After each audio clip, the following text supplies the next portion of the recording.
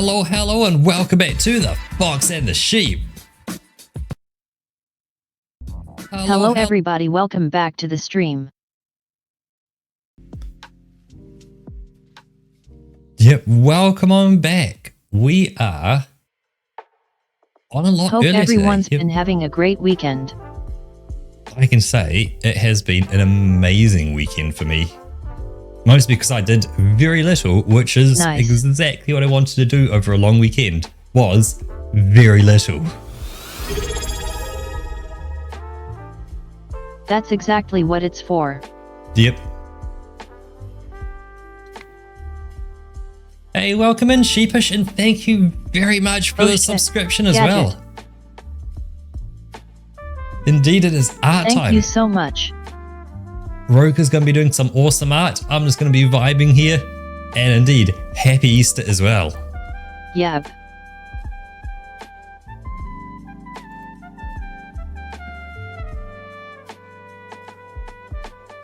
Yeah, happy Easter to you too.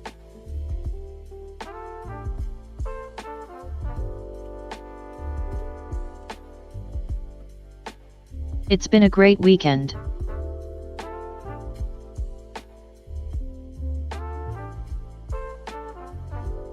I got absolutely nothing done as well.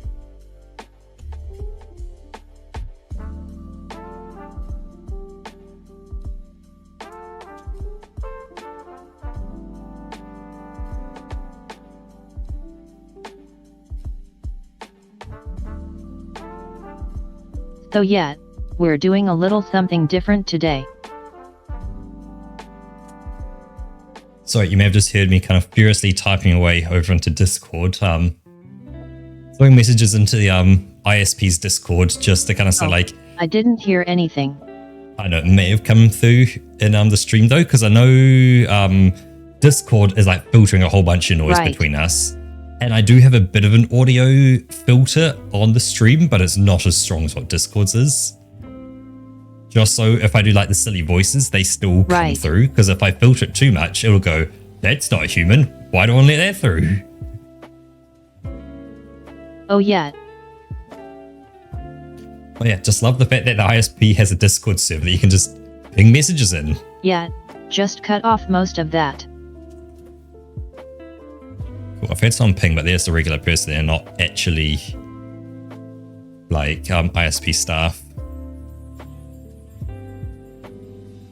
Right.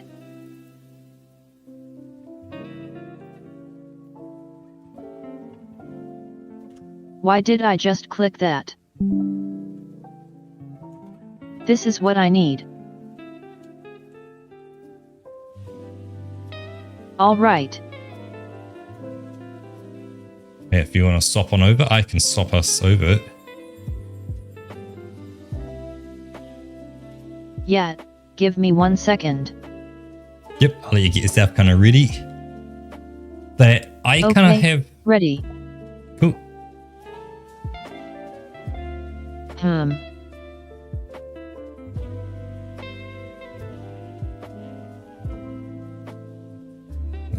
And this is the character we're going to be drawing today.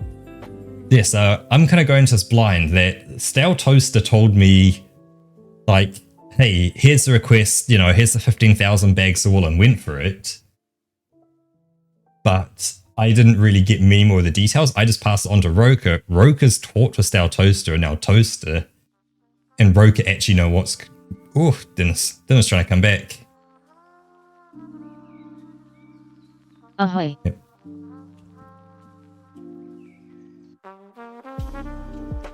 Yeah, it also didn't give me much either. Only that he wants this character in sort of like a gremlin pose.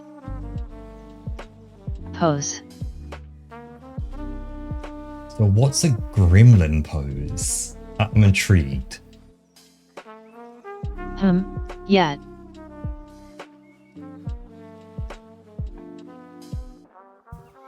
I'm scared this is very detailed.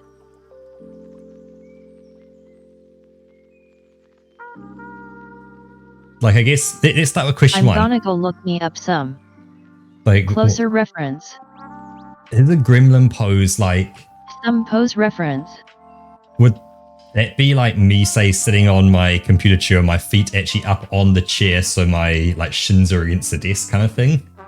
Like full gremlining.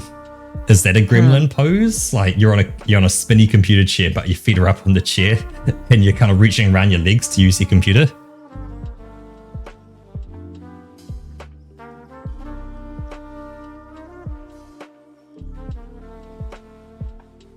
That's more like a shrimp pose. No, that's inverse shrimp because you'd be hunched over a bit more rather than like rumped out, like because you're up and over versus like the curved shrimp. But you still bent in the same direction. Yeah, but I guess it assumes like legs going out straight. Like shrimp kind of goes from it's an entire semicircle. If you think like, you've got your head pointing, say, towards your monitor and your feet pointing towards your monitor. That's a full shrimp when you're doing that. And that's like the back of your neck is pointing towards your monitor because you're full semicircled. I feel like you're starting at the vertical and then going towards your monitor. Because that's gremlin. There's just kinds of hyperactive chaotic energy poses.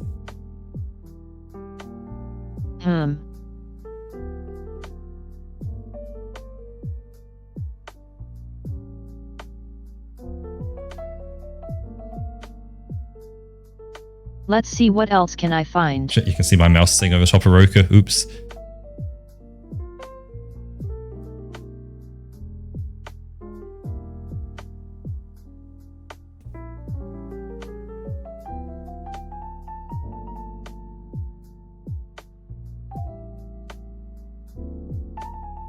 Yeah, I'm kinda waiting for Toaster to show up. Maybe he can tell us more about the character. Did Toaster know we were going to be starting early? Like, is he potentially sleeping in? Is he out marching, 100 kilometers like kind I of thing? said, I didn't even get a name or anything. Well, he said he has today off. So he should be around. So he's possibly sleeping in.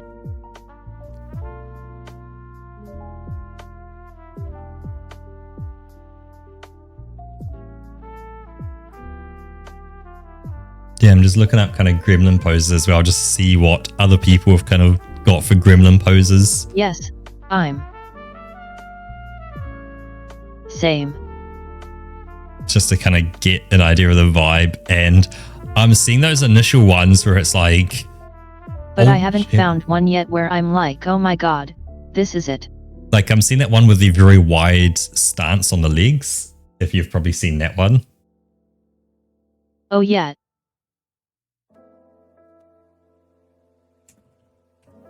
Like the arms to the side kind of hunched.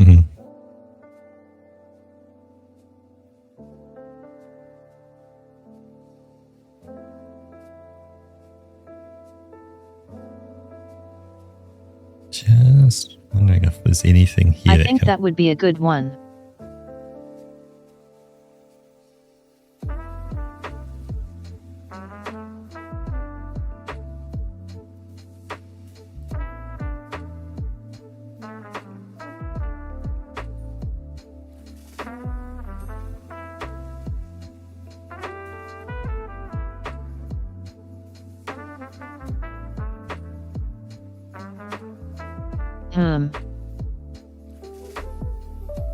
Like, if we had all the time in the world, I do have a picture which would be perfect. Because it's even better gremlin energy.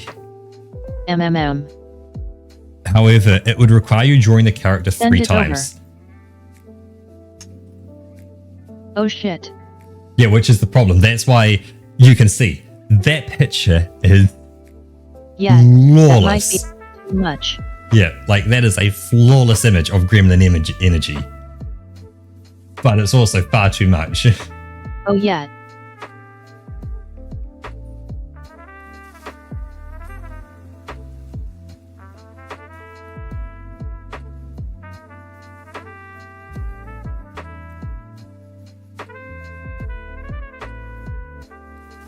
So you're going to see me kind of... Oh, no, Plus cool. it doesn't work like overly well for a reference.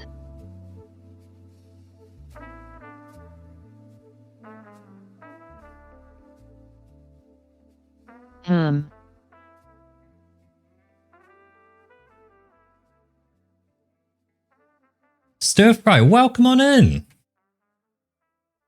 Hello, hello. Oh hey there, welcome in.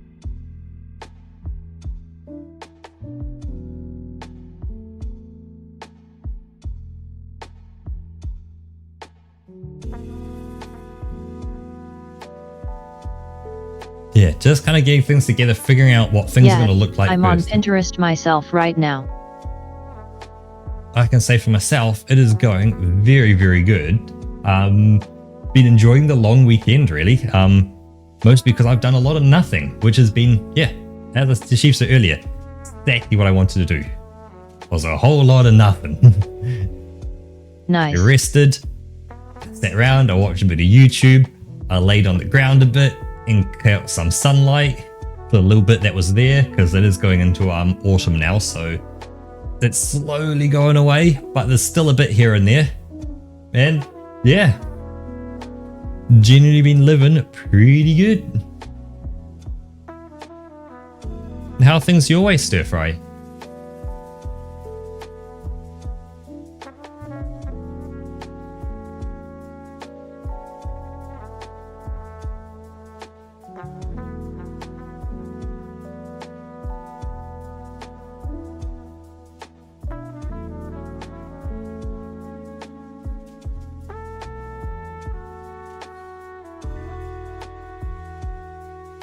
Preparing for D&D, yep. And yeah, I can imagine, Sheepish, that are you like in the kind of, let's say, southern Australia? Like the southern strip of Australia, the middle strip of Australia, or the northern strip of Australia, if we kind of spread it into bands like that. SW, okay. I have to Google that. Sorry, but I know it's in Australia, but I don't know where exactly. We'll call it the central strip-ish. It could be the southern strip or it could be the central strip, depending on kind of how far north and south you are in NSW. Yep. Either way, it's going to be hot.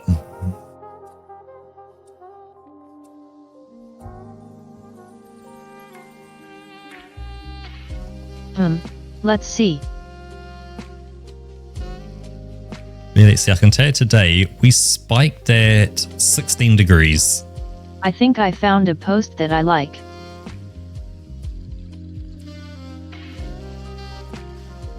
Oh my god, what is this? Discord overlay for Krita? No thank you. This is like incredibly in my way.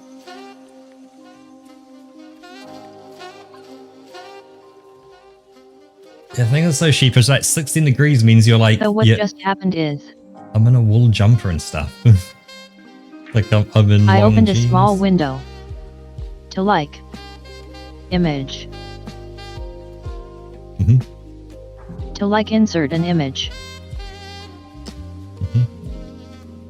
Oh, that's tiny. I was thinking of this pose. I guess, is it tiny relative to like your thing? And yet, it opened like a small window and then it crammed the entire overlay on there. Yeah, you gotta love new Discord trying to take over.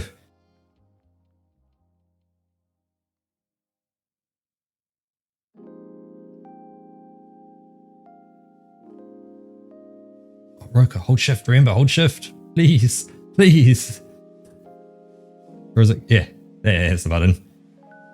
Let's get uniform scaling, please. Uniform scaling. Yeah, island, 5-6 degree weather most of the year round. For we can it literally doesn't matter with these pixels. Yeah, but let's at least keep the portions correct. Because like you can use that almost as a reference in terms of just drawing lines along the legs. And just going, cool, that is, you know, you draw your vertical, like effectively stick figure it. And you've now got the pose and now you draw the body around that stick figure.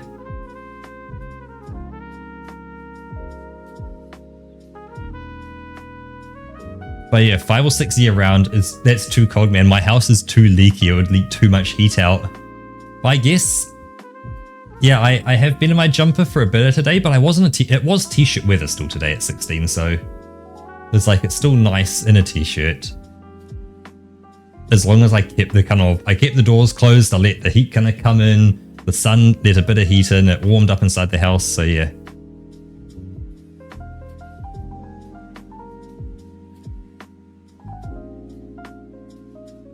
Hey Alon, welcome on in. I am doing absolutely brilliantly myself. Hey there. Hello there. Welcome in.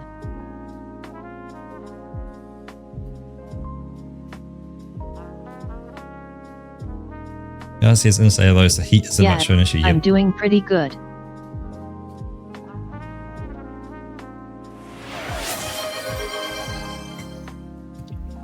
Perfect, just what we need to get started. Oh yes, Yeah, sheepish. Let's start with some water.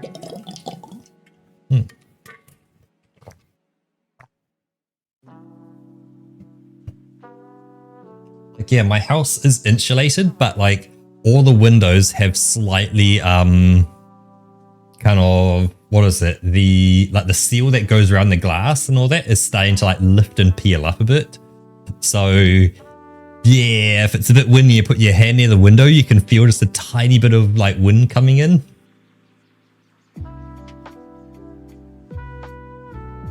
-5 and it rained when it was dry. It's nice and brisk. See, I'd love if it could get anywhere near 30 degrees here. Because like, it doesn't get, you know, icy cold like -5 here. But then also doesn't get hot like 30 here. It will get like will spike to maybe 22 to 24 is about the limit.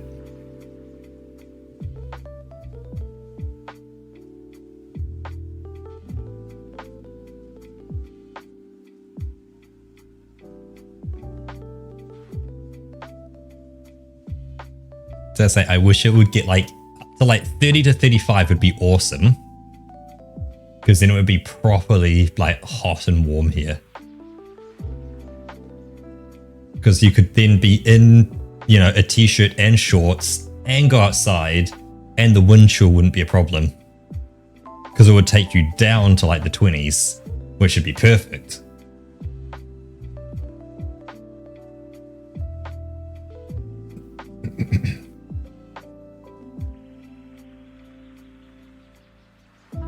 But I guess Alan, let's check in with you. How are you doing as well?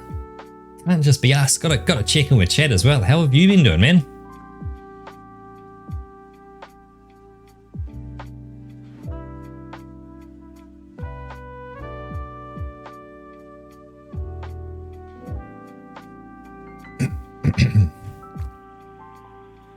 Because yeah, Roka, the weather over your way is starting to kind of shift into that. It doesn't quite know what to do, right? Wow. Like it's we break 30 degrees pretty regularly.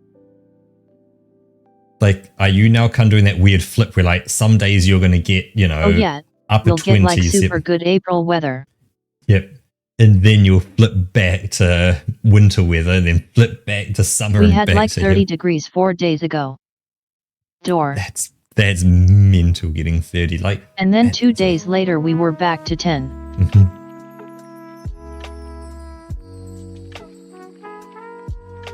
And that's daytime temperatures. Yep. Mm-hmm.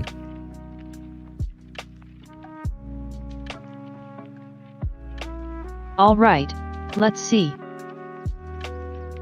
Well, yeah, all those things, those red lines you drew there, you can just drag them out, Roka, now. And just make them bigger. And they'll be initial sketch marks. You don't have to, you know. Yeah, I guess I could do that. Let's work smarter here. We've got technology now. Let's use it. So what I did there is a technique we're called It's called redlining. Because now you can put that on a different layer. Where you get like the general outlines of a pose. Also, please use scaled, Broker scaled. I don't know if that was scaled or So not. when you look at your pose reference,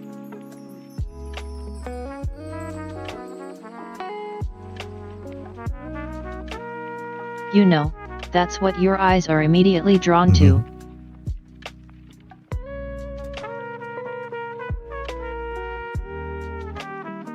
But see, now you can do a new layer on top of it as well. So yeah, You can rename this to Redline.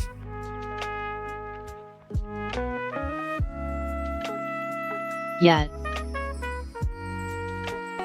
We ain't working in MS Paint anymore.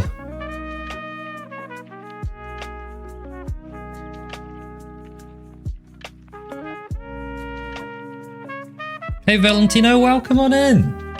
I gotta check, how's the F1 going as well? Okay, Is your I team just winning? skipped the stick fix. Preparing for a return to work tomorrow. Splurge a little and bought yourself a little gift for a nice So this is the red fluffy line avatar. layer. Haha. Get to layer. Oh, yep, you do the stick figure red This lighting is my for your sketch body. layer. So now I can like sketch over this Yep, it makes no difference. and then hide this. Right. You just gotta make sure you're on the sketch layer and not Okay. the red line layer as well. Oh yeah, Apertus, welcome on in. Broker, I've kind of got everyone Hey except there. the man of the hour. welcome in. Yet.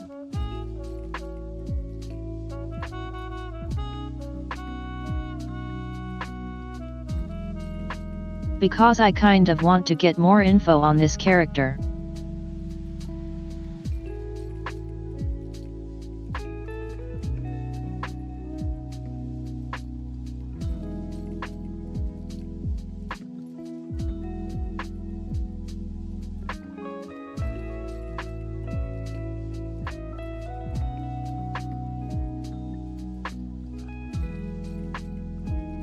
So I'm just taking a look at a few things here.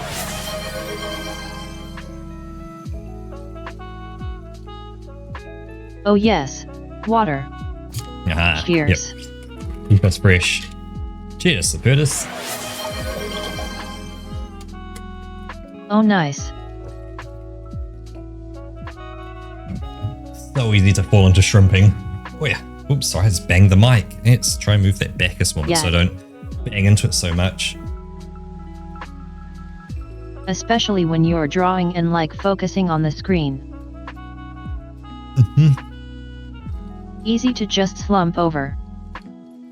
Oh yeah, just before dinner today, I was with the Munchies at movie night, and we did 2 movies. What do we do? Because I just want to make sure I get their names right. The first one I didn't watch too much. I kind of fell asleep during it a bit. It was Up in Smoke. Yeah, it was Cheech and Chong, Up in Smoke. And the second one was Pineapple Express with Seth Rogen.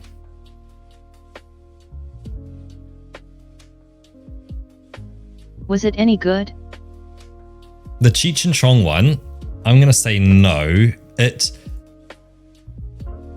a certain kind of comedy, and did I laugh during it? Yes, I did. Did I smile during it? Yes, I did. But it didn't hold my attention. It didn't... I like there to be a bit of a story. Like when I'm watching a story, I like there to be a bit of a more cohesive story. It was a set of silly gags kind of strung together, which are all related. And that's the style of movie it is. So, you know, did it do it? Yeah, it's more like sketch comedy in a way.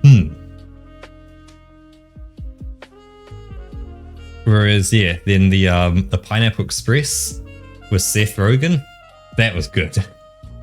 That was a great little comedy, which It starts off, it's like, oh yeah, and it kind of gets a bit more wild, and it's just like, oh shit, and then it gets more wild, and it keeps on going. Yeah, you really kind of like rainbowing. I use dark blue, yellow, purple, and green to show different depths of the limbs. Like one to the back. Oh yeah, so you use green on one, red on the other. Yep.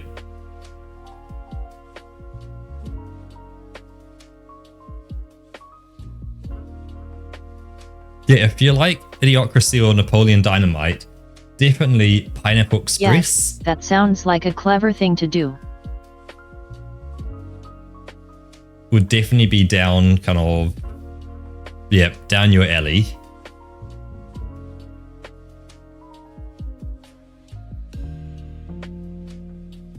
Because it's, yeah, just good-hearted kind of stoner comedy.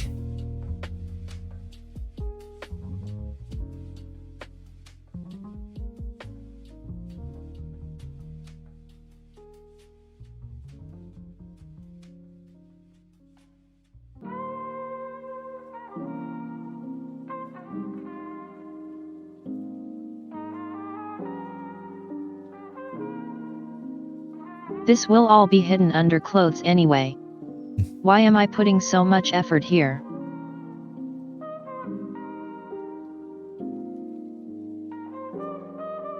Remember, if it's going to be quite goblin energy, it's going to be kind of simplified as well. If you think of those other goblin energy pictures, which are like, you know, that wide stance or that kind of stuff. Oh yeah. Like, I think that's the key thing with it. It's actually simplifying the detail. It's not overdoing it. Some of them literally just had a circle for a hand. Yeah. And I think that, you know, brings the energy.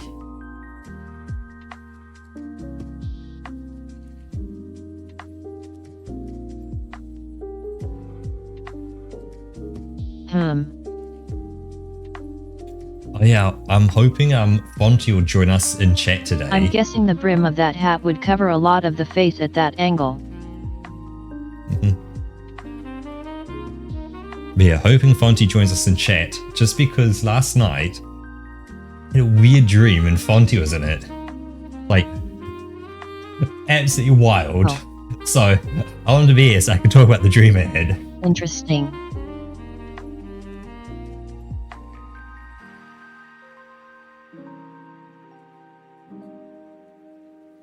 But yeah, talking about recent movies we just watched, Roka and I, over the weekend, we watched The Fly.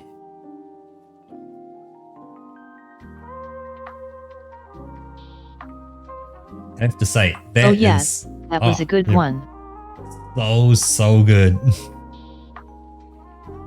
You gotta love old kind of 80s horror, where it's all just, you know, people in puppets and bodysuits and stuff. Just all being puppeteered or, you know, filmed on stage.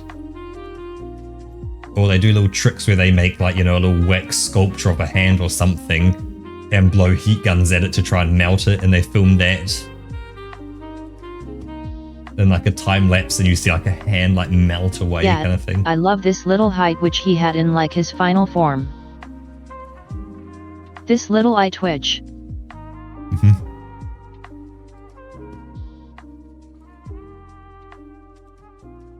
Yeah, it kind of, he really got where you can tell there was just like some motor underneath it moving it up and down. But like it also kind of helped bring that vibe of a fly. Like flies are they're very kind of twitchy. Like if you ever see one kind of sound you, they, you know, they really kind of they've got like these kind of quick movements. Yeah, they don't have any sort of like almost unrobotic. Like, you know, you'll have like a cat which can do those really fast motions and like run around, same with a dog. But they can also just, you know, walk along slowly and casually, whereas a fly has like, it's either 0 but they're like or way 100%. more elegant. Yeah, exactly. Yeah, flies have like 0 or 100%. It is, there ain't no in between. Yeah, they go from like one position to the next really quick. And then stop there completely. Yep. And they might do a little something, you know, clean their face or something like that. Until they decide to go through the next. Yep, and then they'll 100% for the next one. Like, yeah, when they clean their face, sure, they're a bit more kind of controlled and all that, but like, yeah, they'll then just go straight back to a hundy.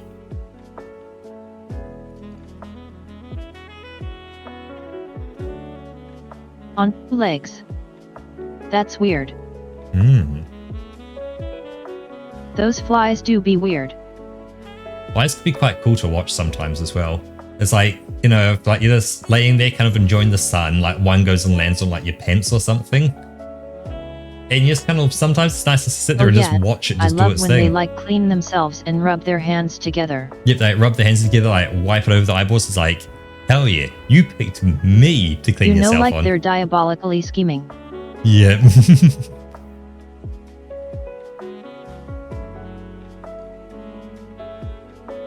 Just rubbing their little hands in anticipation.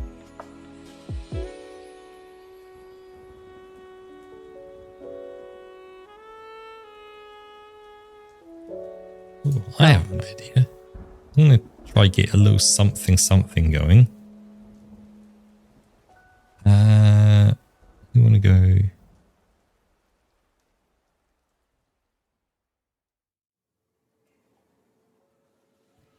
Let's go. How much is the right amount? I think I gave him a little bit too much of a tita here. There we go. Yeah.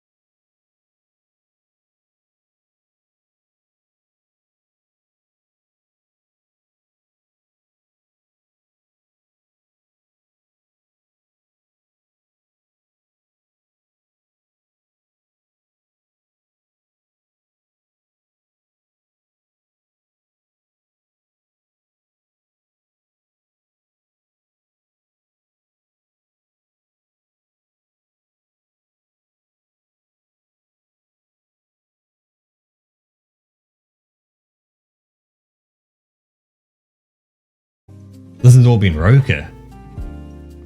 I thank Roka for the smooth jazz. Yeah, this is literally the only one I remembered at the end of your list.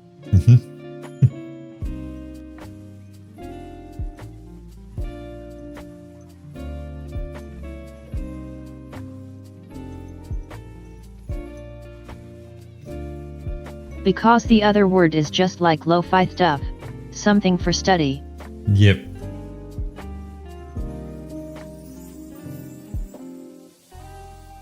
That were the other options.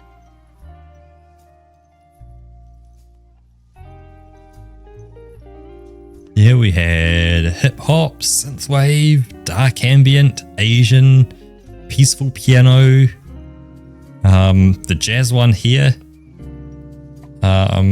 It's Sunday and you have an essay due, or medieval. Was the various options we have.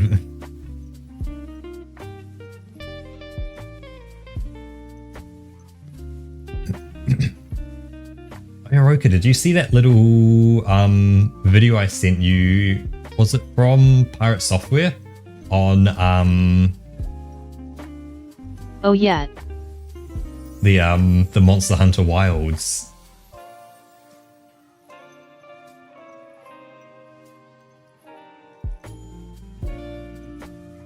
I'd almost be interested to give that a go. I've seen that one. Yep. Just to see, is that just people just need to get good? Yeah, we can totally do that. Or is it actually difficult?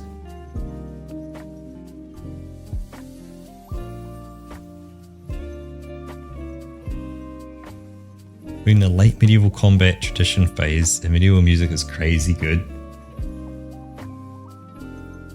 It's a mix. I feel like it can swing different directions. That like, if it's been like well produced and like someone's really thought about what they're making to make it kind of appeal to modern sensibilities, then I can definitely feel where you're coming from.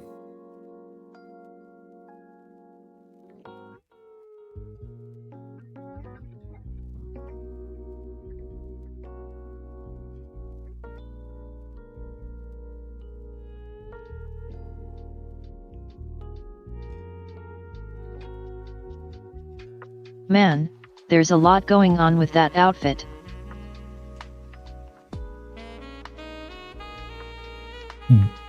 You're going for, well, a very realistic I don't even know where look. to start. So it's like, is the best way to go? Or would it have been good to kind of like start simplifying things down to like a more basic shapes of this to get that gremlin kind of look? Because you're going to be creating a realistic depiction in this pose. Well, the thing is, if I simplify it like too much, we're going to be done in like 10 minutes. There is that as well, yes. Plus, I didn't get a whole lot of direction on that.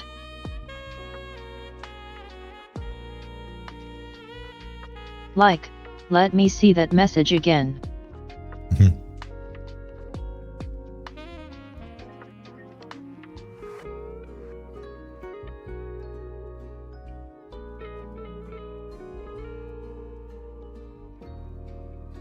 Yeah, that's all I got.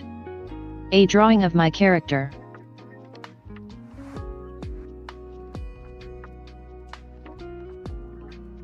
Then he sent me the reference, and all he wanted was a gremlin type pose. Okay, just leave the rest to you. So that's all I have to go off.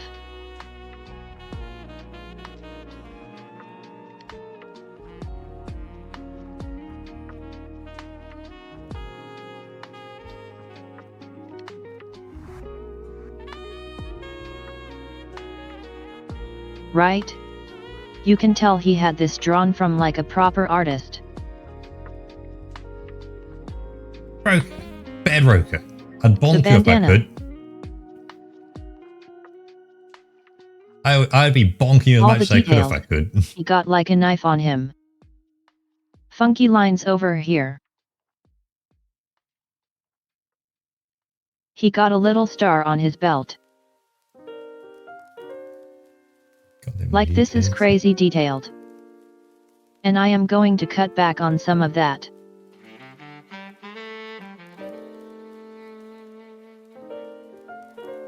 So I'm already going to be simplifying it. Yep. It definitely shows his army vibes as well in that picture. There's a lot of I'm little also things. not gonna do this gradient here. You technically do have a gradient tool though. Oh yeah, he does have like the shoulder things. And the weaponry. And also this piece of insignia here.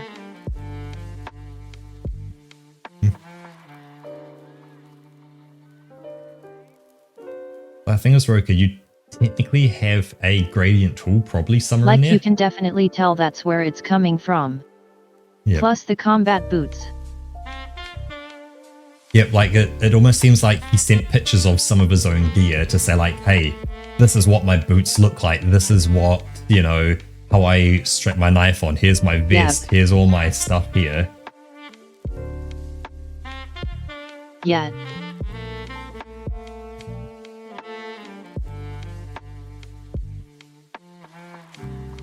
So yeah, and I'm guessing that star probably like relates So if I wear to a hat and I would be sitting on this skull. Yeah. Like, I wonder if that star's actually his actual ranking. Oh, like, he does you know. have it all in kind of sideways. Morning, Oh, yeah, Wolf. Oh, come on in. Possibly. How'd you make a bird look regal? Go look I'm up. not familiar with this type of insignia and what kind of rank it entails. Like, there's that plus there's a star also on his belt as well, and I wonder if they are both related. Oh yeah, What's that bird that you like, Roka? Secretary bird. Stir fry. Go oh look yeah. up secretary Look up a birds. secretary bird. And that may help you with the regal look, because they look This is great. like the Yep. impression of regal when it comes to birds. Yep. But yeah, Wolf, happy birthday to you, man. Yeah, happy birthday, Wolf. And happy Easter as well. Happy birthday, happy Easter, and happy 420. Hee. Actually, is it? Yeah, it will still Absolutely. be... no, it's actually past 420. You're the 21st, yep. But close enough to happy 420 as well. Yeah.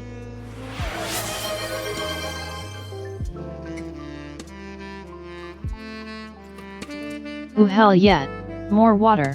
Cheers, Wolf. Cheers.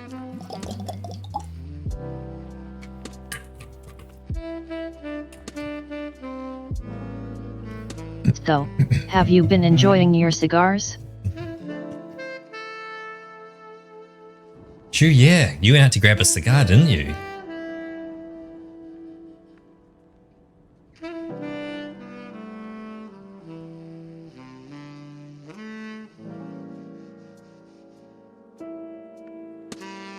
So we have had that stir fry a small bit. Yes, somebody actually had.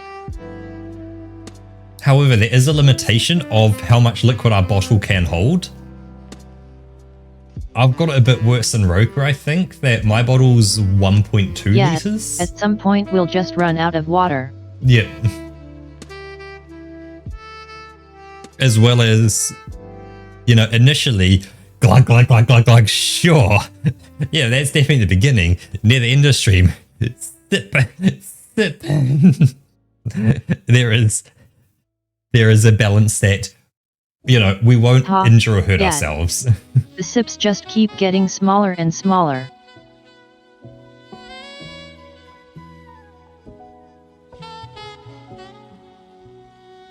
It's like my bottle holds exactly 1 liter, which is a perfectly fine amount.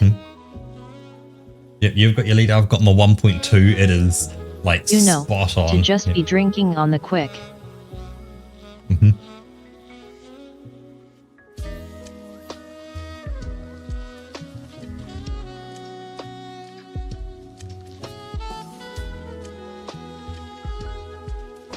Is that a 2.8? 2.8, that would be way too much. Is that a 64 ounce bottle?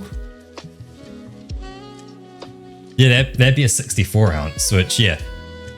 I wouldn't be able to pick that up with one hand. Like, it's too big. My hands aren't that big to be able to like wrap around the bottle.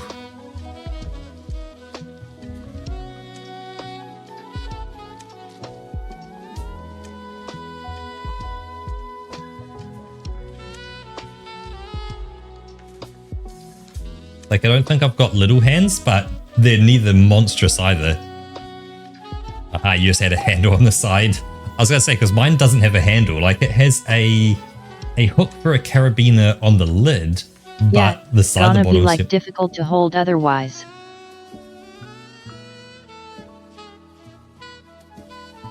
But yeah, I'll stick with my little 1.2.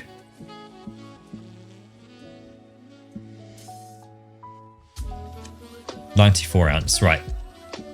I should say 95. That's 95 ounce.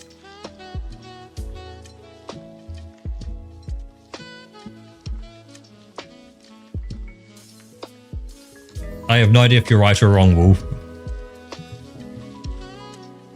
As I have no idea what an ounce is. Uh-huh. I know what a liter is. It's just a number. Yep, yeah, a weird number for me, man. How many degrees of freedom is your bottle? 94.679 ounces.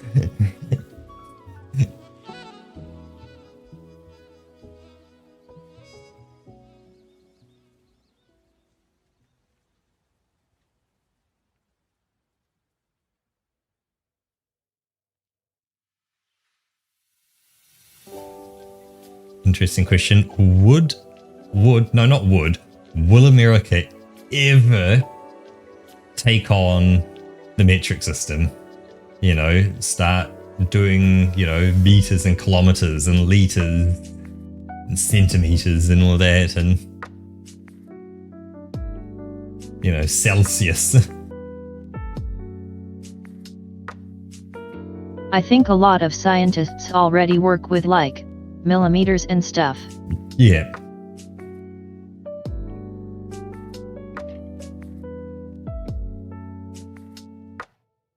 The one that always gets me. Plus, weapon calibers are pretty commonly used in like millimeters. Yep. Is when they're measuring small distances. Small distances always get me.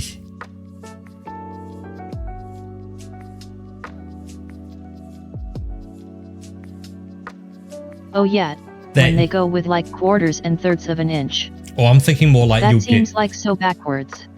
Oh, it's when they do like 2/64ths of an inch or thousandths. And it's like, oh yeah, it's 3,000th of an inch. You're like, the fuck do you mean 3,000th of an inch? What the fuck is this? Right? You're taking an inch and splitting into 1,000 pieces and then trying to measure each thousandth? It's like, what? It's... Yep. Like, you need to start going millimeters or micrometers at that point. It's too much.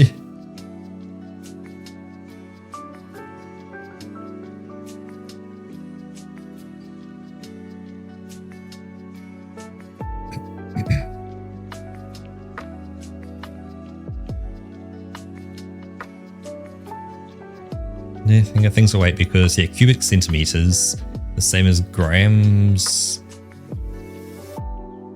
of golf weight. Isn't it just water weight? That, like, you know, 1 cubic, is it? No, yeah. No, what? No, I'm not cubic, sorry, just 1 liter is a kilo. It's just, it just translates as well. Like volume, yeah, volume to thing. It just flips straight on over to weight. You just change it. It works. There's no thought needed really. You just gotta make sure you get the right measurement to begin with, and then you're good.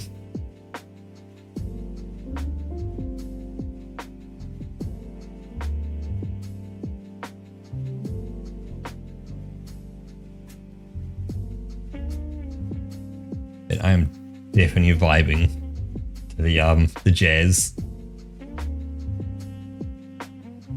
Nice.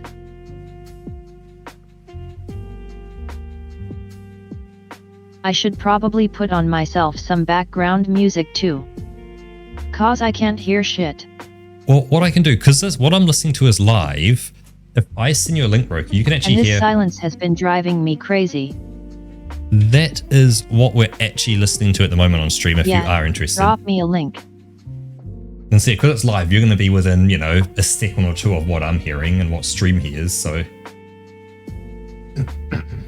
yeah. Right.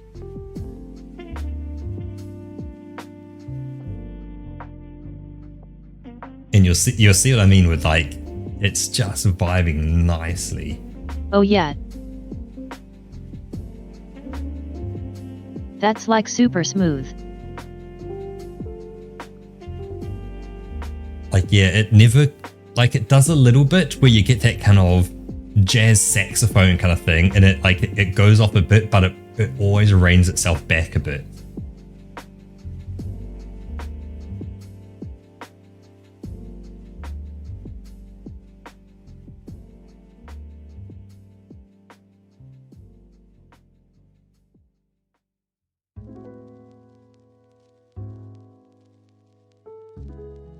Oh yeah, Wolf, you weren't there on Friday. I'm such a weird hair shape. Elden Ring has been finished. I got to the final boss of the DLC. Why did I give him such a weird head shape?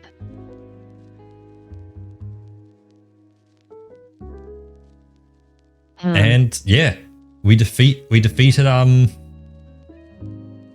Mikla's consort, General Radahn.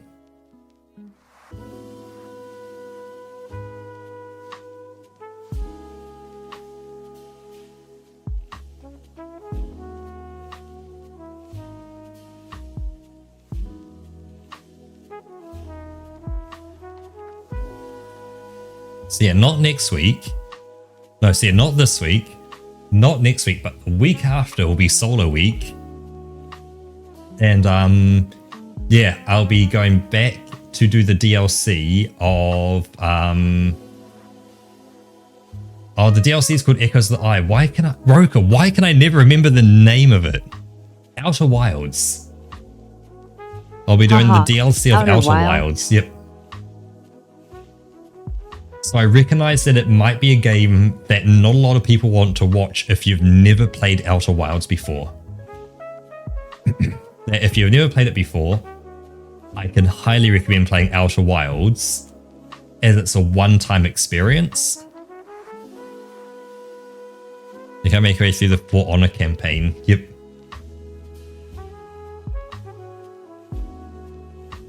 I didn't know For Honor has a campaign. I thought it was just all PvP.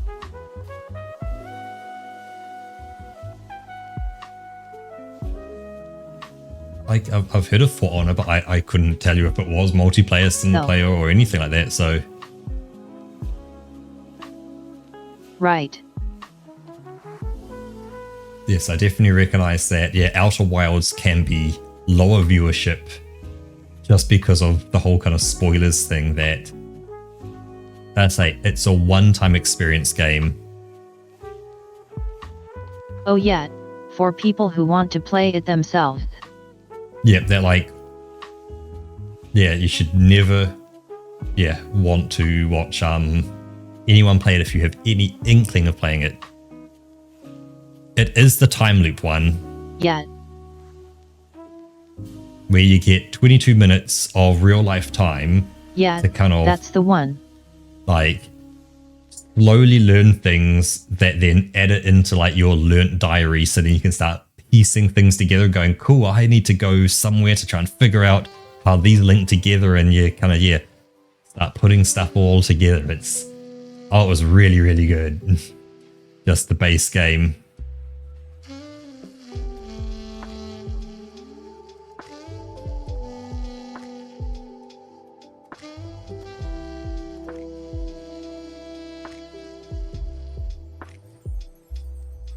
I see his arms down by his side. Trying to find out the symmetricality of this part here.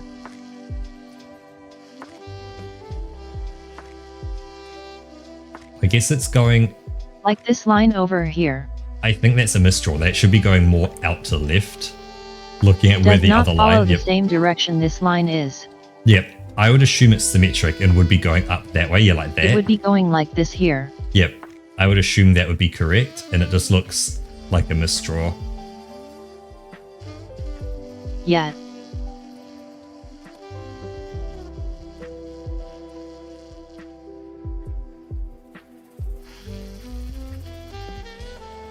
Oh, for Outer Wilds? I'm also gonna have to put the bending and stretching in.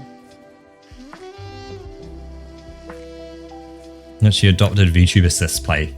Ah, so you have seen it before. Cool, so you're at least familiar with the game. Yeah. Which is cool, but yeah, so it's not going to be this week, and it's not going to be next week, but the week after. So that is the week starting on the 5th of May.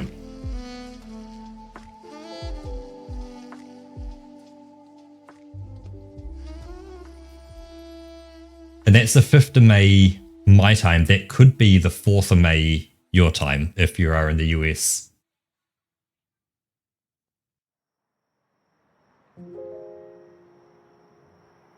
But I know I had someone in chat who I was near a later puzzle, and they didn't give a hint, but they said, hey, this next puzzle is quite difficult. And, you know, they said like they'd seen streamers spend quite some time on it. And yeah, you know, I sat around, I thought about it, and I picked it up quite quickly. So there's a chance I might get through this quite quickly if I kind of pick things up.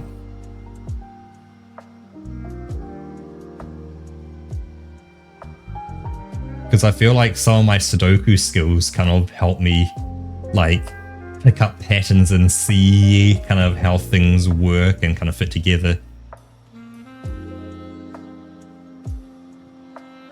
Fonty, welcome on in. Aha. Hey there, Fonty. Aussie, yep, so it Good will be the morning. 5th for you. You are just the person who I needed in chat as well, Fonty.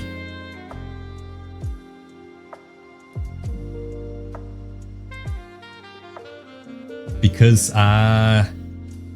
yeah, last night I was sleeping away and I had a dream.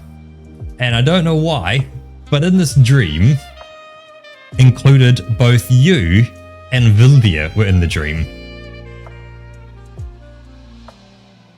Oh.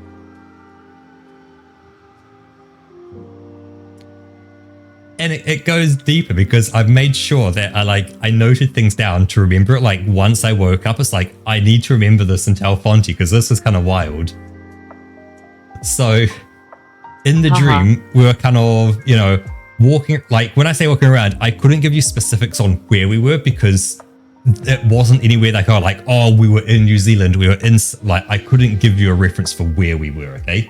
But we were in a place and we were kind of walking around and we had to get somewhere. And so we started heading off, but it was quite difficult. And to make it easier, you turned all three of us into birds. And it's like I looked down, like I had wings and stuff and like kind of longer stalk-like legs. And so like we're running across grass and stuff. And like if the grass went like down, we could jump off and like, I couldn't fly, but I could at least glide kind of downhill a small bit and like, you know, get some of this. And we're like headed off on a journey. Eventually I lost you and found a vet who I was able to go into their building, and eventually I found a whiteboard, which I'm, of course, look at my hand go, I can't use the whiteboard pens to try and communicate because I tried speaking. I'm squawk, squawk. Yeah, I couldn't speak a word. Because dream and I'm a bird now. I didn't have you, so you couldn't change me back. So I'm pointing with the tip of my wing at like the whiteboard and this pen. And yeah, the vet like picks up on like, I start like pretending to write words and they start writing onto the whiteboard for me. It's like I said, like, you know, help from a, like whatever. I was like, I can't remember, like, I don't know if I said help on a bird or something, but like, you know, whatever I can't remember exactly what I said. I lost some of that detail, but like, yep, you're a wizard, Fonty.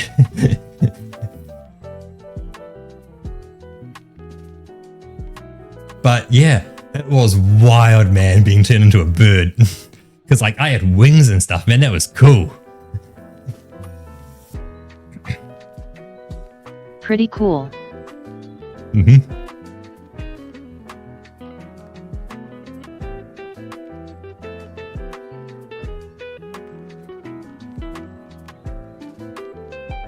So what else do we have going on here?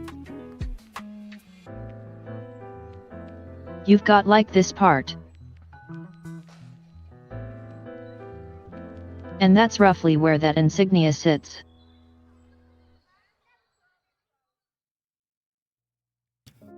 I couldn't say exactly, Wolf, but we had longer kind of stalk-like legs from what I remember.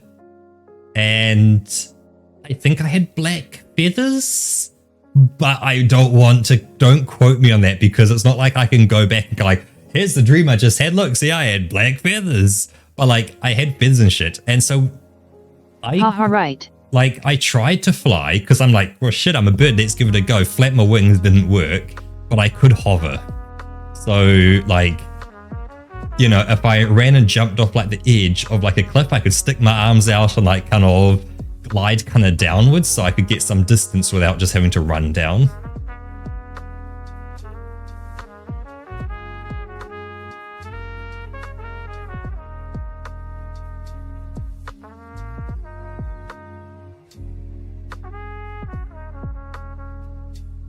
What do you say? So what was the question?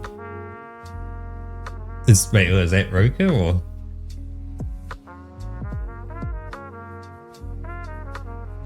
No, that was for you. Oh.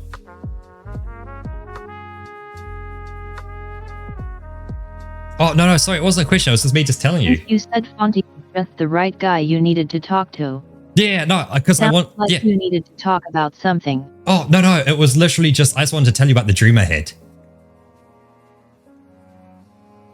Oh, right. Literally that. It has been sitting on my mind the whole day to literally tell Fonty about the dream that included Fonty, who turned us all into birds. And then we went on an adventure.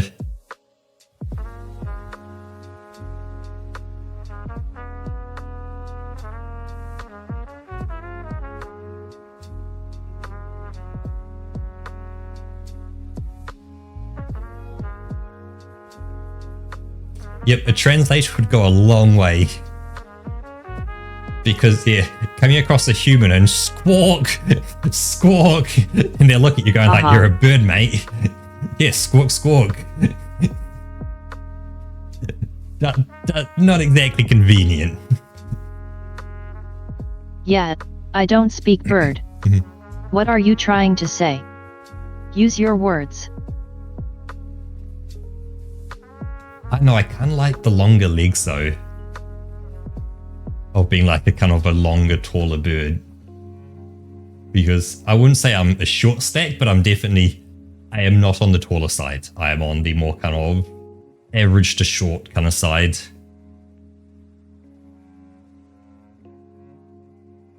So even though I was a lot shorter as a bird, it was a taller bird. So I like that.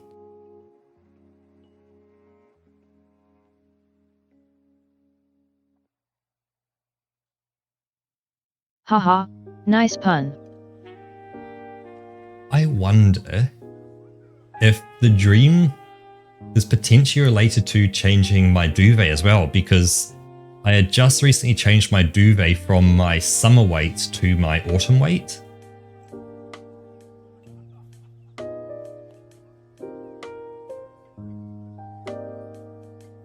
So it meant I did have a lot more pressure kind of on me, like there's a lot more weight on my body.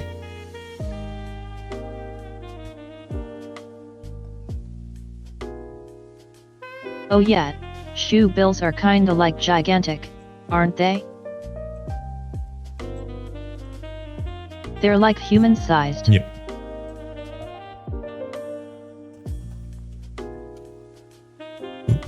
Show bill, I want... Oh, here. Let's see if I can spell correctly.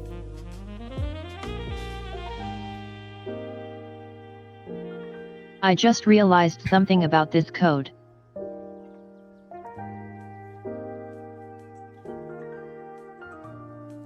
So you see this here is the sleeve. Yep, and it goes down backwards. Yep, he doesn't have his arms in his sleeve. Same with the and other then it side. goes Yep. back behind the arm. You can see he doesn't have, like, you can see the strap on it as well that he doesn't have on the left-hand side. So that means there's holes in his coat to stick his arm through. Yeah, you can see on the left-hand side the holes in there, like the straps and all that. Because this isn't like a strap, this is just a regular part of cold material. Actually, Code material. This is just the Wait, hold outside up. of it. Wait, hold up. Move that down again. That shouldn't be going in front of his arm. I don't think. Because that's part of the coat, isn't it? Or the like the All back right. piece. And that would mean there's a hole in it? Going through his arm? That I know that feels Exactly. weird. Yep. That's what I mean. Yep. There's like a hole in it, Yeah, unless there is supposed to be a hole where in he it there. sticks Yep. his arm through. That, yeah, if you That's looked an at, say, interesting choice. going back to the shoe bill, I definitely had legs kind of, say, like the shoe bill or like a stork. Like we're talking that kind of thinner leg, longer, kind of taller leg is what I remember from the dream. But in terms of like everything else, no idea.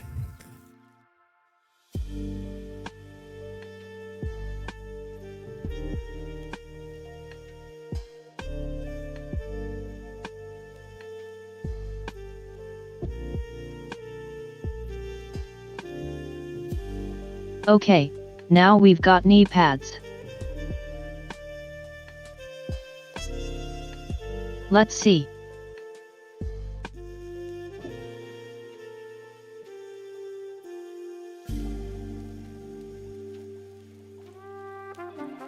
The sleeve also moved, but yeah, sleeve is flowing behind. Yep. Yeah, it is flowing behind. You can also see it on the other side of his body as well, Arlon. Is you can see the sleeve kind of floating next to his arm because his arm's actually down by his side, not in the sleeve. So you can see what the inside of the sleeve looks like with the straps Yes, and stuff on they it. see you. Yeah, but you can see the strap going across it, all This that kind here. of stuff. So it's got that kind of strap and buckle thing on the sleeve. Yet, you don't see the hole on this side.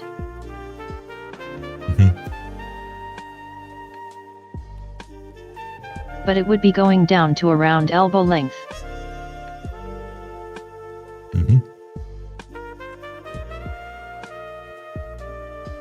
Yeah, some people are looking for that day was devotion.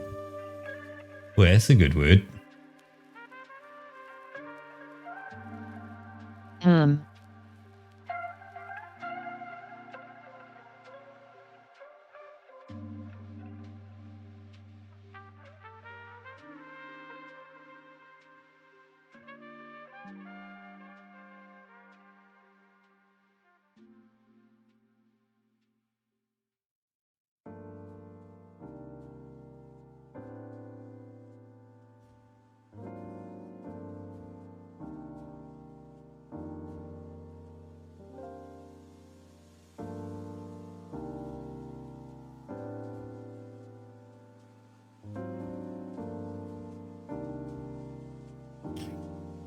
I have no idea what any of them look like. I'm just going to have to do a quick Google of those.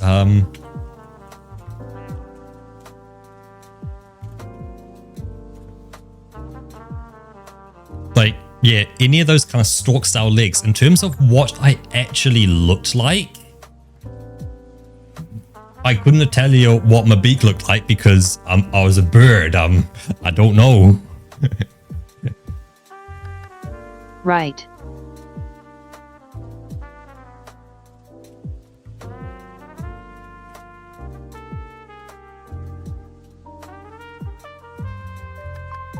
But I guess they're definitely matching kind of what I probably imagined I looked like.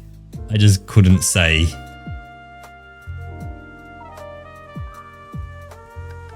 How I can Auron for Final Fantasy X look. Man, Final Fantasy X. Man, it's so long ago now. Yeah, like, yeah, if you kind of like cross your eyes and look down, like you can see like the tip of your nose kind of out of focus. But yeah, like that just wasn't a thing in this dream. Like, obviously, in the day, it's a dream. You're only going to be seeing so much. Yeah, That's probably as much as I've seen, as you have seen. Mm-hmm.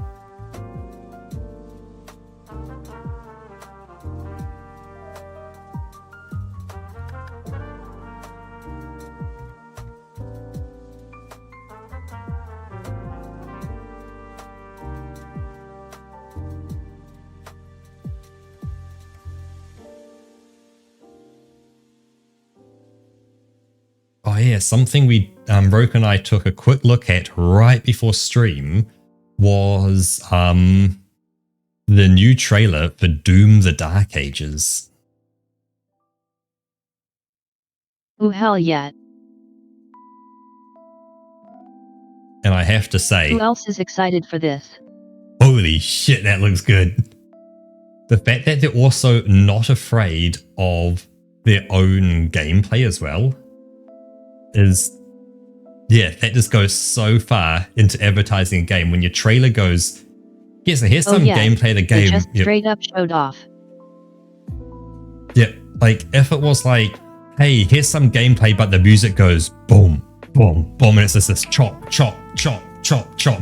Like when you get gameplay, that cutting between like quick gameplay things, that doesn't sit as well with me. Versus they go like, okay, cool, here's like little sections of maybe like 5 seconds of gameplay, and then cut to another 5 seconds, cut to another 5 seconds. So like you actually get to see them walking around, throw more than one attack out, see a few enemies move around on screen before it then cuts. And like, yeah, you get to really kind of put things together and see how it's all going to kind of flow and look.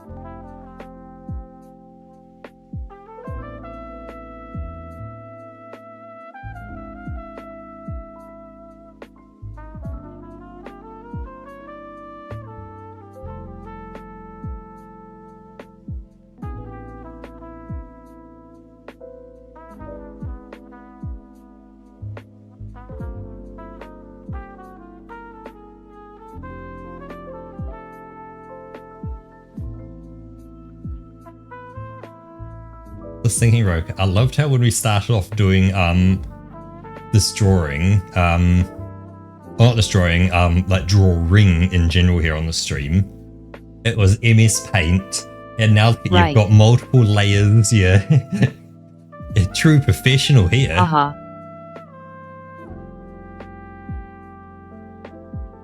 It is a lot to juggle though. Yeah, that is one thing that it's like, the amount of effort put in is now huge, kind of on your half. So like, I put mad respect out for you for like, because I know I've tried to do one drawing before, and yeah, in the beginning it was like more of a shit post. Yeah, now it's actually kind of it's quite decent. Well, I don't quite, Roke, you were never like not decent. Thing I scribbled together in Paint. Yeah.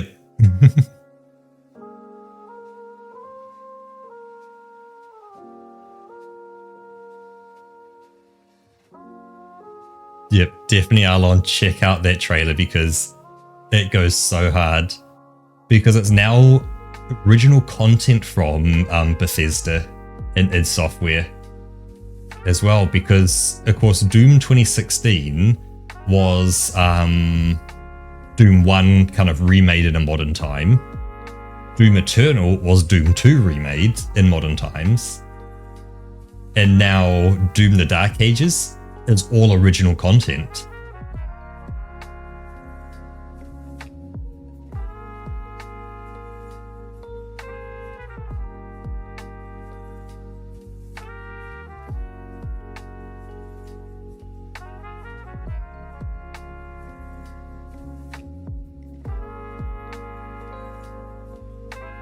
Actually, Roke, do you still have that Oh, I wouldn't count on that just yet. Well, you say that, but do you still have that thing up on your VR chat profile, like the cult of the $20?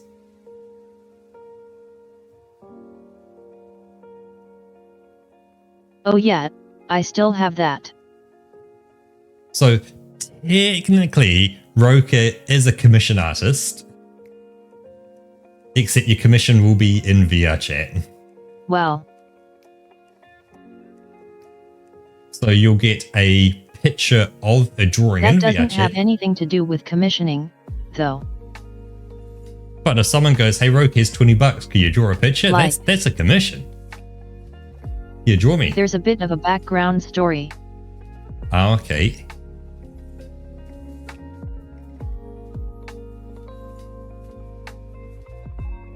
Ooh, Roka law. So yeah, I was just hanging around in like a public session. Mm-hmm. And there were some. I don't know, I wasn't doing much, I was just listening. Listening to people. And like drawing stuff probably.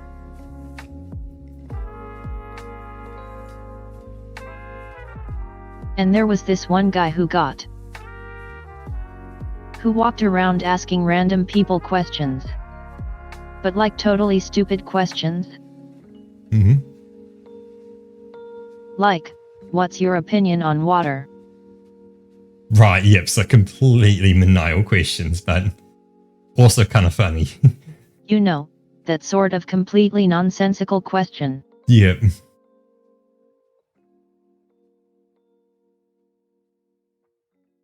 And like there was another guy who just answered $20.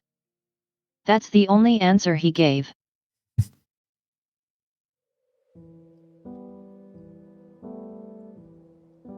And like the dude had like other questions. Still would only answer $20.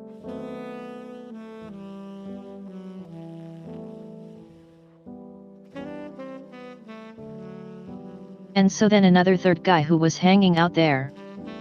He kind of adopted this.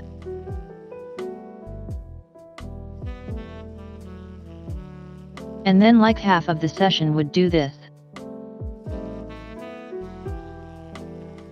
Every time somebody asked a question, they would only respond with $20. Absolutely love some of the stuff you can get into in VRChat. And so that's kind of became a little cult.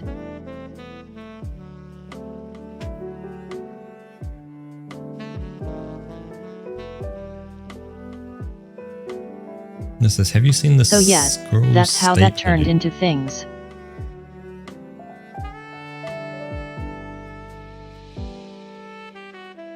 And Yeah. he just ended up putting the cult of $20 in his profile. And I Yeah. was hanging out there too. Right, and that's way before the time of actual VRChat groups as well. And the guy with the questions came around and asked me as well.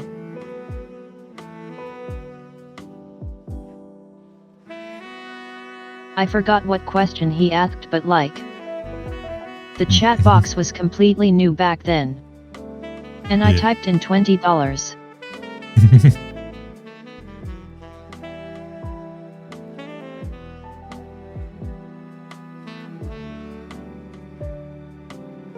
The guy who started this was like, he was around and noticed that. And he was super hyped that people adopted it.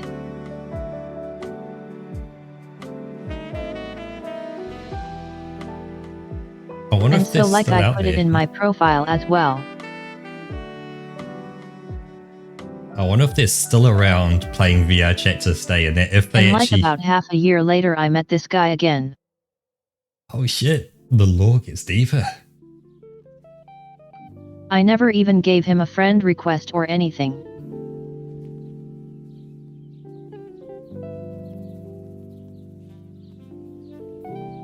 He just randomly met me and recognized me. I wouldn't even have known.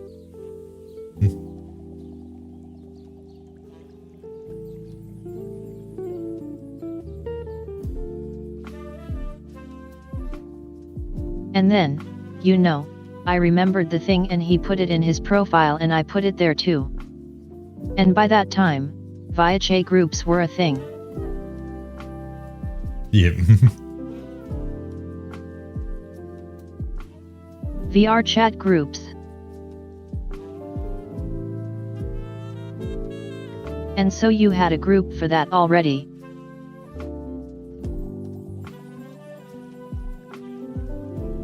And of course I joined that as well.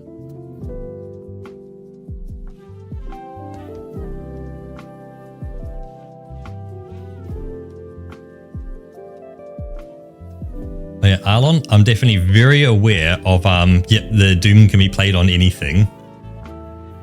But yeah, I don't have it on my computer at the moment, but I because I recently shifted all my stuff over to my NAS, so I don't have my copy of Doom anymore. The files anyway. Hey Dwarf, welcome in. Hey Dwarf. How are you doing? Roka's doing a drawing for us today. You see how that pose is holding? We're doing a little art. Two random kind of looks like plushies or something. Like a little bear and something. I know that's probably AI looking at like how that's kind of blobby kind of thing. Yeah, I think this is like clothes that they just ripped off themselves. You wouldn't think of like a very, very simplified Roka and Beta plushie? Because this is what's like this image is like a part of a row of images. Oh, yep, of them like... Where some of them have. Yep, like clothes on and then rip clothes off, yep. Clothes on A and D. You know.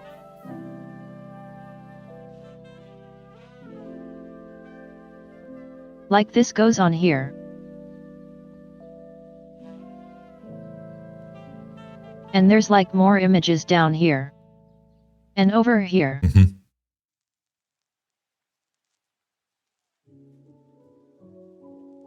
I just cut out this pose because I liked it.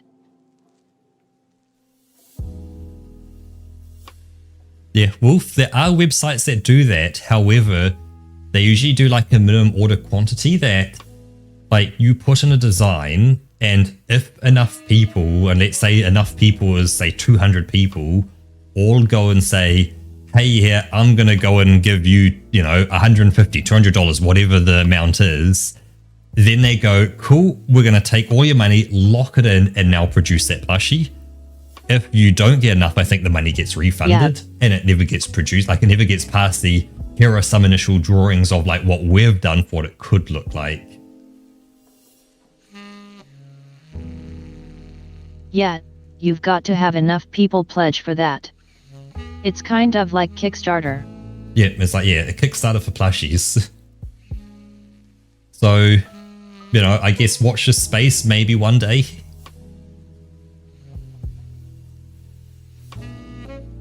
Haha, yeah. You know, anything could happen, but right now... I'd absolutely love to have a beta replush.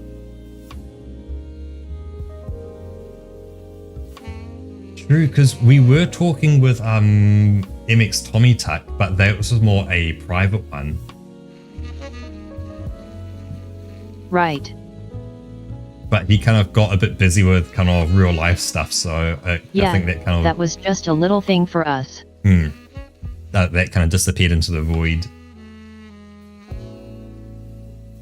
Yeah. But I think that kind of went nowhere.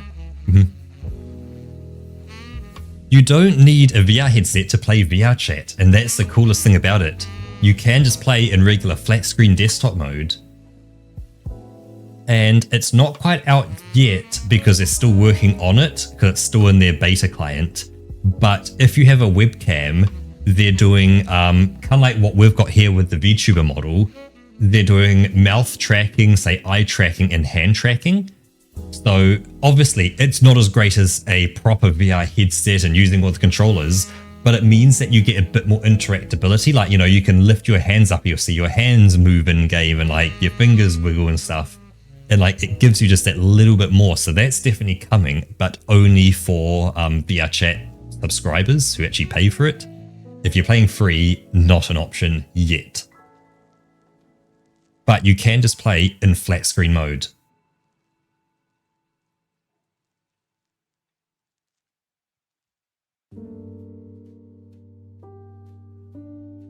But yes, the HTML device is delivered to work for students to learn Python on. But yeah, being you decide to, I'm going to make a demonstration and show them some code and what the devices can do. You had 2 sessions where students did nothing but play homemade Doom on the devices.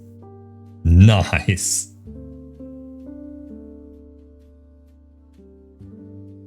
Yeah, with the modern source ports of Doom, like they've been updated with, you know, a modern code base and stuff. They will run on just about anything.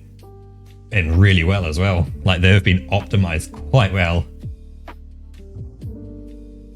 Let's see, one eye. Your cat was ill the other day. You're scared, but almost fully better now. Awesome. Yeah, commissioner's contract, so people don't make it. Nice. If I don't make Glad it to up. hear you.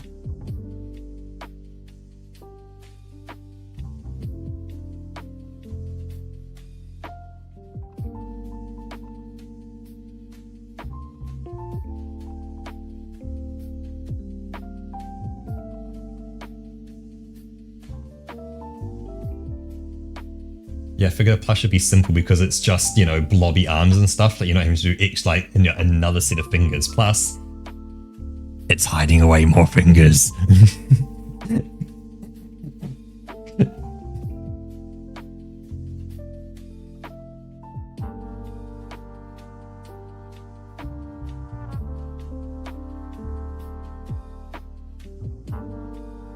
You can require certainly more unity. Yep, I can feel your pain that having created a VR chat world, it is, yeah, absolute pain.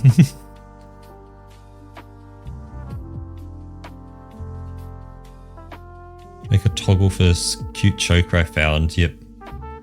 Yep, don't ask me on toggles. Like, if you said, oh yeah, make a toggle for like, make an object appear or disappear in a world, easy peasy. That's super simple, man. Like, you just write a bit of code, on click do this, on click do that. Like when you click it, set values, make it, you know, set to disappear, and just type code. And I can type code all day long. That's easy. But then you go, okay, now you got to do an avatar, and now you got to have like boxes and lines that connect shit together weirdly. It's like, oh yeah, when you do things in like node graphs, they're like, bleh, bleh. What is this? Bleh. What are these node graphs? I don't get it. Those don't make sense. These are boxes and lines, man. I'm supposed to be doing this as like part of like when I do architecture at work, not VR chat avatars actually toggling things on and off.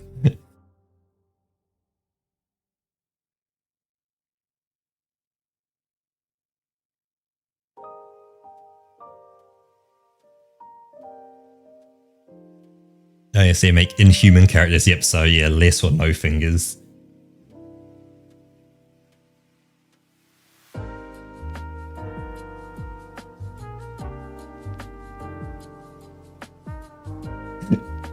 I love the little Roka plush there. So I was looking at chat, I've looked up and seen the Roka plush now. It's so good. Hair kind of falling out. It's me with a long skirt, or long body and long skirt. And I love it.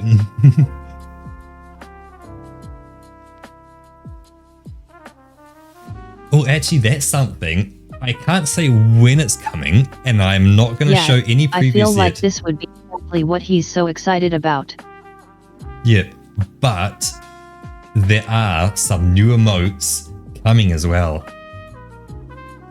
I do not want to reveal what they're going to be, what they're going to look like, or anything like that, but I can say there are some in the works.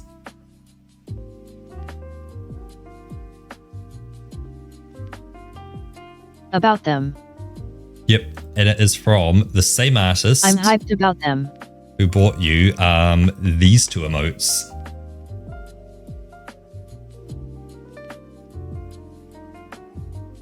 Yep.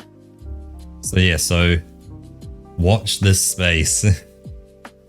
Because we've had our first kind of initial drawings, and we've picked which ones we wanted and like what we like the look of and stuff. And so it's just, yeah, seeing that the skirt Roka that you've done. This immediately looks much more like a human face. Was yeah. Yeah, game dev Unity experience, can't work it out. How's Ian drinking? Took it emergency vet Sunday morning, gave it fluids, antibiotics. Urinary tract infection, it caused everything.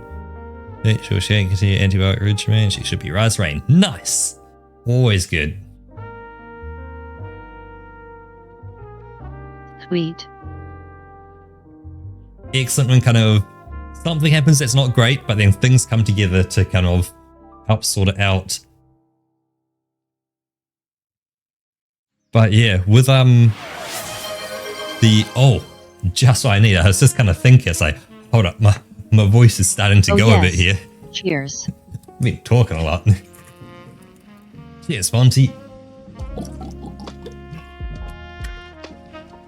Yeah, gotta keep lubricating that.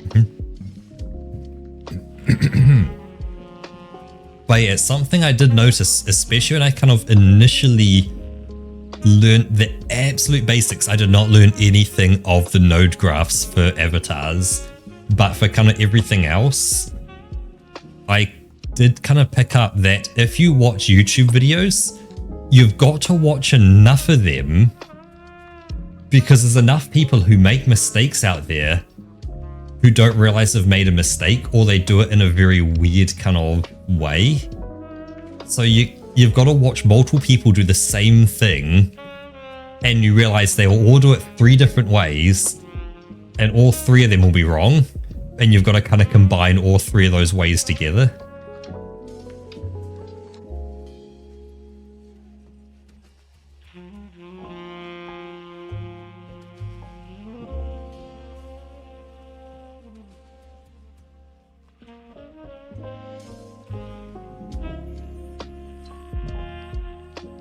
Yep, I can say I had an absolutely great Easter weekend and weed day. In that, you know, weed isn't legal here, so no weed for me, but yeah, still celebrated it with other people. But yeah, right. I did a whole lot of nothing. It's exactly what I wanted to do. You know, I did things like lay down on the carpet with my legs in the sun, and things like laying on the chair with my legs in the sun, watching YouTube, and yeah, just enjoy some sunshine. Yep. And laying on the ground with my legs out the back door. We didn't get a whole sun. lot of that this weekend. And things like eating more feijoas that keep falling off the tree, so I've been enjoying them as well. Like we had great weather last week. But on Friday that immediately stopped.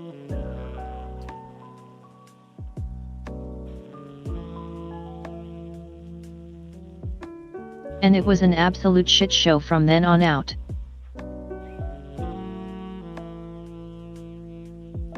Itchy.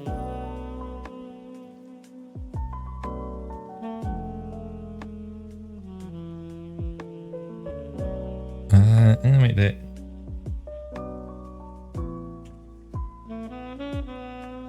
I'm gonna make that 10. I'm gonna put a cooldown timer of 10 minutes on that redemption reward as well, because I was about to announce to say, just for the people who are new here, there is a new redemption for 500 bags of wool, if you're interested.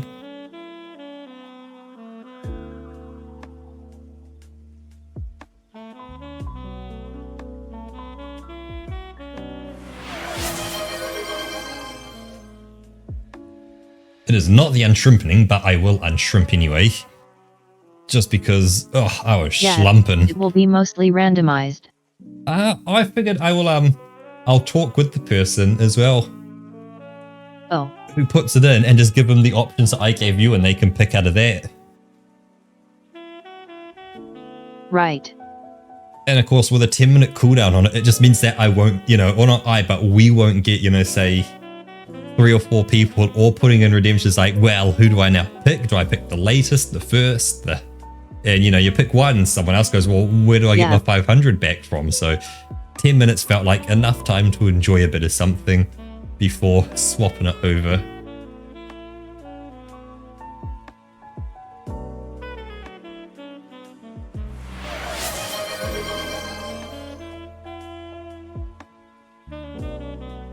There we go. There we go. So, One Eye, you have a choice between we have some lo-fi hip-hop, some synthwave, dark ambient, Asian lo-fi, peaceful piano. Point of view at Sunday and you have an essay due tomorrow, or medieval lo-fi. So those are your options.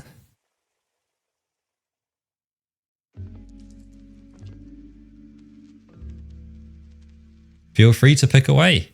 Let's go with piano. Okay. Let's see. Where was piano?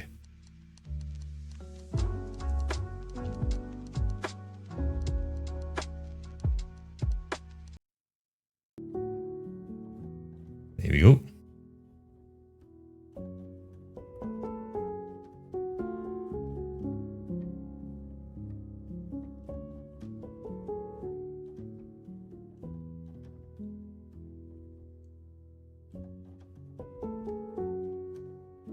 Okay. Oh, actually, I'll give you the link as well, Roka, if you want to follow along with the music changes as well. I guess from your end, Roka, if you actually just go to their YouTube channel and look at just all their live streams, that's just where I'm picking from. Right. Let's see. Peaceful piano.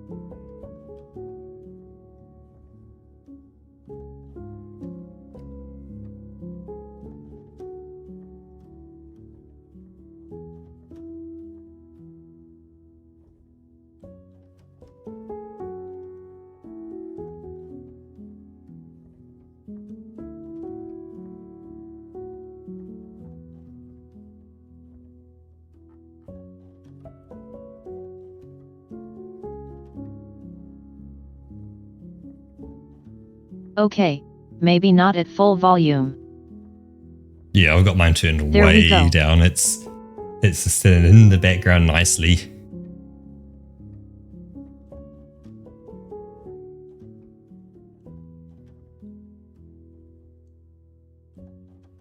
Do we think we need anything else? I can just fix this star real quick.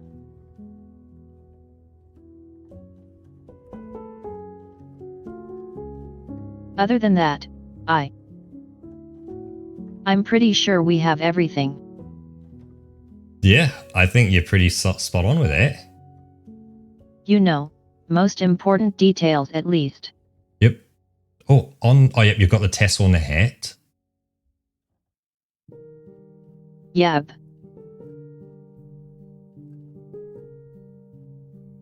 We've got the insignia.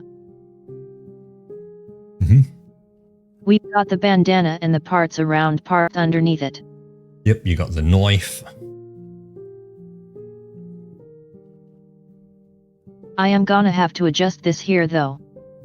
I just thought Yes, a stir fry. I just noticed. The person who owns the character is an actual sergeant in the army.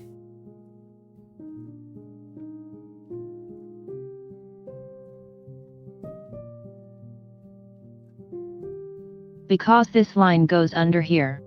So, like, you know, as you see, the sergeant rank pin at the shoulder, the knife, the combat boots, kind of, there's little bits probably from their actual kind of daily life is kind of in here.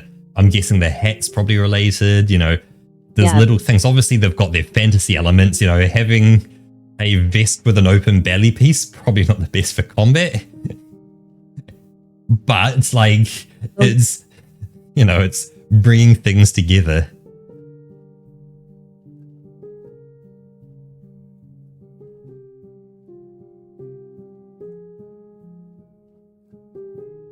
I mean, being in combat doesn't mean you can't also look cool.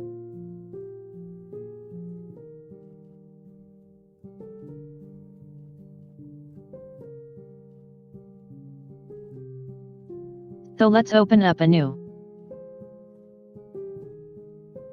line layer.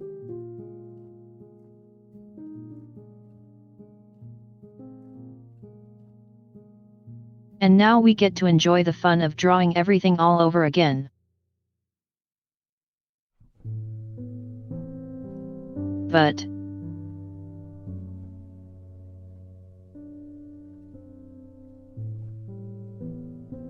yeah, there we go.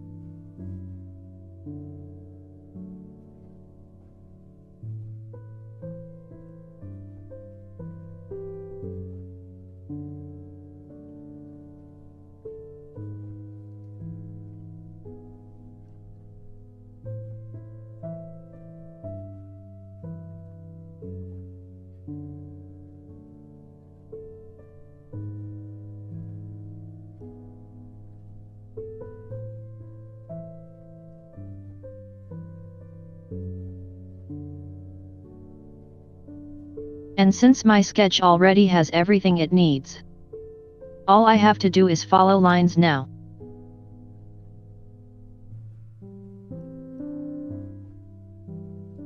I can just turn off my brain for this.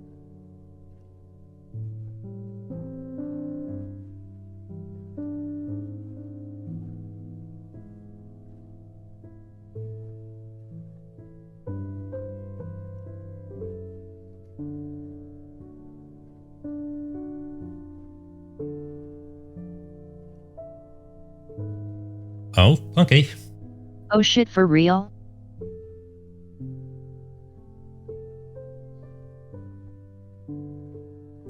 Well damn, that's one hell of a way to find out.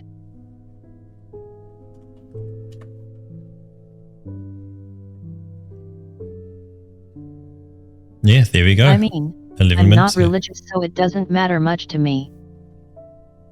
Disable autoplay. Cool. I want it to kick in.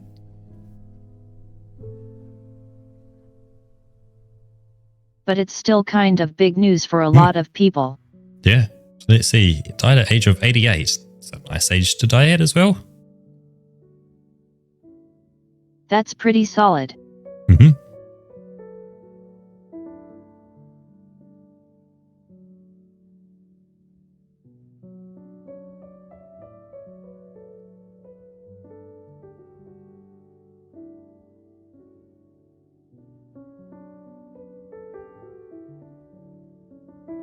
So he was elected Pope on March 13th, 2013.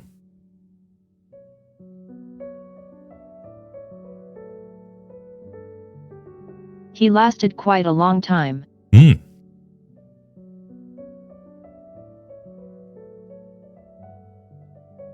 That's pretty solid for a pope.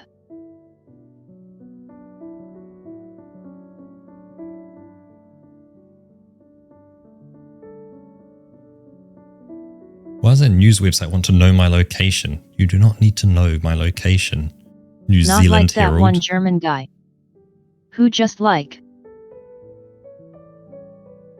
retired after like a year or two.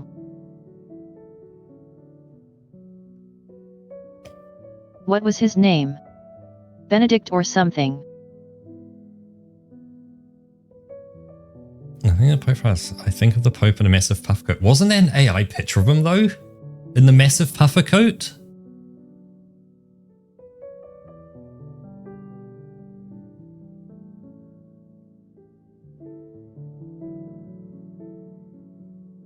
Because that was at the time where AI had shifted from kind of creating shapes and colors that were generally kind of in the ballpark of what you had asked for.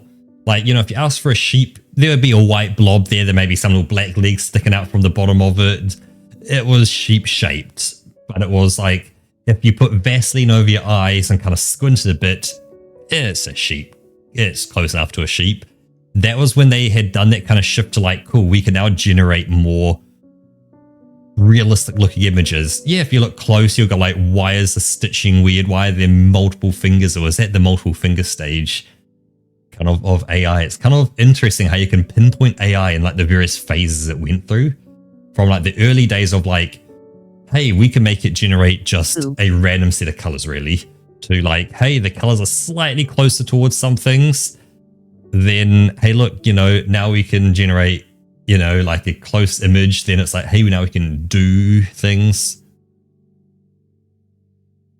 Then you got video generation, which initially was just the AI, the current frame based on the previous frame, and then the next frame based on the previous, next on the previous, and it would just start merging and changing and have no consistency. And yeah, as you say, now you can measuring it based on how well it can generate political figures eating onions. And now it definitely understands the temporal aspect of video. It's not great with the temporal aspect, but it's got a strong understanding of it, which is definitely very impressive.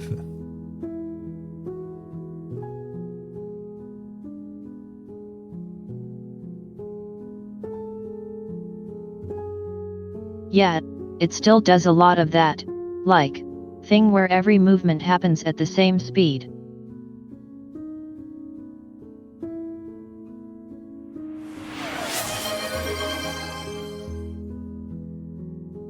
AL? Okay. Oh shit, now that's a request. That is indeed a request and a half. Let me get myself prepped for this one. Just so I have a quick chat with chat first. It's totally still in the uncanny valley territory. It really depends though. There's some that I've seen which are getting better and better. Yeah, there's little bits here and there where like you can, if you really and you're having to really pixel peep now to try and see where it's AI. If you're not pixel peeping and just look at the whole image as a whole, you know, it's a real image or a real video at this point. Like if you think of people who probably haven't grown up with, you know, seeing AI evolve from, you know, day zero to where we are now, it is, you could see how easy it would be to get fooled. Like you would just look at it and go, it's just a video. You wouldn't realize that it's, you know, we're even capable of generating, you know, stuff. Because, you know, what gets shown on the news is usually kind of, I don't want to say sensationalist, but like it'll be probably a bit behind what's actually happening because it'll take them a bit of time to get a news article out. Cherry-picked. Yeah, it's cherry-picked. It's going to take them a bit of time to get a story out, to go through all the right kind of stuff.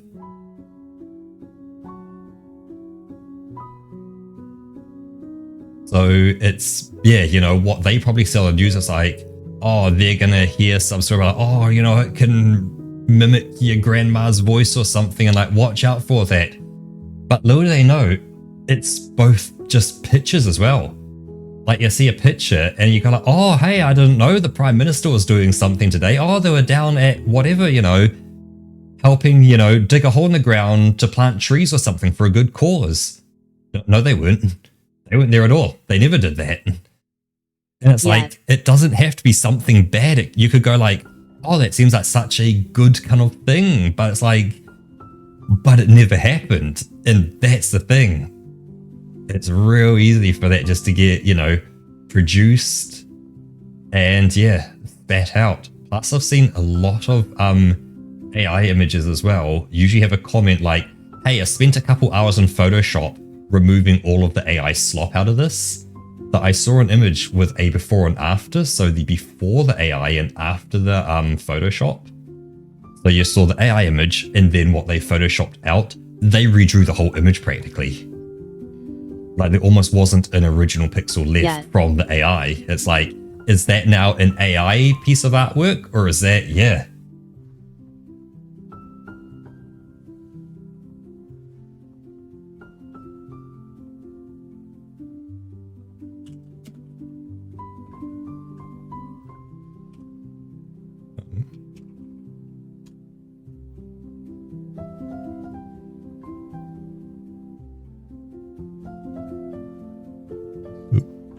Let's not do that. Of course, it's going to go... Oh, sweet. I'm only going to do half our national anthem. Because... yeah, we're going to do it in Te Reo only. Because our national anthem's done in 2 languages, both English and Te Reo. Ooh, nice. So I'll do in Te Reo. So make sure I'm just going to mute that sound up and bring this sound up a small bit.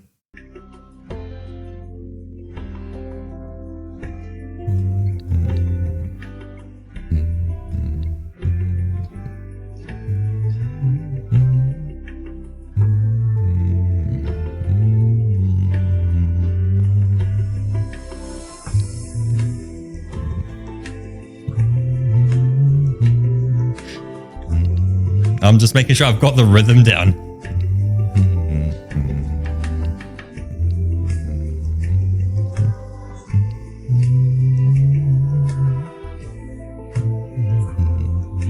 I can't remember if I actually ever heard it. Okay, cool. Sweet. Sweet.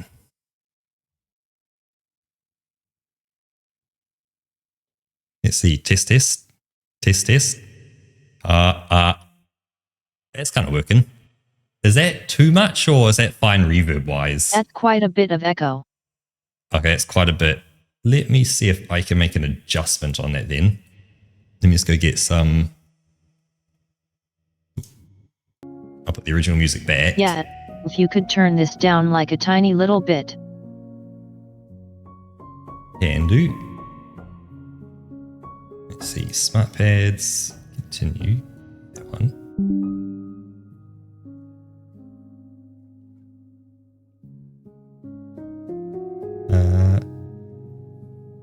Test. How's that? Is that better? Is that sounding good now? That's good. Done. Excellent. Cool.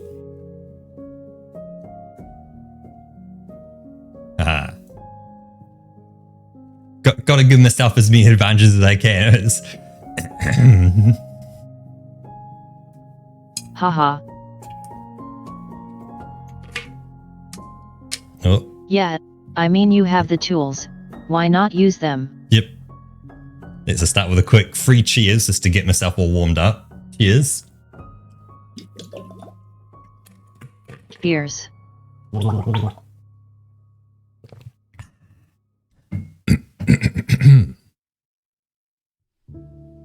Let's bring this front and center in front of me so I just have to look straight.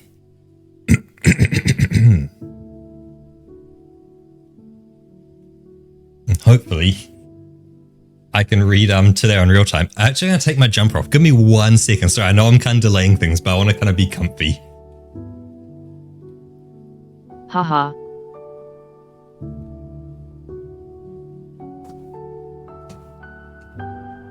There we go. Computer's warmed up the room enough now that I can be in a t-shirt. Nice. Dan. Sing live a language I don't really know.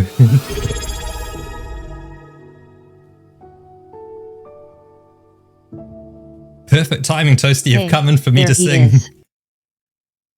The man, the myth, the legend himself. Let's do this. The man of the hour.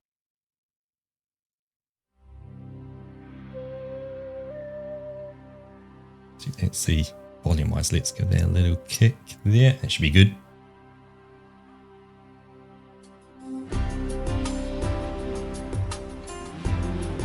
What do you think so far?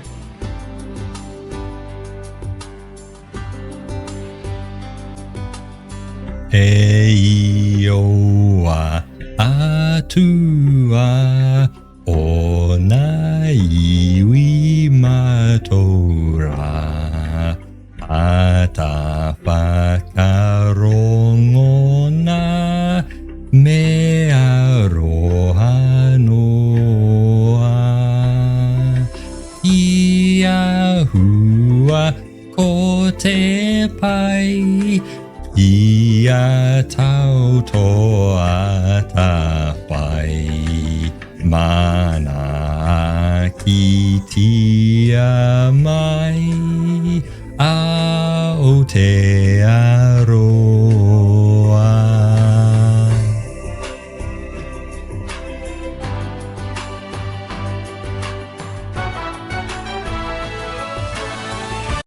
And I'm going to stop it there. I know it kind of like it was right to build up, but that's where it jumps into English. So you can have it in Te Reo.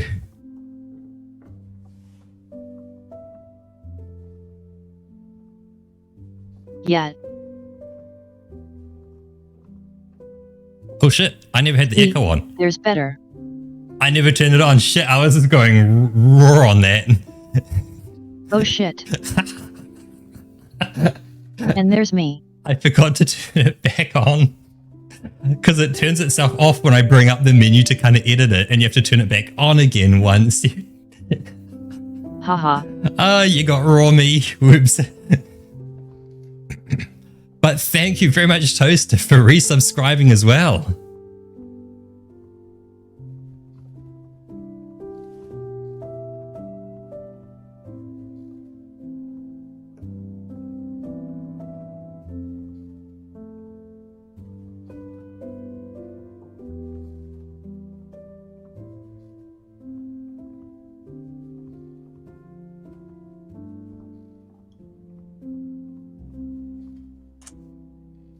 If you want a little fun with what I was reading off, that's what I was reading off. My pronunciation isn't great, but it's not bad either. I'm pretty sure I got most of that pronunciation pretty on point.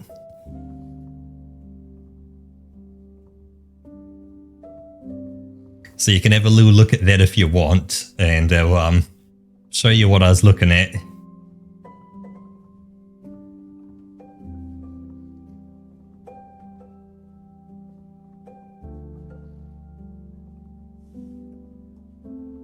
Hey, welcome in, Sam.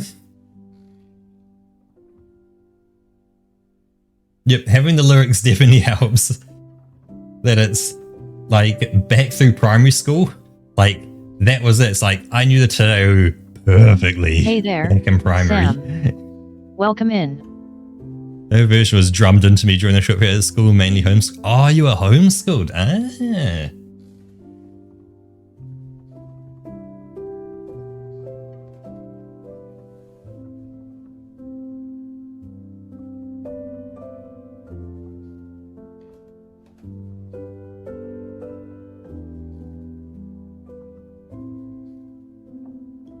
But yeah, I feel like the Te version, it's like the English version's cool.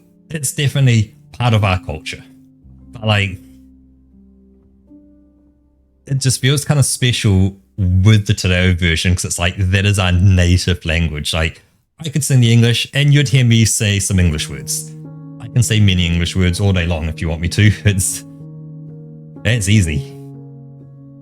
It's the Te, which I feel like that's a special one. Yeah, we got all them English words here. Yeah, like the whole stream's in English anyway. Right. So it's like way less special. Like you actually get to hear like the native language of my country. Do I know any more than that? Not really, no. Like I can do the basics of, you know, count, colours, that kind of stuff. I mean, it ends at about that. Right.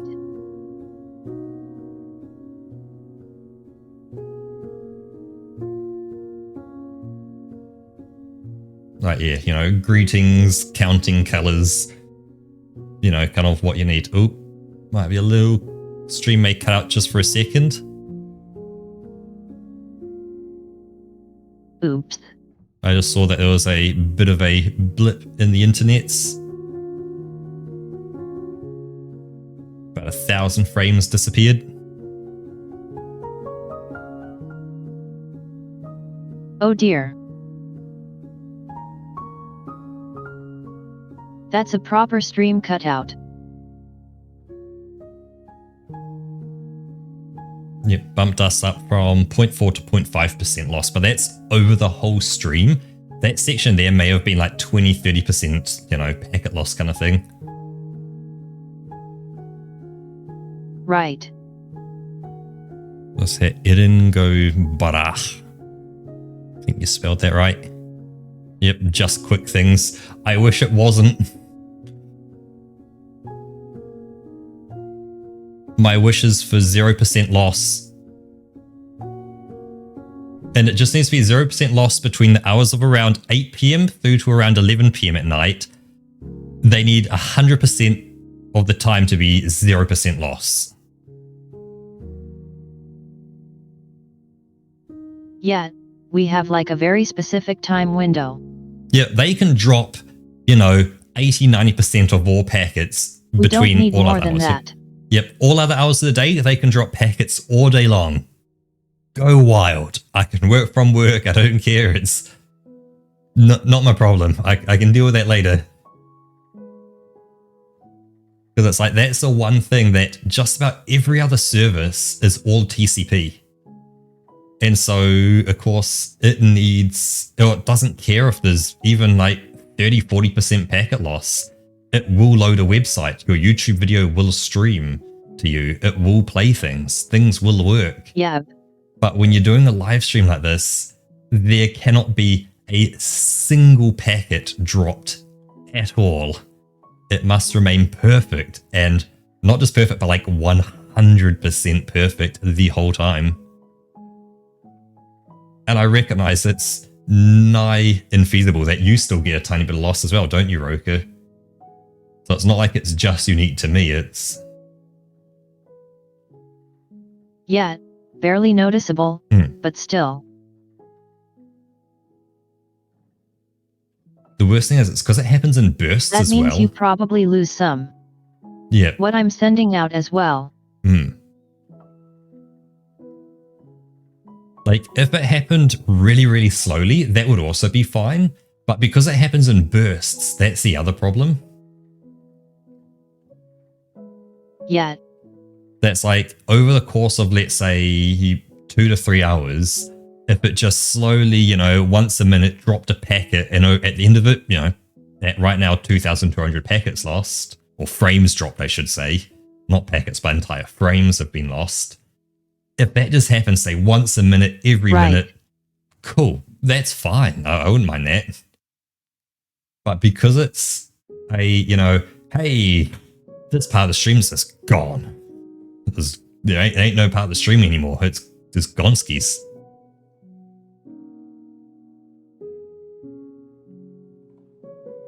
Yeah, and that means it'll be gone from the VOD as well.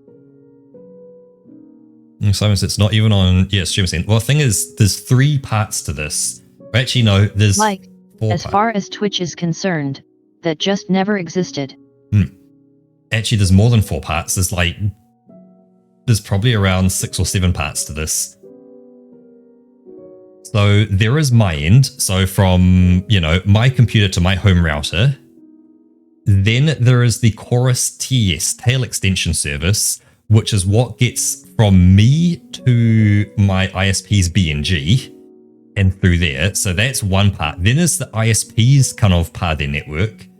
Then they're potentially backhauling. Yep, time to get nerdy. They're backhauling probably off Chorus up and down the country. So back to Chorus again up the country, over to one of the IXs to get out of New Zealand. So could be Christchurch IX, could be Megaport, could be, I'm sure there's other ones as well that we've got here, to then get you over to Australia. Welcome to Australia's IX, now receive you wherever you're coming in on, now through their transport system to get you over to Twitch, and now Twitch's end. So there's all these different companies all the way along the path, and all of them owned by different people. It's not like your ISP goes, well, we own the fiber that runs from my house all the way to them, all the way out. It's like, no, it's all different people owning different sections. Yeah. Catch me riding wide and nerdy. So yeah, it's the problem. It's like the ISP may sit there and say, yep, nope, not us. And it's like, yeah, they're right, it's not them. There's so many other people kind of in line that can also be the problem. Now, let's see if I can throw quick a bit of shade. We are rocking at 52% usage going into their core network from my kind of direction of New Zealand, so they're definitely overloaded. The fact that Auckland's sitting at 7% versus Wellington is crazy, because Auckland should be monstrous, and the fact that they're at 7% and we're at 52? What? Something ain't working quite right.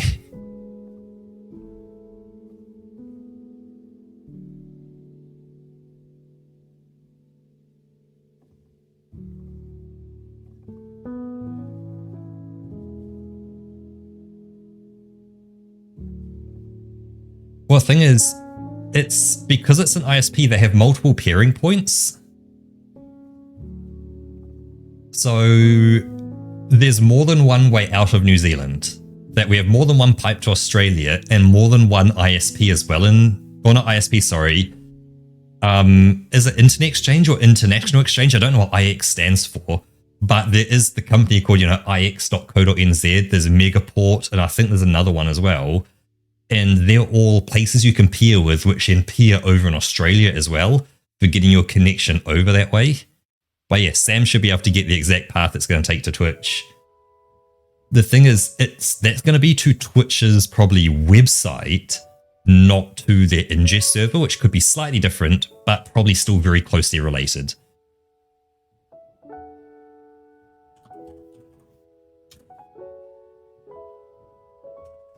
Oh, you're not going to hit the ingest server at all, Sam. Guarantee it. Ingest servers are not pingable. Unless you can get to the router before the ingest server, you can't get to the ingest server. You can't ping them.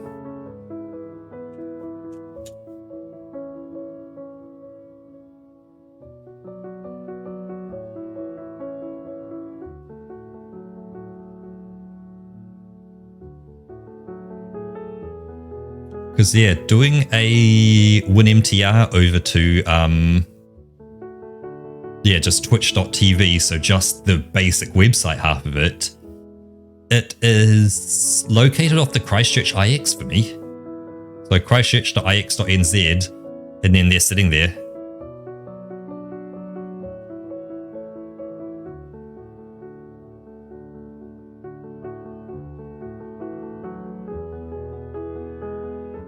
Yeah, I guess, Sam, if you truly wanted to know kind of where it was going, what you could do is pay for Amazon's video encoding service. Pay for their service and figure out where things are going. Like, throw them a tiny bit of video. Obviously, you don't need to, pay for Twitch level encoding. Send a tiny bit of video there for it to encode and just try and figure out the path it takes. If they even let you figure that out, or if they go, nah, it's a black box, get bent. You're paying for the black box, you're going to get the black box.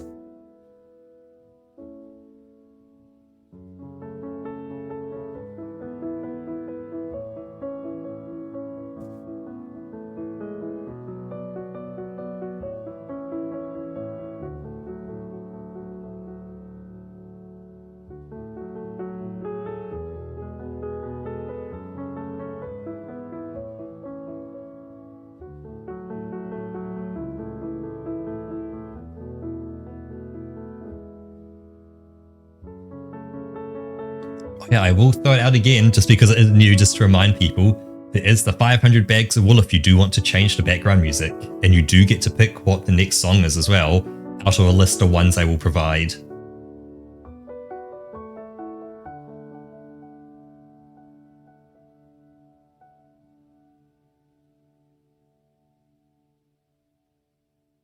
Having fun with the plushies, Roka?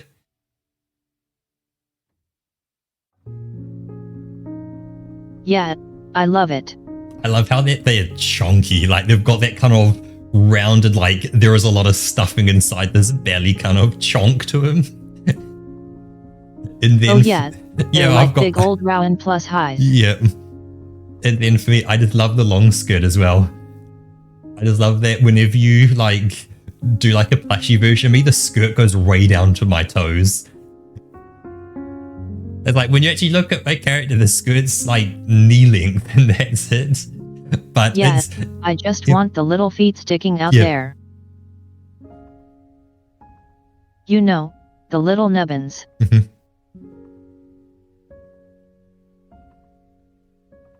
Because I think it's adorable. Yep. The itty bitty hooves.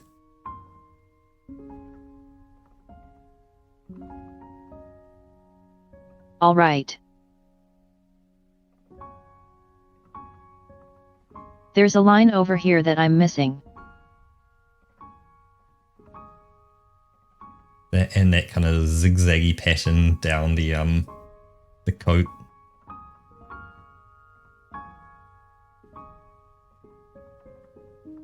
Yeah, I figured I would do this with like the other artists. Do this in color only. Leave. Right, this part doesn't have an outline.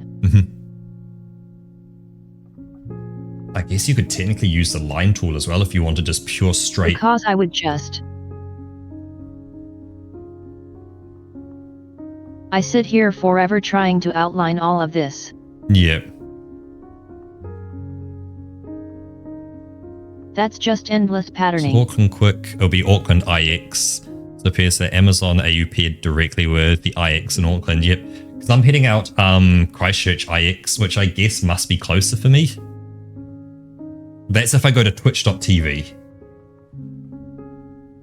Which I'm guessing is probably really close sideways in their kind of list of services they kind of have.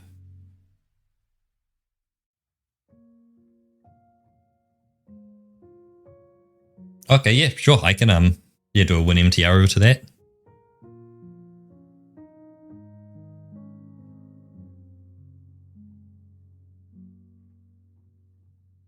Oh, I see. That's why it still has the back lines. Yep, and you can see their actual pen in it. Back. Yep.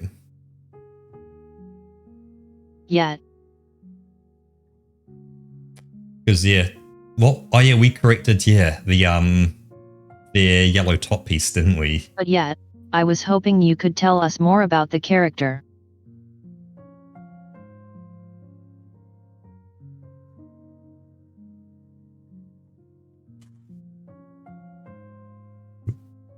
Not that. We want to.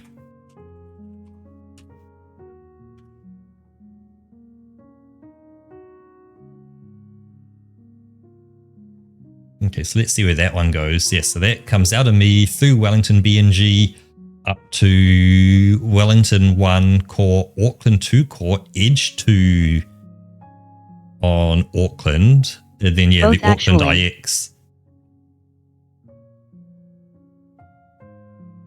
And then once it hits that point, it just starts timing out at that point.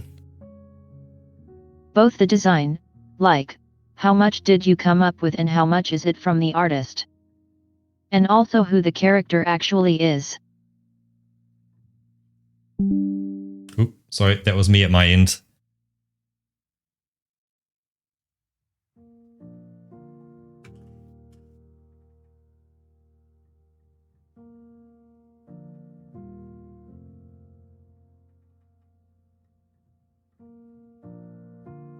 Yeah, I think I got everything. Can you do the red underneath thing as well? You do the one down as well? Hey, look at that. That's pretty spot on. Yeah, that's just for the post though. Mm-hmm.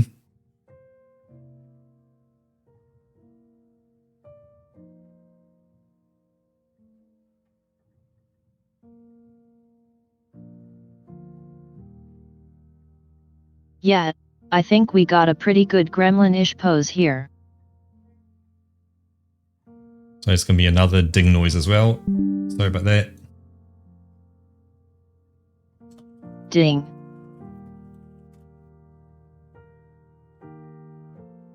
Oh, this reminds me of something. I was hanging out in VR chat sometime this weekend. And there was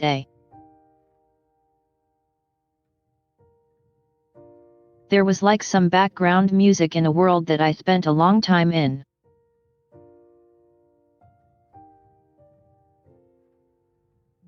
And it drove me crazy because it constantly had this notification sound. I think it's an Apple notification sound or something. It's like a little kind of like whistling a very noise. short plopping kind of sound. Yep, like a little ding kind of noise. Yeah, and it was exactly that. That notification sound repeatedly in the music. Mm-hmm. Because had someone with their audio coming through their mic. Like I don't even own a device that makes that sound, but it's very recognizable. Yep, it was that movie night tonight. Someone must have had their sound up or was using speakers or something because you couldn't hear anything else. But when Discord notifications had come through, that seemed to, for whatever reason, be loud enough to come through their mic. And because they were sitting in front of me, because I was upstairs and they were down in front, it hit both my ears correctly. Like, it didn't sound like it was slightly left or right from me. It was it was down, but it was at least centered for me. So yeah, I was getting the Discord ding during the movie, but it's like, what? Notification? No, there's no notification. What? Nothing's changed. It was like, yeah, it's getting me. Haha, yeah. Okay.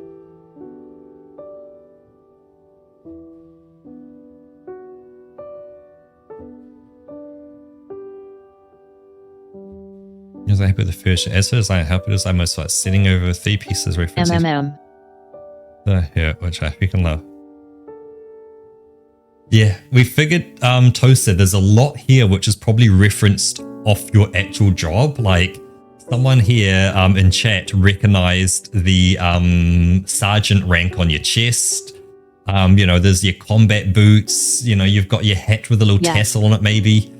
You've probably got a vest. You've probably got knee pads, boots. Yeah, all that's probably little things from your actual work kind of coming together, like a belt with a star on it, maybe.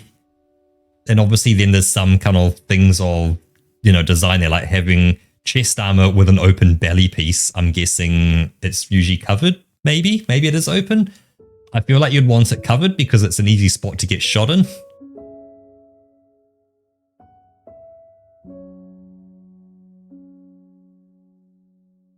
What I find most interesting is the fact that this code has like a hole right next to the arm to stick the arm to. Like right next to the sleeve.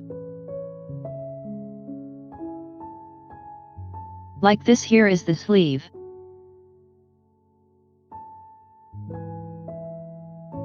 And this here is the sleeve. And all this here is just regular code material. It goes all the way down here. Yes, there's that kind of hole in the coat That's for not your even arm a to go strap through. or anything. Yeah, so it's a hole in the coat for your arm to kind of squeeze through. Yeah, I found that's an interesting choice.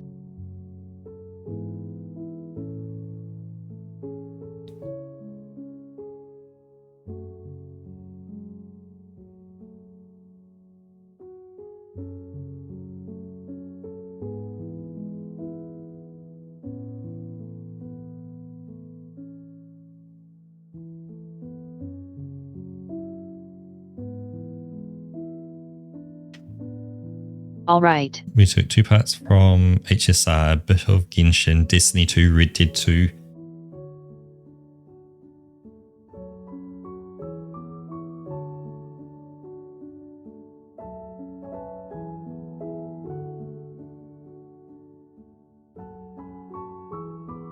Nice.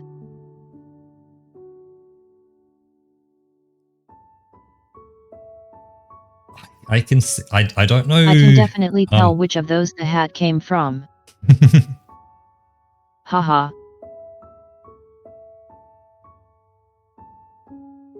Interesting. Also, insights from HSR. What's HSR? Or am I just being dumb and I should know it?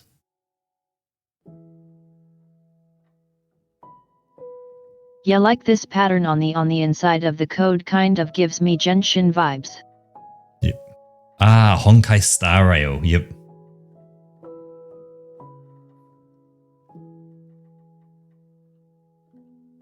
Yeah, this chest piece definitely feels kind of Destiny.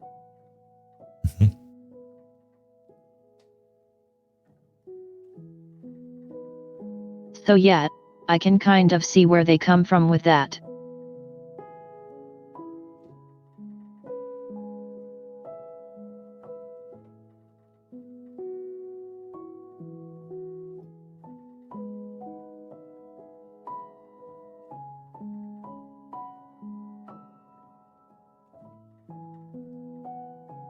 Oh yeah, totally. Yep. So yep, so I was right. There is a little bit of like your actual uniform is kind of in there as well.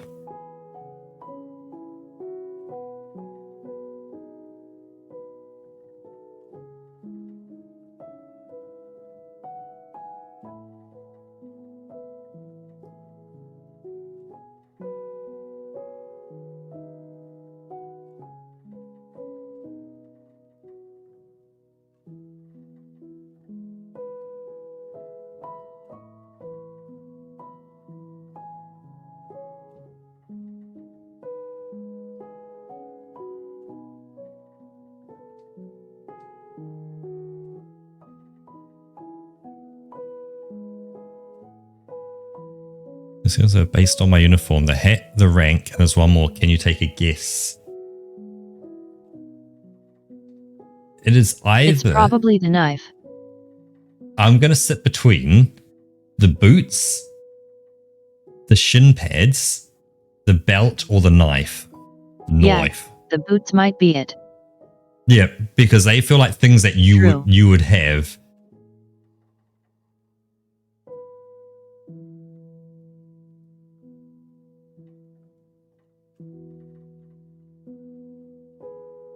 I could, however, totally see you strap a knife to your chest, though. Yep. I just feel like strapping a knife to your chest maybe is not something you do in the army too much. Like, I don't know. It gives you like, how often would you actually be like needing to go, I need the knife right on my chest to pull out and stab someone? It's like, you're probably not going to get yourself into that situation too often that I feel like that may not be needed. So the boots were her idea. Okay. Well, but if you do, I guess having a knife within hand's reach would be pretty practical. Yeah, it's that kind of balance between like, it's practical, but then is it in the way, or that kind of stuff. Cheers, Sam. You know, you have it like right in front of you, and as soon as you pull it out you can just like stab someone with it.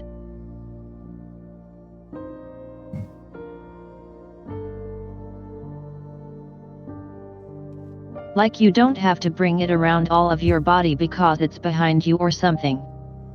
It's right in your, like, action range. Like, I'm guessing maybe if you're in, you know, desert/jungle, you probably don't need it as much. But if you're going to be in like urban close quarters, going through buildings a lot more.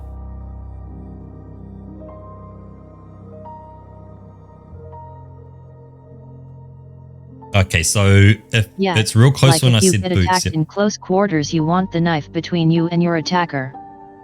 Like right away. I guess is that when it's strapped to the end of your gun, you kind of... Without having to maneuver it around. You kind of poke them with the gun.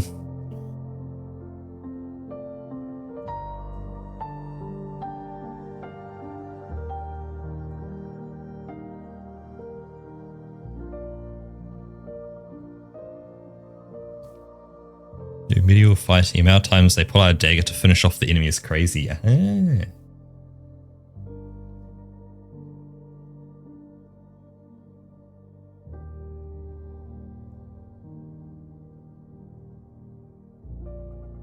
Yep, exactly.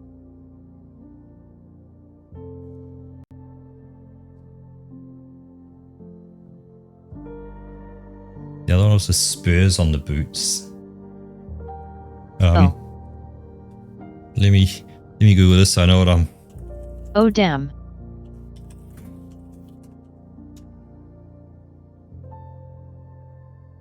Yeah, that's one of the details I chose to leave out.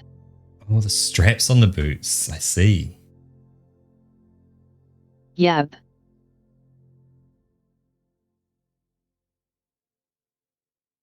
So what do the spurs on the boots do for you?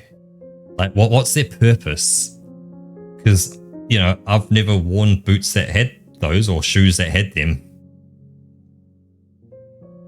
Oh yeah, I figure you won't spend much time on horseback. Oh, are they for horseback riding? Yet.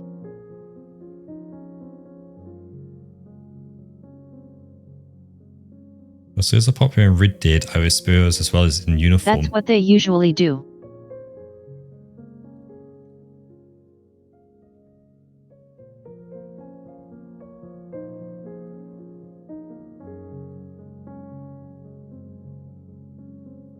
Because when you're like riding, you've got like a little pointy thing on the back of the heel.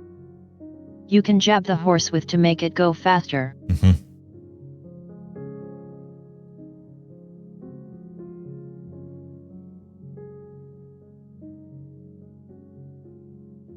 You know, it's not very nice to the horse, but it gets the job done. Yep. Yeah, when you need the horse to go fast, it's pretty quick to make horse go quick. It says for horseback riding, since my unit is cavalry, it was based on horseback units. Right, so it's... Yeah, because you're kind of stabbing into the pretty sensitive area anyway. Right, so it's kind of a leftover from an older era, but there's no reason to remove it because it doesn't get in the way of your day-to-day work. So it's kind of like a unique part of a uniform that you can have. Like, I guess you could technically not have that on your uniform and nothing would really change, I'm guessing. Yeah. Because I'm guessing you're just not on horseback ever, really. So you've got no need for it. It's just decorative, literally. Yep.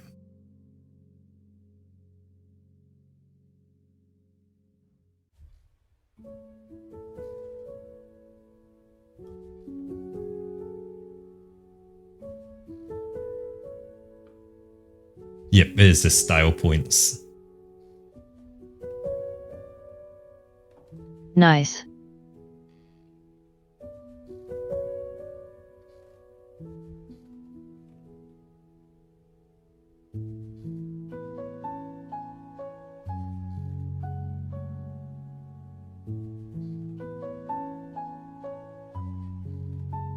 Oh yeah, Toaster, do we have a name for this character?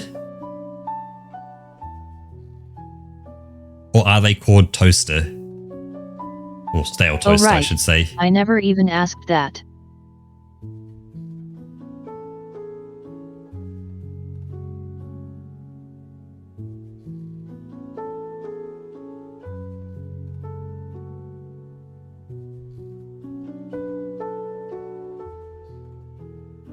I just realized I forgot a line over here.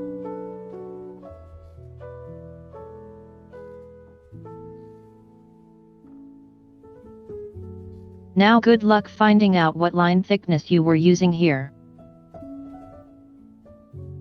And what color? Oh, you should be able to color pick your color as well.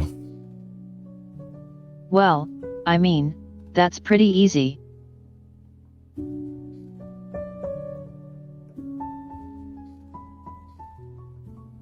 Okay. Okay, so lore part's still in the drawing Now board, back but here's to a this. smug grin. Okay, so you don't have a name, but you're still kind of working on the lore. Or Toaster, do you want to get us a little bit of lore then that you're going to have to make up on the spot? Your character is standing there, plushie in each hand, absolutely going wild. What do they shout out? Going maximum goblin mode. And where did they get the plus highs? Yep. Like, where'd they get the plushies from? How long have they been waiting to get them? Like, think of all the things around these plushies, because that's like the part that is solidifying this image in to like make something interesting. Yeah, I'm guessing they normally don't have plushies as part of their normal day-to-day life. So where'd these plushies come from? How'd they get them? Haha.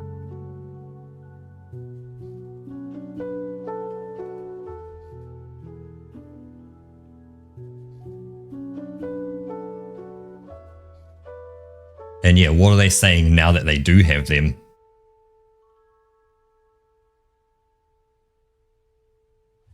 Let's get a bit of lore and interest going on around with this one. Yeah, maybe something I could put in a speech bubble if you Yep. like. Got us thinking, Roka. You read my mind. You read it perfectly.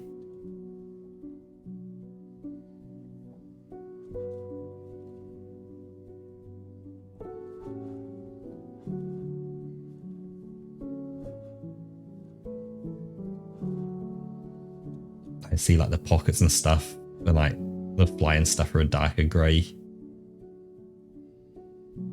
Oh, you started with quite a dark grey as well. Oh yeah, barely. Or is that a colour picked from it? Or did you just pick your own grey colour? Well, I picked the one from the pants. Okay. Oh yeah, once you see a larger piece of it, you go, yep, that's definitely darker. It's kinda hard to tell the difference because I'm using much thicker lines. Yeah, once you see like a larger blob of it though, it definitely like sits real good. Yeah.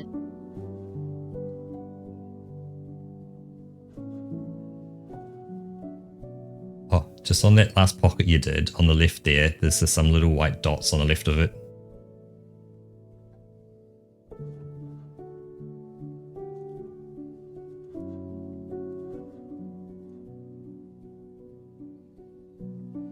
Yeah.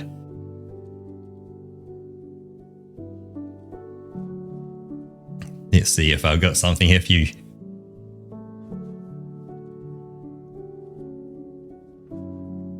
Haha.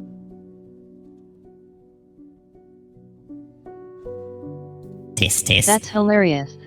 Fuck you, Carnival Man. Told you I could win that game and knock down the bottles in your stupid game.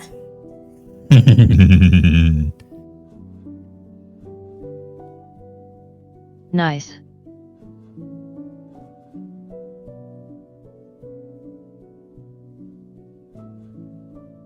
One eye, is that when you've fallen off the horse but you were strapped onto Well, it? wouldn't that mean technically you're like... You know, dragging in the dirt underneath the horse? Yep. Like you see it when like people have been strapped onto a horse but they've like slipped off it and they're like stuck underneath it, being kind of slammed against the belly and kind of they're dragged on the ground. Generally not overly pleased as well. Yep.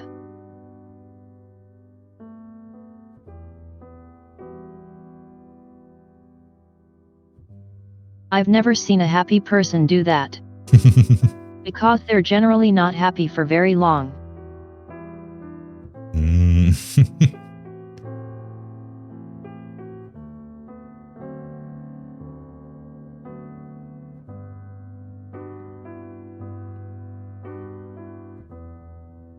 Oh, you went into the pocket, Roker.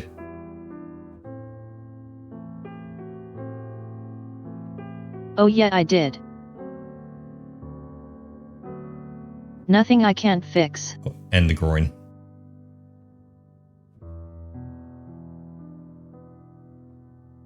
Right. I got you, man, because I can see a difference in colors here.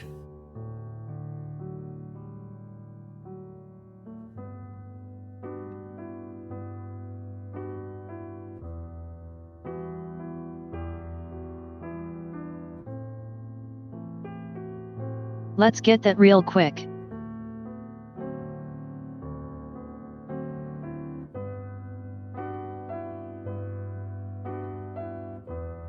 Okay, colouring in your nuts.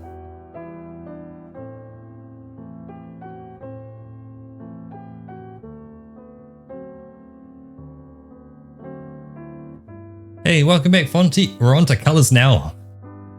Roker's making some great progression.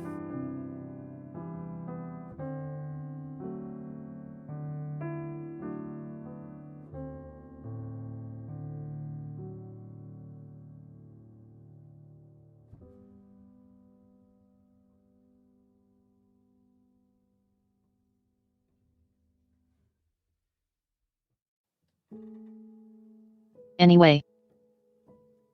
So the request was Stale Toaster's character in a going goblin mode, or in a goblin mode pose.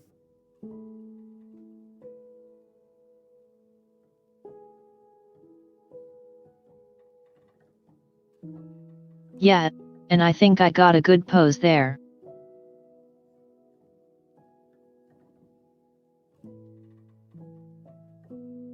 Like, this was my reference for it.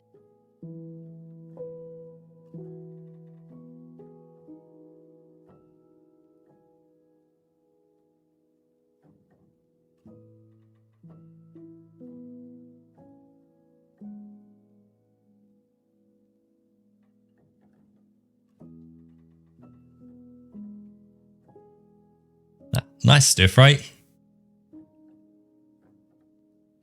Can you share any details about your character, sweet. or is it something that is to remain private for now?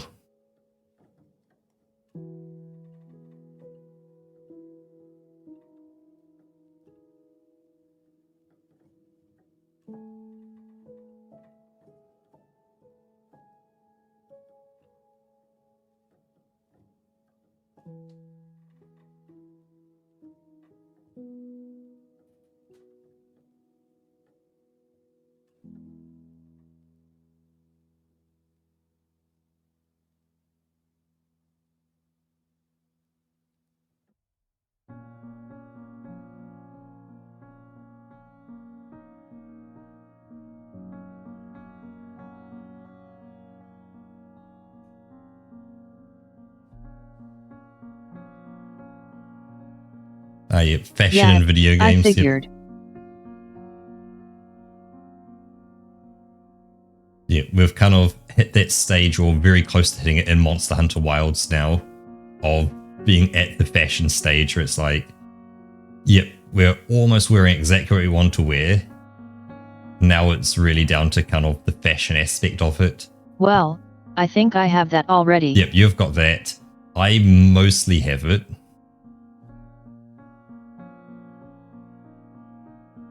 Then yeah, I'm not really But like changing the outfit is just like Somi coded. it. Yeah, there is that though. The fact that it's Fox themed.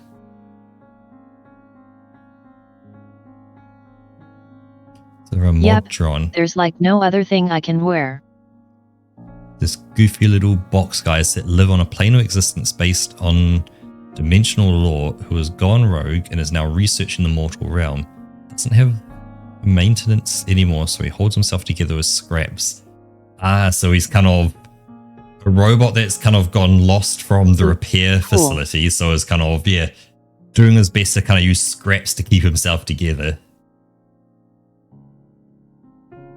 I kind of like that when, and you saw that a bit with the game Stray as well, with the robots. It felt like there were originally kind of humans there, and they were probably well maintained, things were pretty awesome.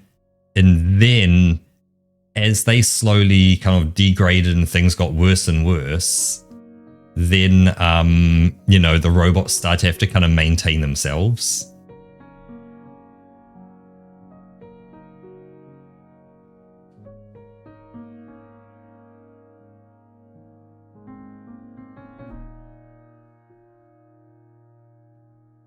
Oh, I see.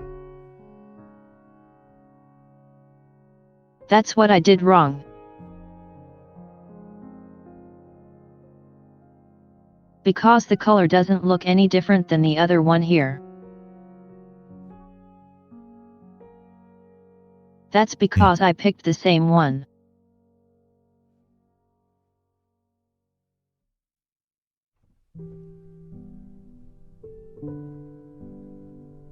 But you've got like lighter and darker parts to that outfit.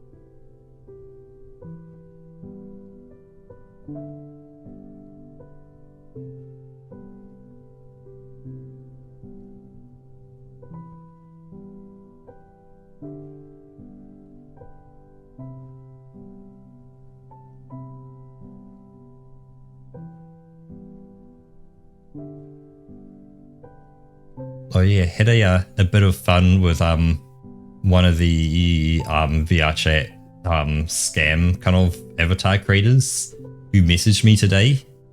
That because I had a bit of time on my hands. All right.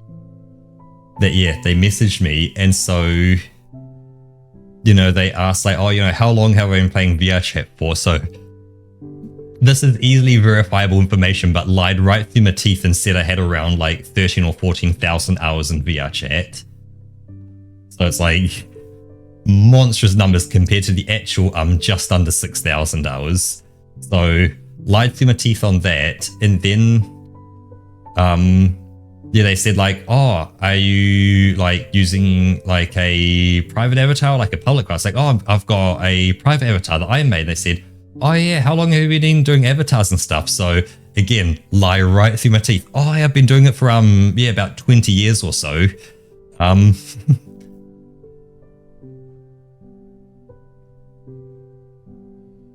And yes, they're like, oh, can I see like some of your work? So it's like, oh no, sorry, I can't show any. Yeah, but the last yeah. one I had, I was just.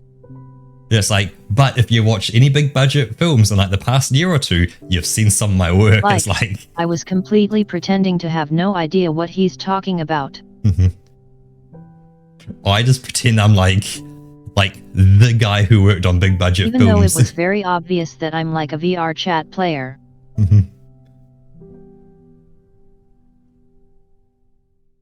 It's fun because I don't know why they commit so much into talking with you as well. Like I kept asking him what VR chat is and stuff. It's when you're asking that and you're in VR chat and your Discord status is currently playing VR chat. Yeah.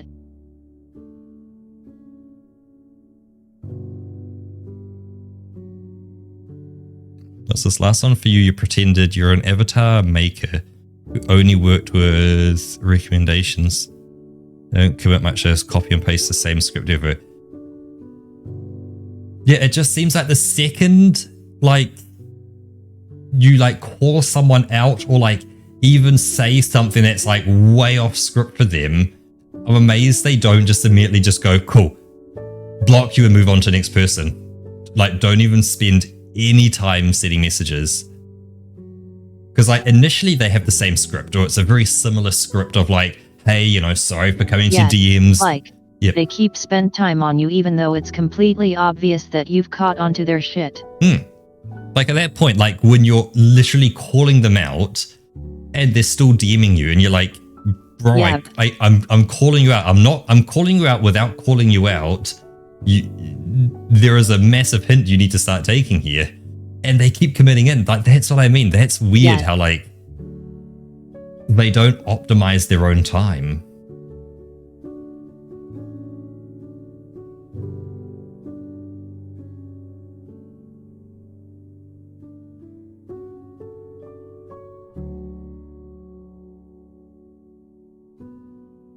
It's like immediately when someone knows what's up, you should just move on to the next guy.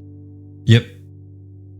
You know, at that point, start creating a new Discord account, start going on to the next one, or purchase your next Discord account. Okay, my time here is wasted.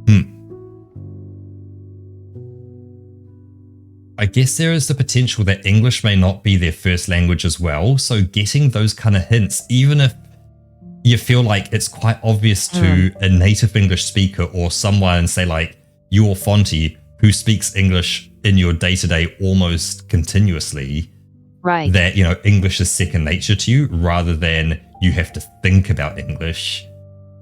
They may not pick up what we think is a really obvious hint. Like in their native tongue, they'd be like, yeah, what am I doing? But in English, they're doing their best. Like I've literally called them scammers. I went on to like brutally insult them.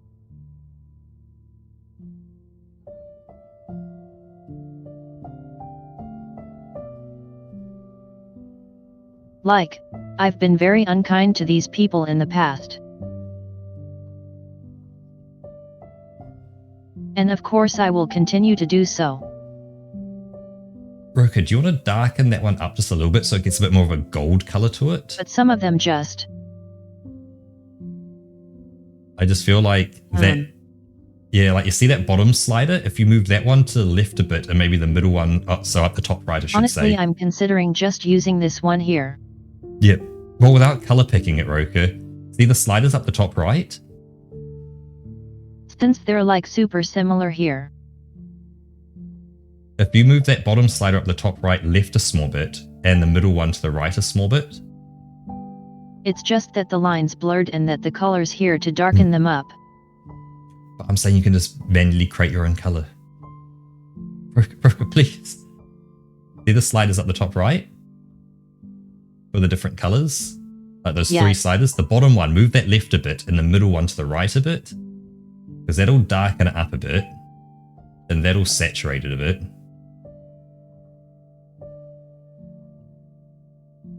Yeah, so maybe you could darken a bit more if you wanted to get like a deeper gold.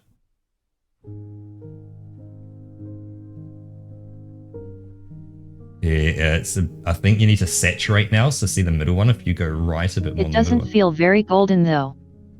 That'll probably gold up a bit more once you. Yeah, it's got that shine in it. Yeah.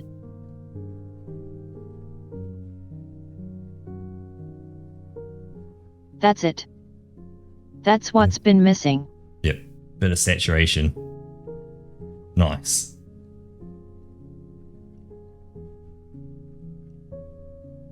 Because like this is a very important insignia.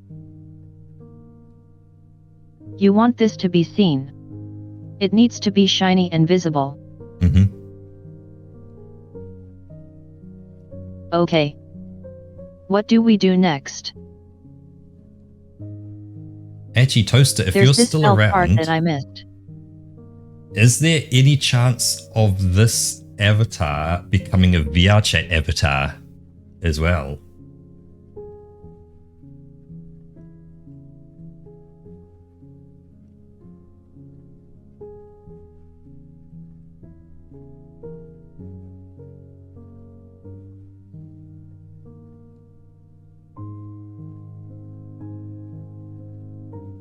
Oh, sorry. Is there any chance of this avatar here or this drawing becoming an avatar in VR chat, Toaster?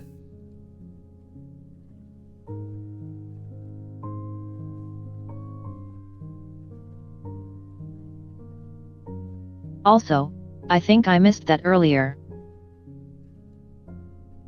And I have asked it before, but like, does he have a name? No name yet. That's the lore part still in the drawing board. Right. Okay, so I just missed that. Would you think, Toaster, of getting the base Rusk and having that edited, you know, say recolored to have the right colors, maybe get, you know, a cowboy hat with a little tassel on it to match what you've got there, you know, get some combat boots put on it, little things like that. So you've still got the Rusk, but you've got the That Rusk could be fun. literally wearing these clothes. Because usually that's what, you know, people kind of do is like they go, cool, you know, my persona's a fox. Well, you know, I feel like that would be a lot of from scratch work. I feel like there's a lot of more kind of, especially like the coat and stuff. yeah, the coat would have to be custom, but outside of that, the clothing, maybe technically, it may not be too hard just to cut a hole in its belly and go, you know what, that just doesn't exist anymore for the belly hole, and that's about it. Right. And it's then just texture work on it, like making a shirt look like combat gear rather than having to model on stuff. And, you know, like a knife, you'll just find a knife, slap it onto your chest, it'll probably be fine. You know, you may not have those sleeves kind of thing as they are. You know, knee pads again, that could be texture work or 3D modeled. It's like you could go down do everything from scratch, or you could go, how much can you get away with in texture only? And would it be cheap? No, God no. But is it a future thing? Yeah, definitely. It could be a future thing to think about.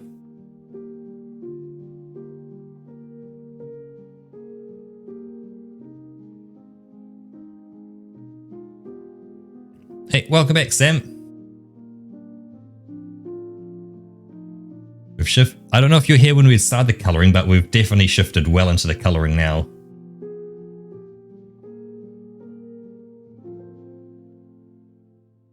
Yeah, this is what we have so far.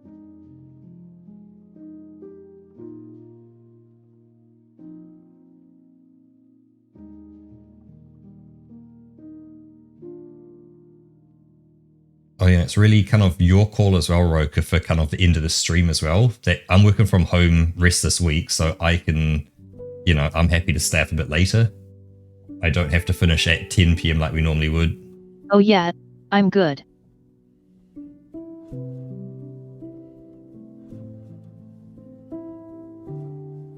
I think we can finish this today. Sounds like a plan. Should be no problem.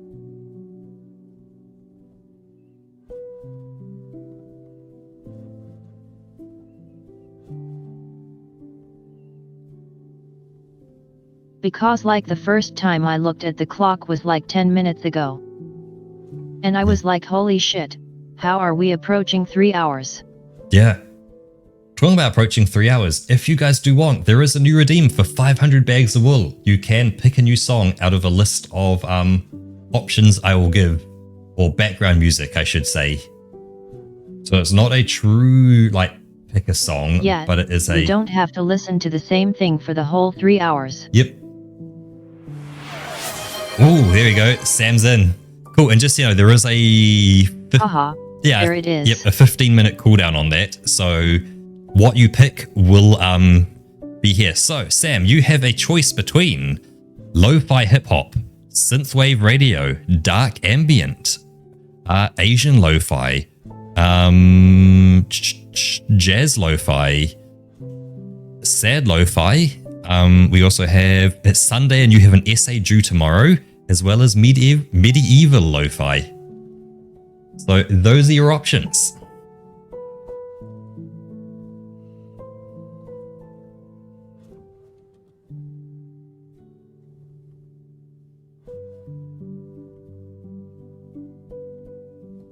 It's Sunday, I have an essay due tomorrow. Okay.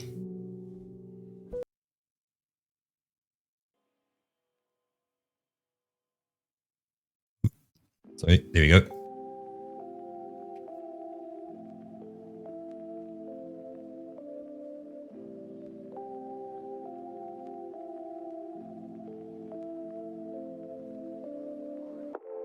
Like, all this music is very much stuff that can be in the background that's kind of non-distracting to kind of like speech and having to concentrate on something, that it sits there to just exist in the background nicely. Also, I guess, Roka, do you want to link to it, or can you just find it yourself in the list of live channels there? I'm good. Okay.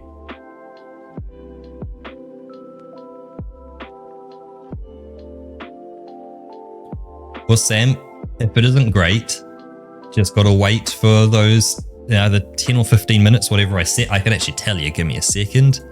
I set it to 10 minutes. So there you go. So in 10 minutes time, if you don't like what you're hearing, you can throw another 500 bags of wool and change it again.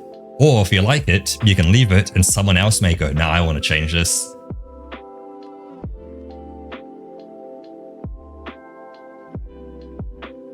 All right, the shoulder parts are that same color.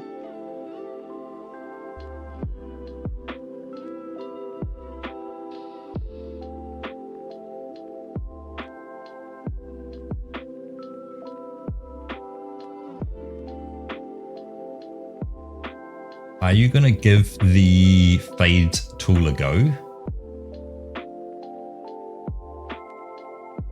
Nah, probably not. Because I had a thought of a way you could do it. But if you're not going to give it a go, there's no point even kind of going through the thought process. Yet.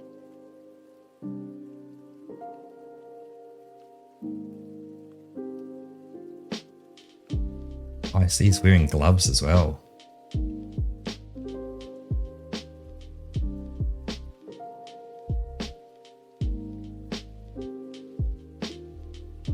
Man, look at that little plush. Oh yeah, Toaster, I had a question. Because it's not visible in the other drawing. Gloves on both hands? Yes or no?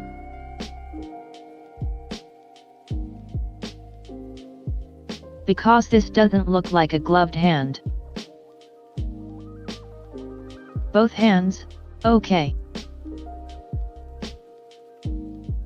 Wait. Oh wait, no. Hold up. I'm just gonna. Wait.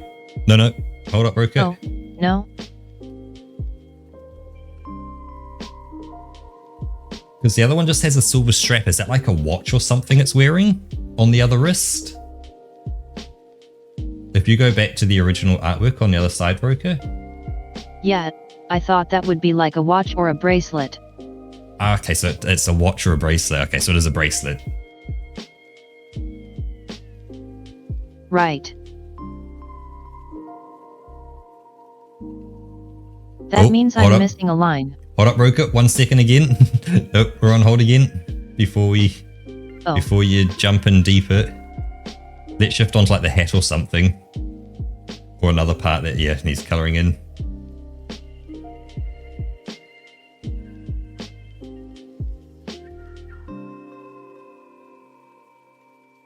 Yeah, well, we've got plenty more to colour in, Toaster. For reference, that is his right hand.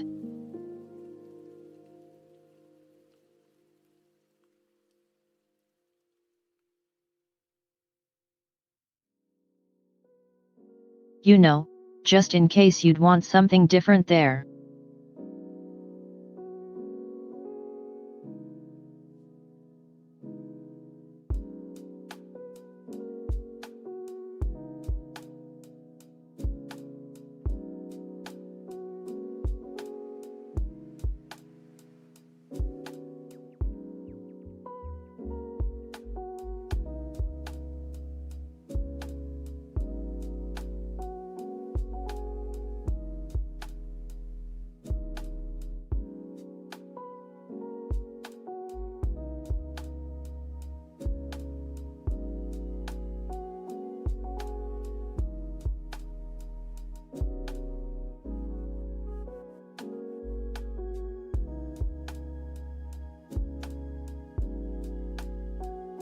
I have to say, just look at that hat. The way that top piece has like that double kind of like down, up, down kind of thing is just, oh, it's so good.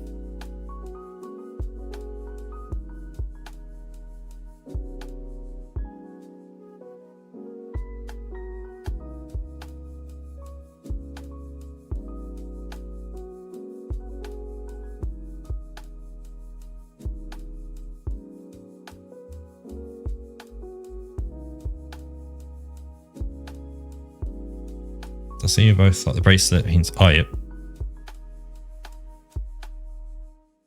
Let me bump this up into full screen here so I can zoom in on it as well. Oh, I see it's got text and a little stamp on it and everything, like it's been stamped metal. Ooh. Can't quite make out what it says, but it looks fancy.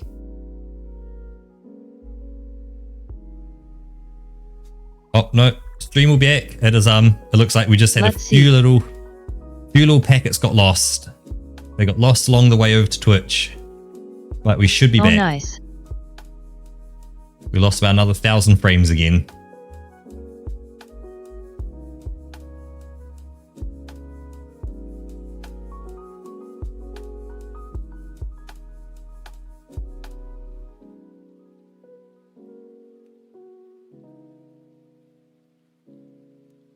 Ah, memorial bracelet. Nice.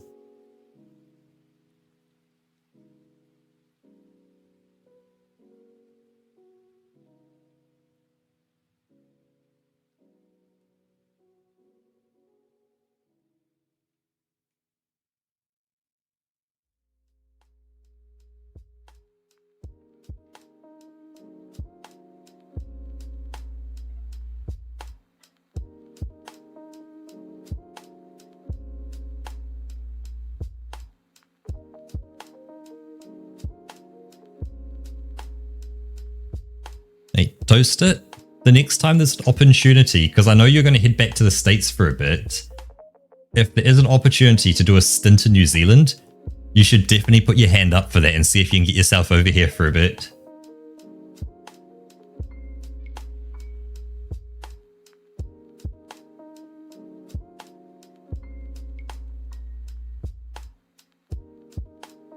But yeah, enjoy, say, like a year in New Zealand. Do they have a US base there?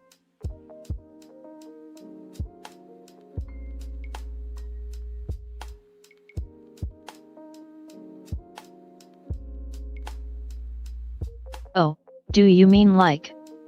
Yeah, fuck it. I'm just traveling now. Oh no, I mean like if there's like a US base here that like The army of senior free. Oh, Roka, sorry, there's a tiny little dot down the bottom right of the thing you just did. That you missed. Just down, right, down a bit. Yeah, yep, you got it. That thing? Yep. I figured I'd just shout that out right before I saw you were about to move off it. Oh yeah, good call.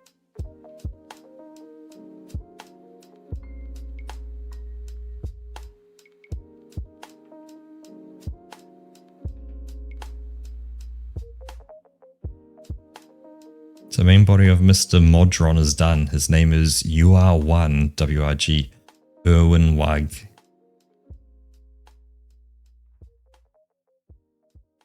Erwin Wag.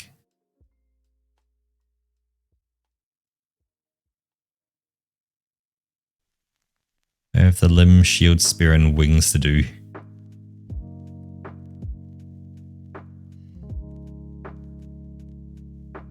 Oof. Good luck. With your wings, are we talking like bird-like wings with lots of feathers, or more kind of lizard-like wings, like dinosaur style, with more kind of like, I guess, a bat style of, you know, it's just a sheet of skin kind of wing?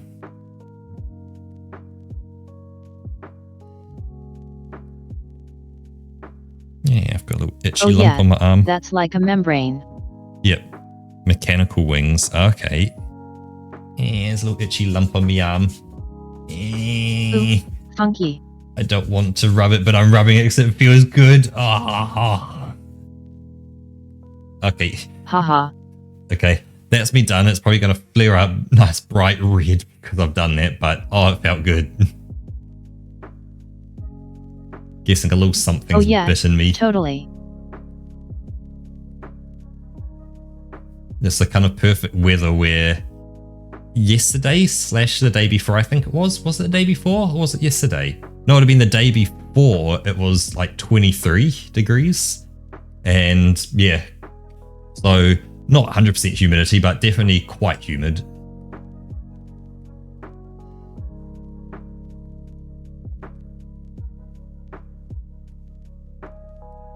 And that's kind of, yeah, like perfect mosquito weather. Oh yeah, they love that.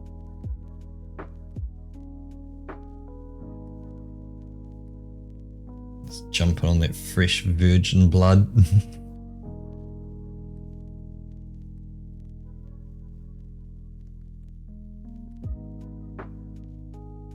Okay. What else do we have? Vand. You know, the Mozzies, yep. You probably get them a lot worse over there. That they're not... Well, I guess it depends on where you are. Where I am, I'm not quite in a city. I'm suburbs, but like it's built up enough that there's not many places for them to kind of grow and be. So, and especially my backyard, that I've removed a lot of the bushes and trees from my backyard. So it's almost a flat plane of grass.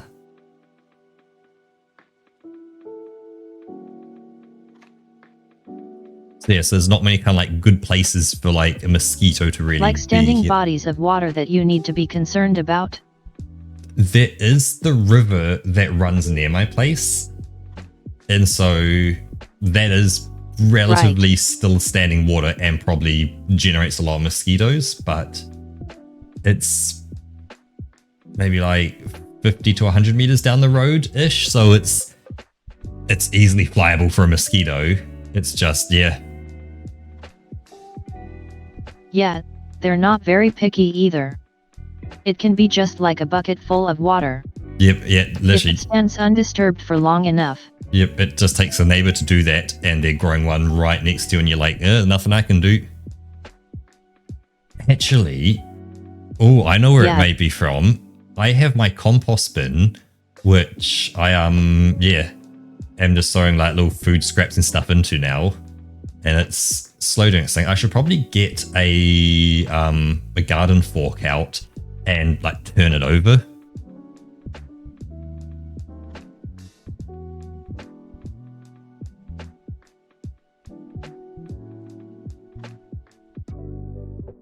Yeah, that's a good idea. Just because the Get base some of it, oxygen in there. yep, I put down like a base layer of And also apples. help it like decompose more evenly. Mhm. So there is just like a shit ton of apples on the base layer because I've got an apple tree that's Oh, yeah, almost right. yeah, my apple tree is almost just inedible. I haven't tried like boiling them up to like make into like an apple jelly or something like that, but it's just they're Yeah, buy them more like. Bake them into a pie. they're just not pleasant apples. That's a great way. So yeah, I got them. I had about 400 apples. So it would have been about 40-50 kilos worth of apples and just quartered all of them. So, you know, cut in half again, half. Repeated that for all of them. And yeah, dumped them all in there to kind of kick it off and get it going with just a large quantity of kind of plant material. And yeah, the fruit flies went nuts for them. Yeah, full of nutrients. Oh yeah, Because normally the birds would just eat them off the tree. they live at that shit. Yep. So I'm just hoping that they're eventually going to kind of decompose down enough that like worms are going to start, like liking the look of them, and then like start eating their way up through them and like Oh yeah, actually making at kind some of point. composty, soily stuff.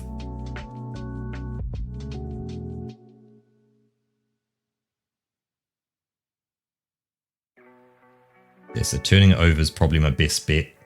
I'll have to do that this Friday because that's my next day off work. Well, as I say, I am working from home, so I will have a lot more time. But I guess it's really down to as well, Roka. If you do want to start the stream early, you know, say run for 2 hours and then end it early as well. If that works better for you.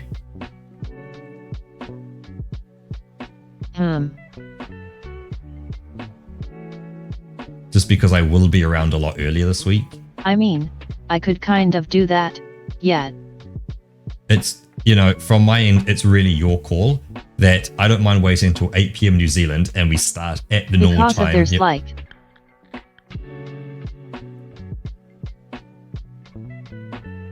You know, there's a pretty large break now that we're in summertime. Yep. Like, yeah, if it's better. Like between me getting home and us starting the stream. Mm-hmm.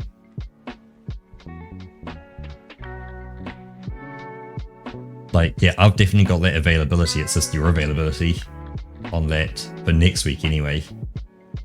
The week after, I'll be working from home Wednesday, Thursday. Yeah, oh, no, so this week, I'm working from home all this week. Next week, just Wednesday, Thursday, I'm working from home. Oh, right.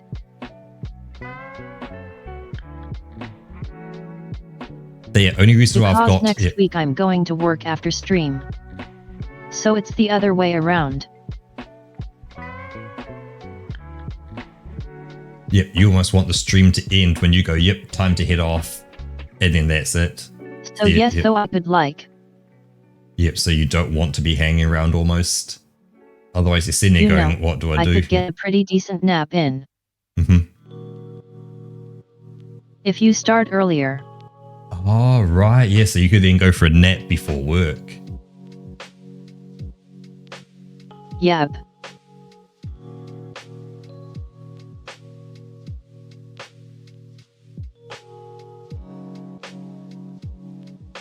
I mean, either way, I'm gonna make sure I get enough sleep.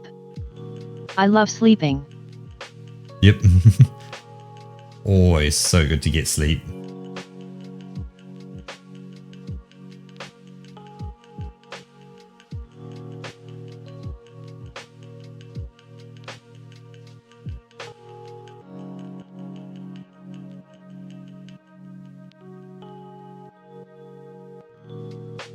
Oh, that's a question, Rocket. Do you play any idle games like on your phone? Oh yeah, Dwarf is living in swamp territory. problems outside the neighborhood. Oh Thank no. you all. Are alone.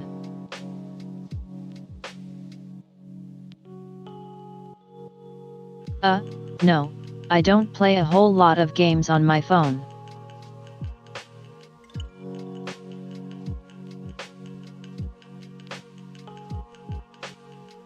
For me it's usually just like social media.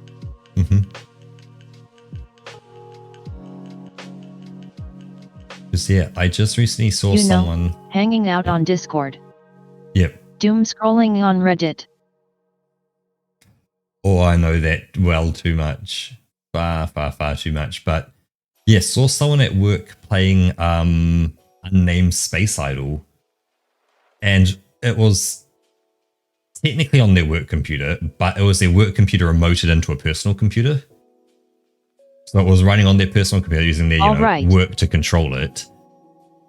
And yeah, it looked interesting. So I picked it up, but I picked it up on my cell phone because it was available on for Android as well. And the funny thing is, it is literally the desktop like the desktop game on Android. So the interface is tiny. Oh yeah.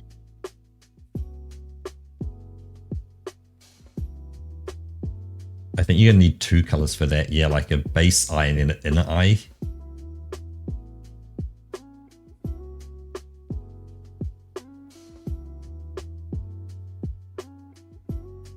Oh yeah, I totally gave him like the crazy eyes.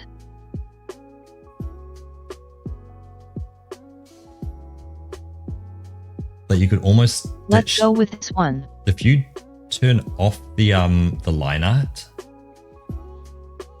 just for a second, like here, disable that, and then give it an eyeball there. So when you turn the line art back on again, you can delete the black line in there.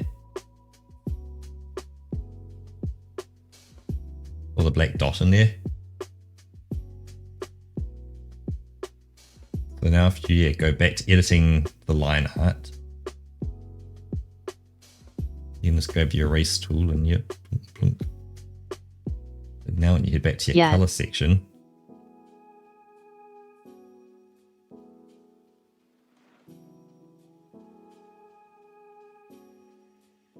yeah, this works.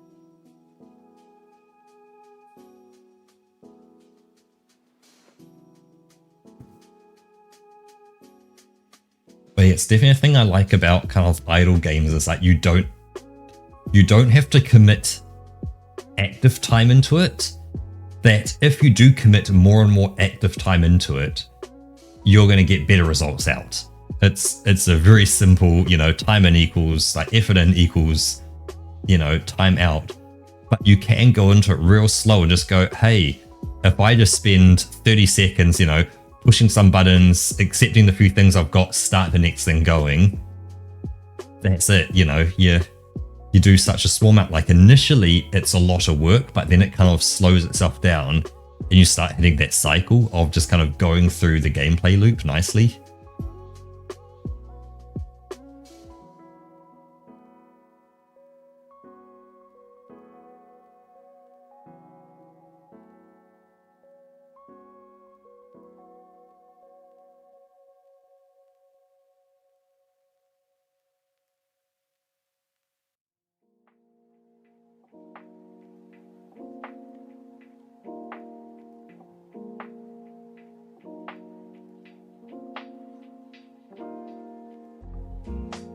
You need a bigger brush, Roka. Your brush is tiny.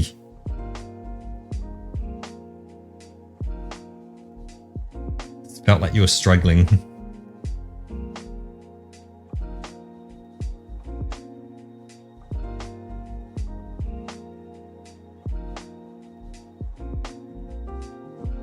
It's just kind of hard to get like these pointy tip parts with a too big of a brush. Yep. But still felt like you needed a pixel or two more, that you were you were just a bit too small.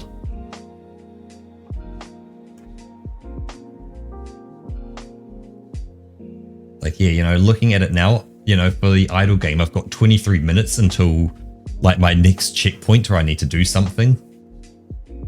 So it's like I can completely ignore it and not have to like put heaps of time into it. Right. Which is exactly it. Like, and let's say I go, hey, I got real busy or I forget about it. I can just come straight back to it and go, oh, cool. I guess I just earned a few more points than what I was expecting to earn, but I've got like the next thing unlocked to get to the next stage now, kind of thing. So it's like, yeah, that commitment of effort can be very minimal.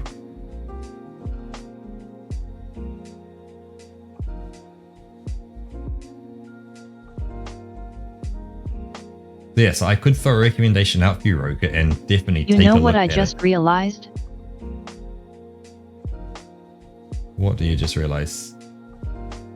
This outfit is gonna give you the funniest tan lines ever.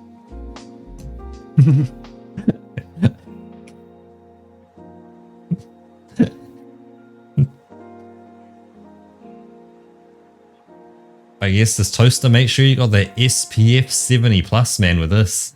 Otherwise, stuff could get bad.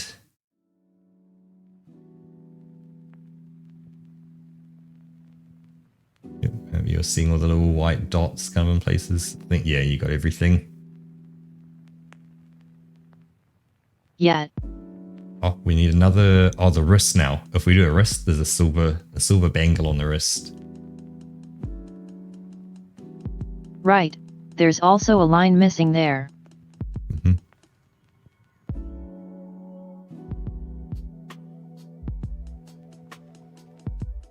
Because if it's supposed to be a bracelet, it can't just be one line. Mm-hmm.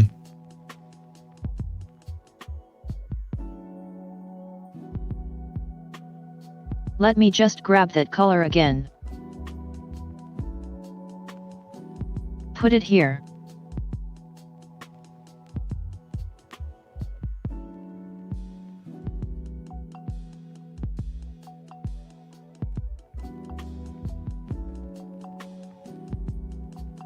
Right. Just don't forget, let's do the bangle while we're here. Okay, I'm pretty sure we got all the skin now.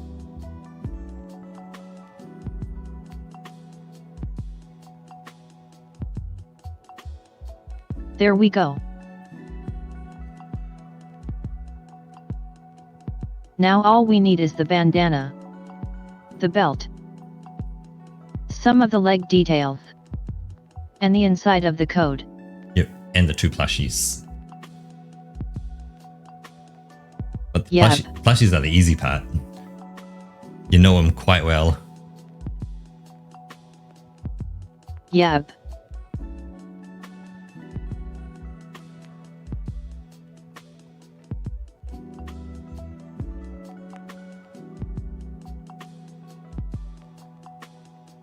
I have to check real quick. If it's actually darker. Mm-hmm.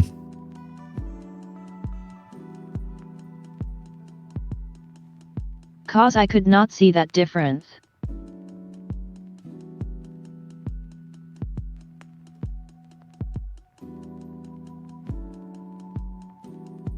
I keep saying it, but you need to get you a new monitor as well, Roka, so you have something nice so you can see the difference in colors.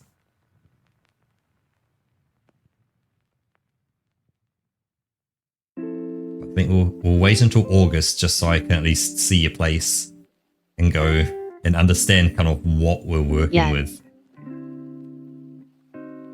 Because it's more just going, yeah, I'll slap down a 30-inch monitor and everything will be awesome. It's like, nah, it is space. Maybe it's not the monitor that's bad. Yep. Maybe it's my eyes.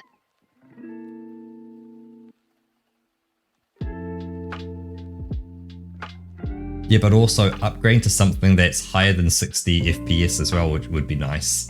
Like, you won't be able to stream higher than 60, but you at least, you know, outside of streaming, be able to play games at a higher frame rate than 60 as well, which will just be that once you experience that, you go, oh my god, Like it's little things like just picking up File Explorer and moving it on your window, like just moving it around, like going like, oh my god, it is so smooth. Like, it makes the world of difference where you can play in a higher frame rate.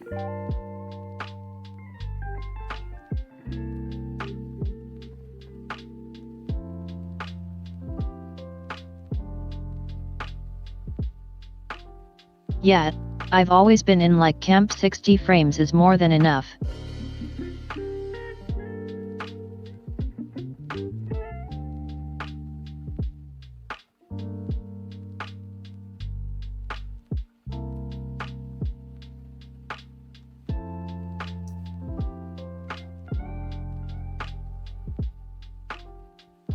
Yeah, see, so Sam's running 1080p 240 hertz. It's like, you do hit diminishing returns at those kind of higher frame rates, but I feel easily up to 120 is still a huge jump. That if you can go up to 120, you're going to get a massive kind of experience improvement for that. But yeah, so you're able to see them 120, but it still says 60 on the website. Not sure it's patched now. I guess the problem with it is also the consistency. Is being able to, yeah, as you say, having a new game actually get to that frame rate, plus being able to consistently keep that frame rate up as well. Just, it's a lot of power. Even at 1080p, that's still a lot to kind of push out.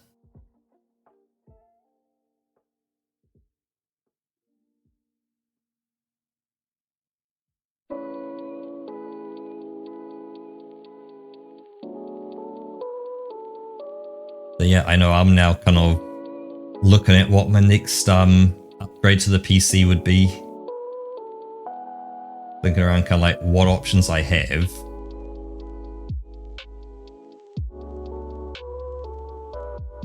And what kind of makes sense as well.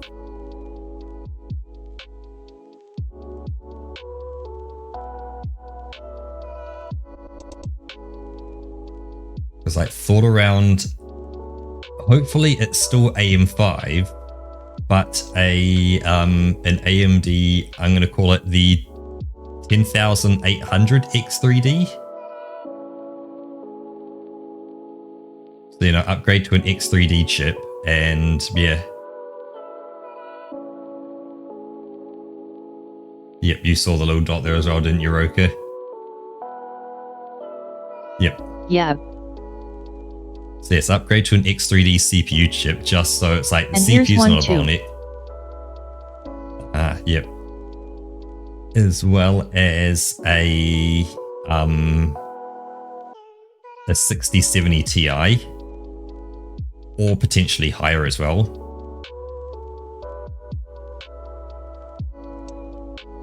The only problem is I just don't want to do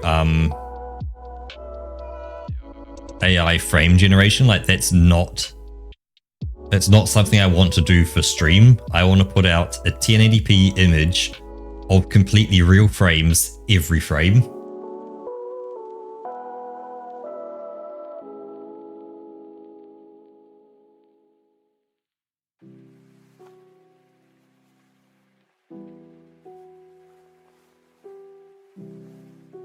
Like it's exactly what I'm doing for Monster Hunter Wilds. I'm also not using DLSS. So what you see are actual 1080p pixels, not some lower resolution upscaled up to 1080p. So there's no kind of upscaling artifacts, no kind of weirdness in there. It's just actual frames.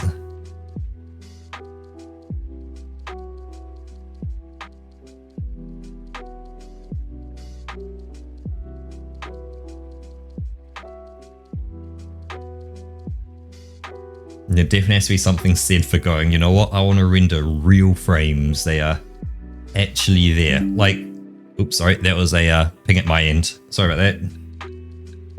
Windows Defender antivirus. Did not find anything.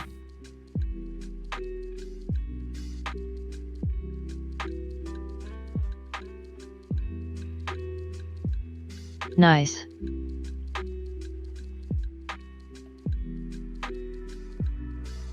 Now is that a good thing or a bad thing? You decide. Yep. Yeah, that's the problem now. It's like, I didn't find anything. Is that a problem? Or, yeah. Yeah.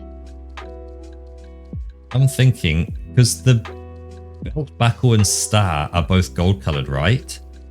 Because there's two golds on this avatar. There's the gold at the top and there's the gold of the chevrons. I'm thinking the chevron gold would be kind of cool.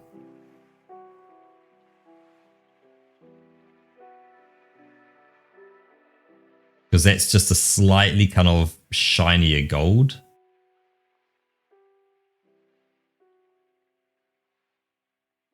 What are shed runs?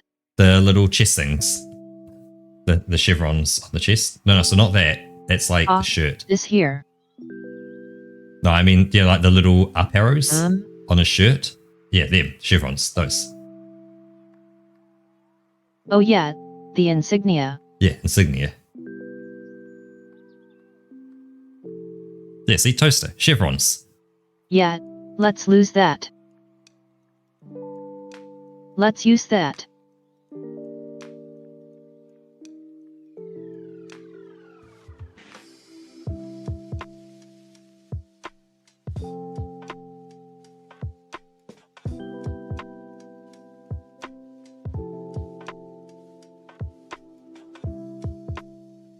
Hey Joe, welcome on in.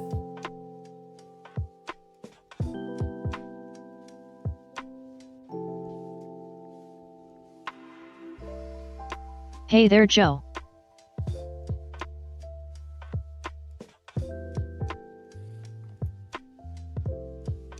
You've caught us today on an art stream and Roka is drawing a picture for Toaster here. Yeah, this is what we have so far.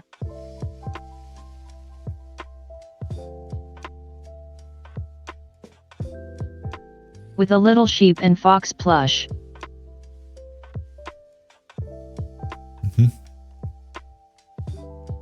No, Joe's stuck in ad We're hell. on the ad break. He just got on hidden advert immediately. Right. Yeah. Got 40 seconds left. Damn. Terrible timing.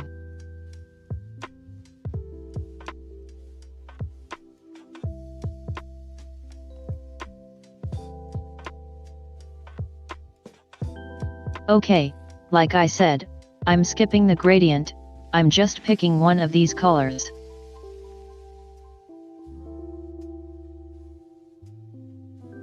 Yeah, I think that works. Oh, hyper important thing, Roka. Have you saved recently? I have not. Thanks for reminding me.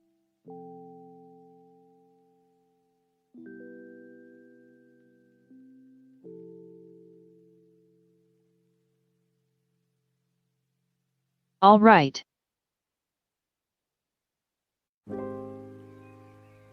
Good call there.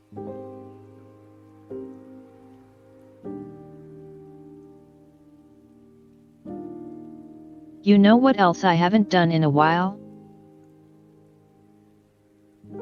Wink wink notch notch. Yep, definitely wink wink nudge nudge.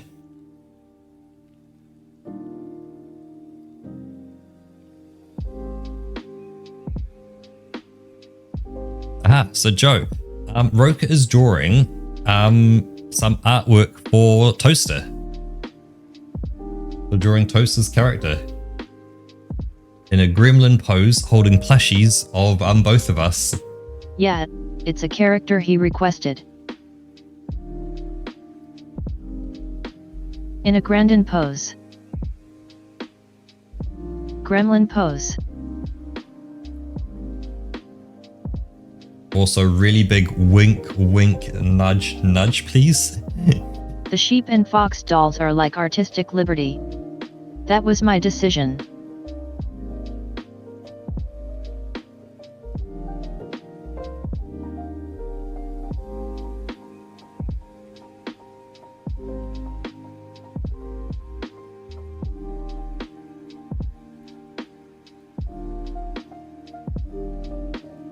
Yeah, if you guys could just water us for a second, that would be real nice. Hey, there we go. Perfect. Thank you. Cheers, Alon.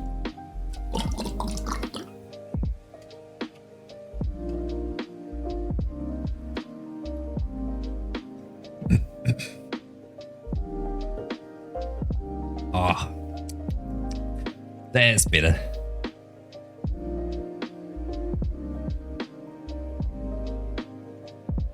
Yeah, good stuff this water.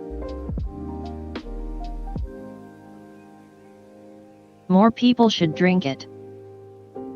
Yep, and even if you don't have water, if you've got tea, coffee, juice, beer, wine, a spirit of some kind, you know, have a sip with us. But obviously, Yeah, you know, like even if you're sipping cocktails. Yep, in moderation for the alcoholic ones, obviously, but enjoy them still, nonetheless. Of course.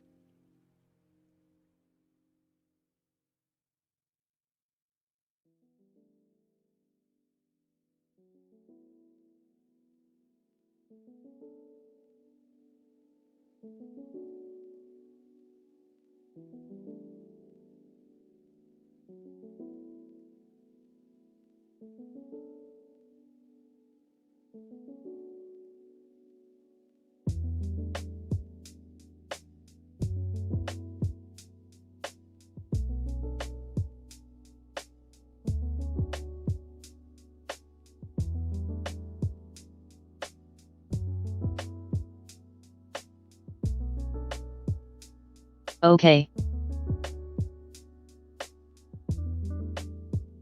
Rest of the inside color.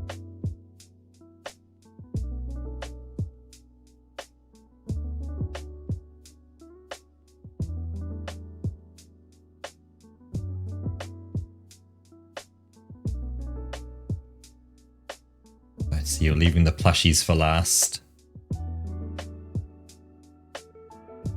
Yeah.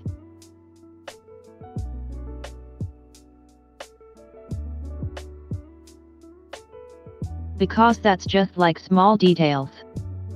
A single area. Yep, it's going to be pretty flat colors just across us with not much fine It's detail. all very focused.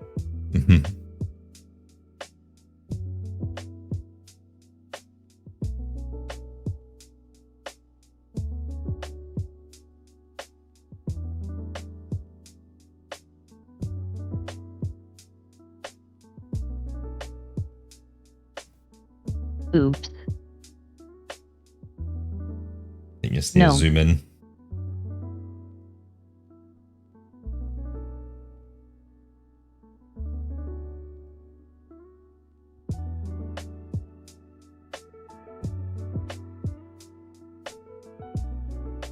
I've also just spotted, you may have spotted it as well, on the left-hand purple bit is a wee little dot in there as well. Yep. I got you. Blib. Blip.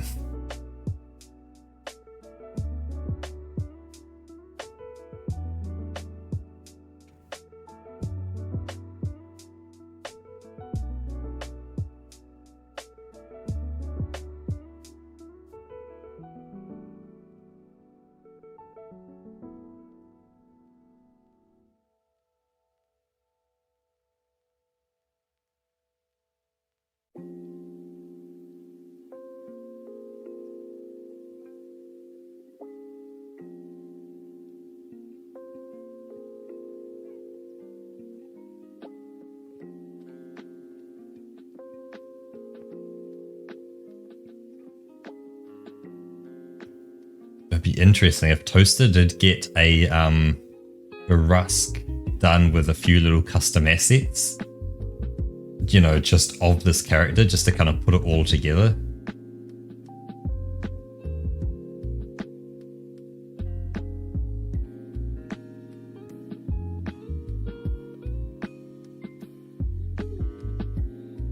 I feel like you could have quite an interesting Rusk because, you know, generally they're wearing, you know, I'm going to say like comfy clothes or like soft clothing. versus this is quite kind of Oh yeah, harsh combat clothing.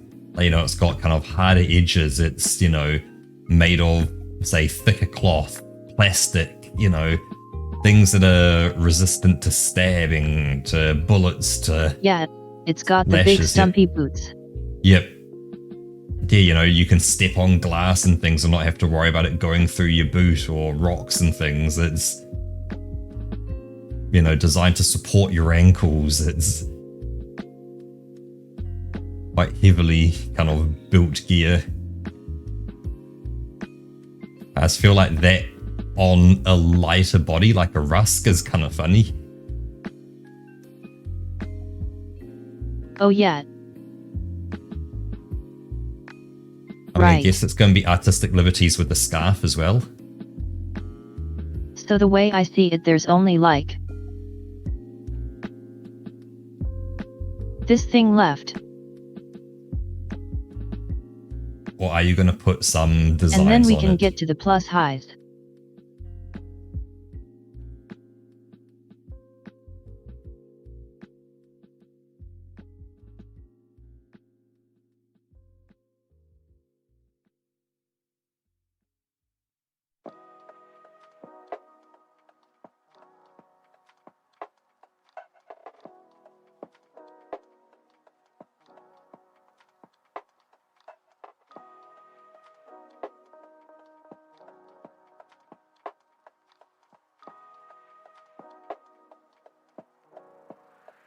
Come back to these corners with a smaller brush.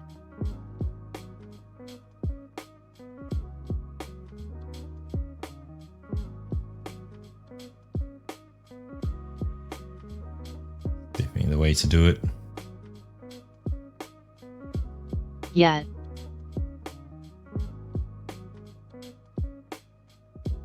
I'm going to grab one of these real quick.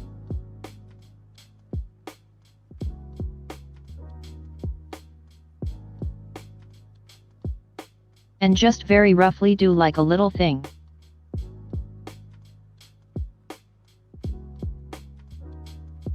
You know, here and there, some splotches.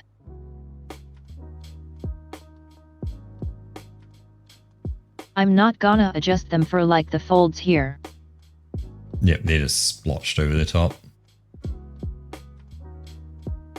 Yet. Like the original, I just paid attention to that. I feel like I don't have time for this. The original artist.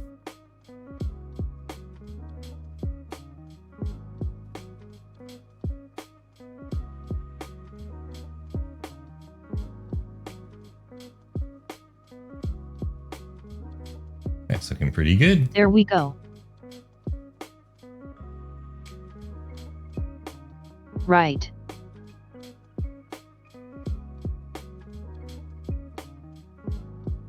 So the question is, am I just gonna the colors myself?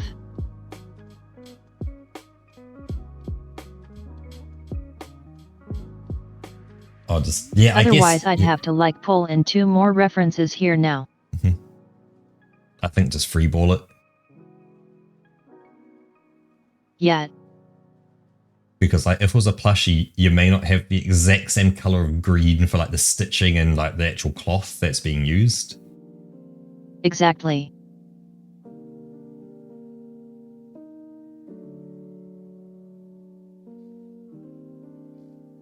Okay. Yep, free Balin.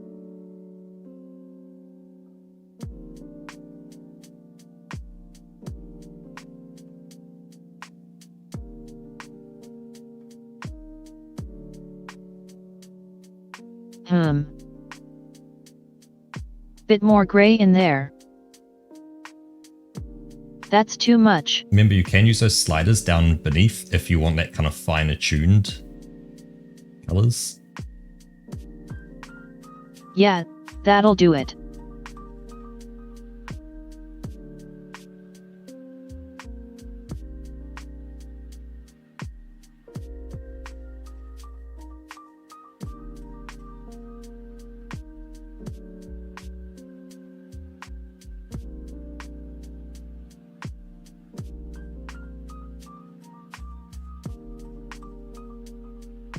Alright. Let's get some orange going. I'm just A wondering. little brighter. Almost. For your face and stuff, would you just This looks okay. Would you do the whole face as orange without doing like the half and half?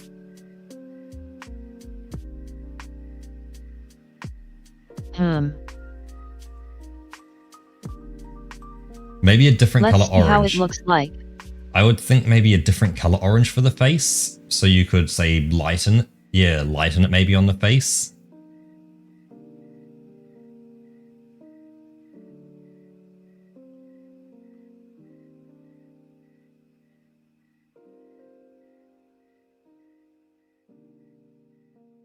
So it's still orange, but it's a different shade of orange. Kind of like this here maybe. Oh, no, I literally meant just one color. Yeah, this. But that also works. Oh, you mean the whole face? Yeah, I was meaning the whole face is the lighter shade. But yeah, that works. Oh well.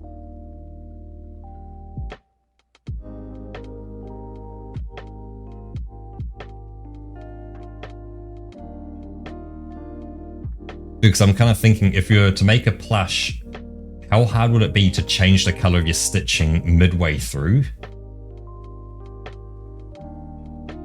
Right.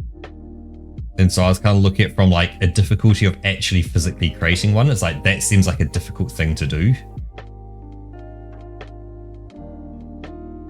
Yeah, not incredibly hard. You'd probably use a lot of the same color for certain areas. You know, this is coming from someone who doesn't know how to make a plushie. It feels like that would be one of the hardest things, would be, I think go with the orange here.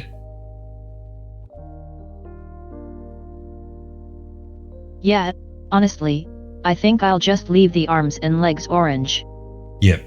Like there's no detail at all on there. We start the change. It's all about camouflaging the loop to change the color. Yep. And this is why I do not create plushies. I am not an expert in this at all. Haha.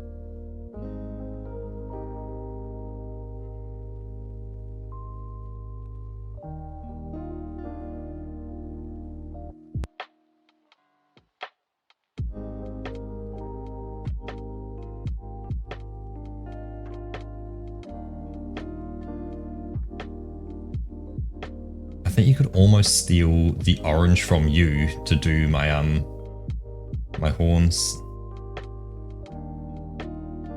Oh, my horns, my hair, sorry. Oh yeah, for the hair probably. Yeah, like literally The horns just... should definitely be darker. Oh, yeah. Actually, you can steal Toaster's hair color. And that'll be perfect.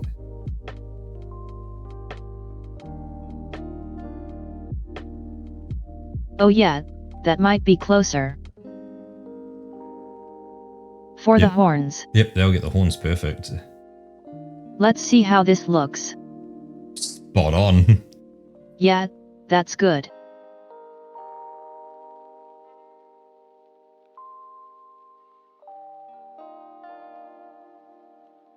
Actually, that same orange can do my scarf as well.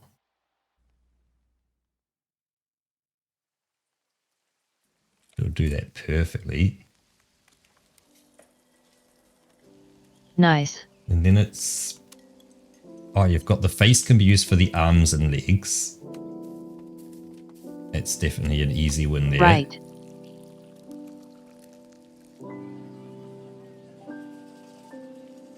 Then I guess for the body, it's like a darker version of my skin color.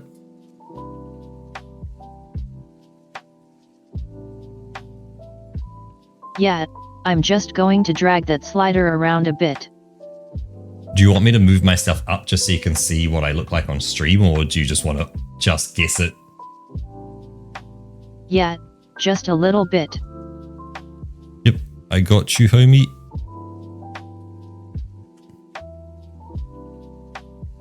Here you go.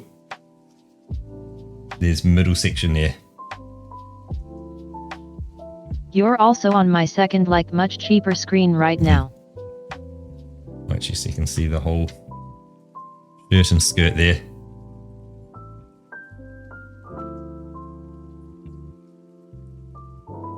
It definitely needs to go darker. It just works.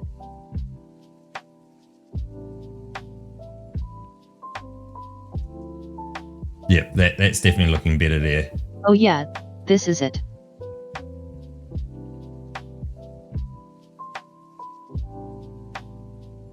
Oh yeah, once Roka's done here, I guess, yeah, because then my skirt's actually my horn color, really. Yeah, that'd work for the skirt. Yeah, pretty much. But allow me to just zoom out a bit, and there we go. That is the whole me.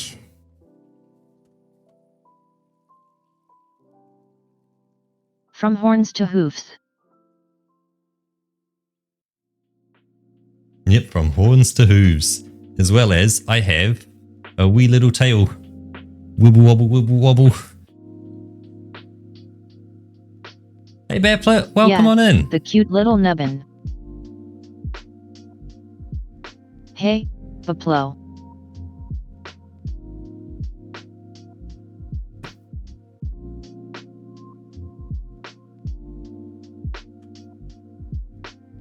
Yeah, it's looking pretty good there. We're doing a little drawing for Toaster right now. I do indeed.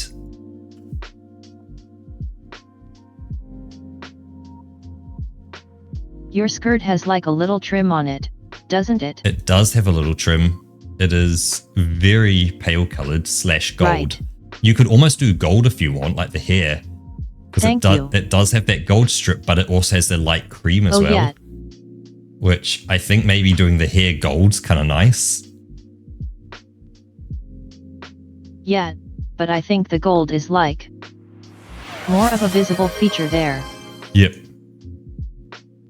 Oops. I could browse more attention. It draws more attention.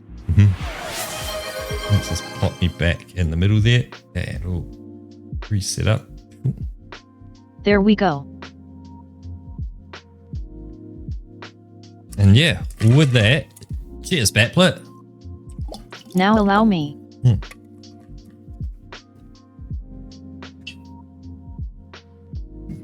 Off a little. While Roka's showing off, I'm going to unshrimp myself Show as well. off a little. Oh. Oh. Check out that fluffy tail.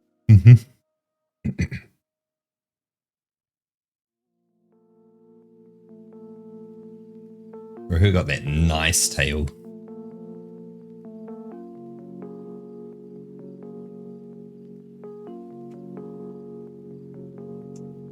Yeah, my feet are a little different. They're normal human shaped.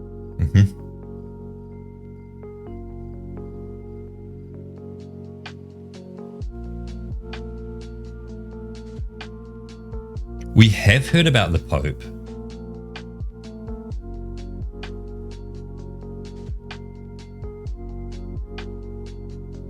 Yeah, just earlier. Wolf told us about it.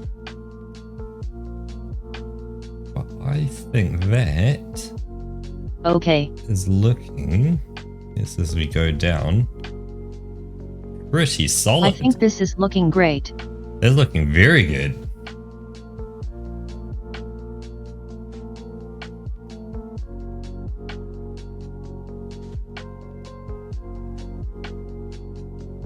Oh, yes. Here's the original. The zigzaggy line Roka going down.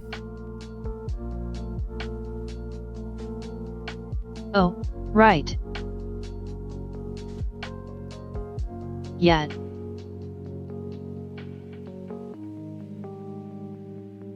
I'm gonna do that with this color. The question is, are you going to do it freehand? And just do like a or align tool. Yeah, I'm freehand this.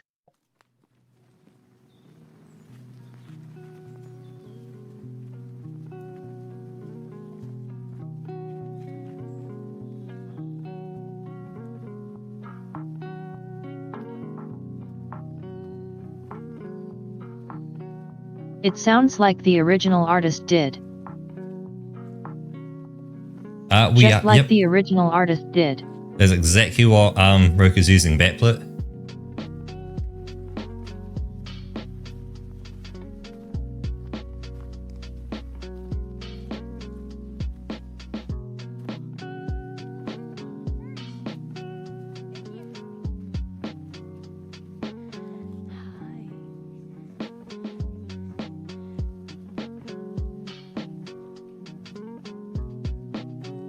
There we go.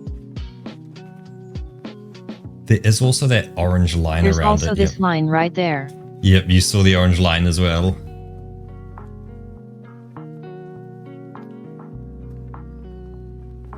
Yeah, let's get that in real quick. That's a little thicker.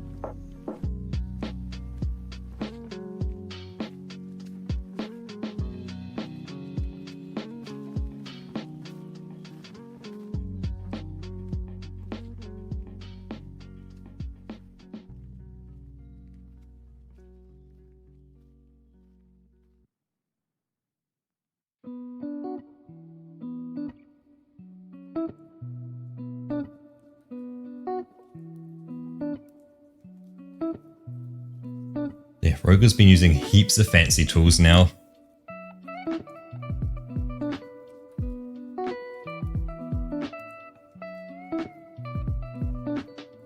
Like using the advantage of the tool to help make it easier to draw a dynamic pose.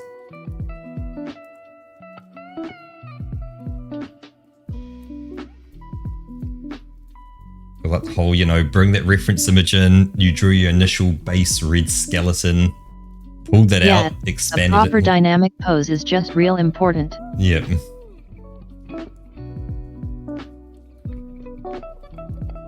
Like, could you imagine trying to do that dynamic pose from scratch and like trying to Now there's only one thing missing. Oh, yes, the text as well. What I'll do, let me grab the text. No, my signature. Oh, yes, there's your signature. I'll grab the text as well. Wait. And I'll fix up some of the grammar that Toaster did, just so it's at least a bit nicer.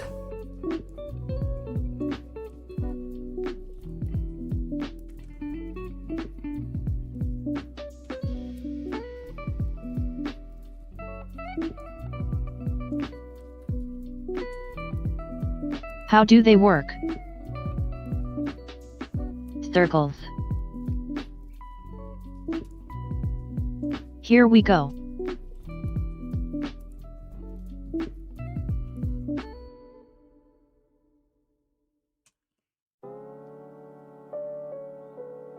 Do you want us to do the speech bubble?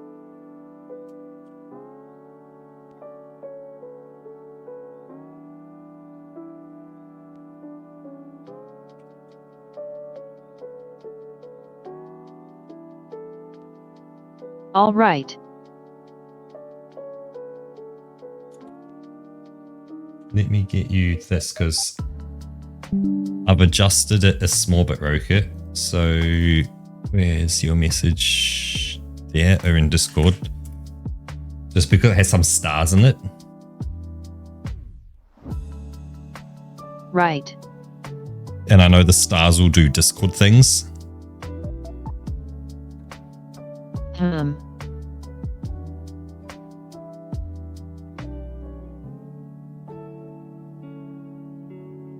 Well, that stars part doesn't go into like a speech bubble though.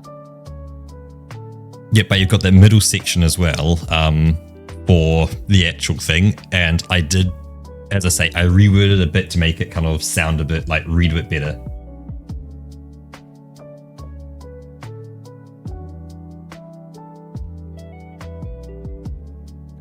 Let me just put this on my other screen. Since it's an image, I can't copy-paste it.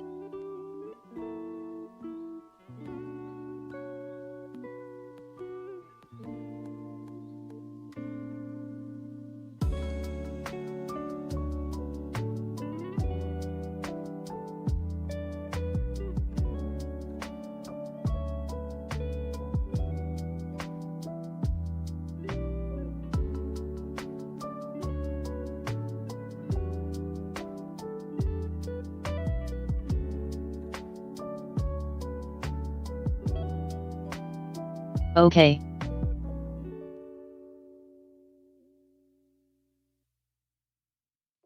What else do we need? I want this in black. And bold.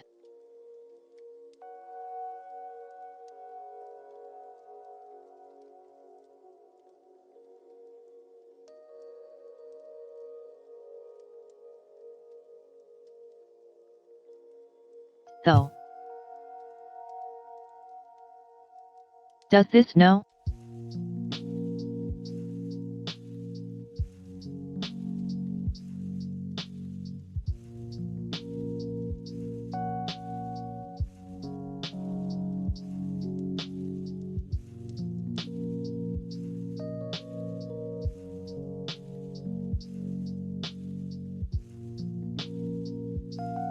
Say, yeah. I've never used this tool before. Can you tell?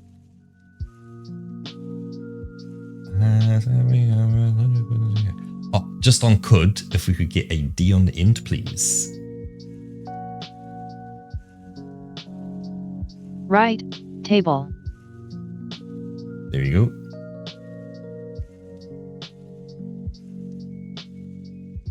go. Okay. So, do I just close this now? It's a whole new layer on your Okay. thing, so yeah. But yeah, you can now shift it around and go back to your draw layer and put lines around it, I guess. Yep. And so now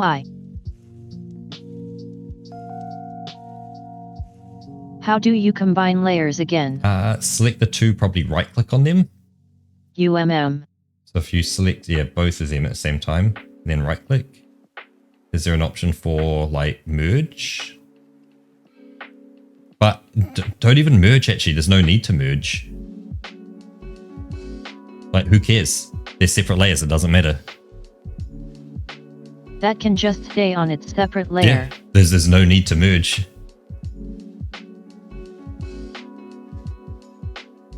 Oops. Okay, it's a vector layer.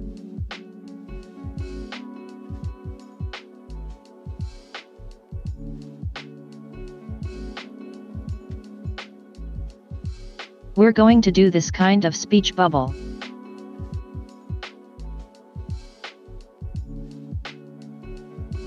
Not with this thick of a line.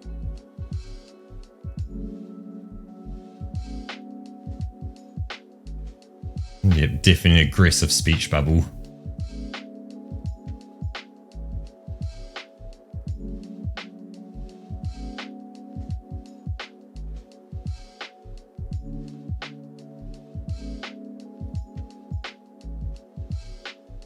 And now if we turn off our reference images.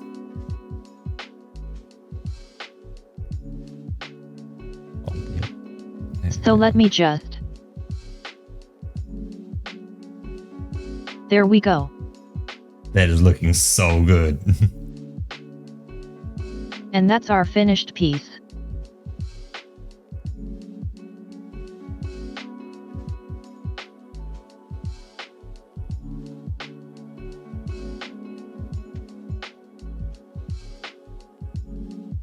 Very nice. Stunning, Roker. Absolutely stunning as always.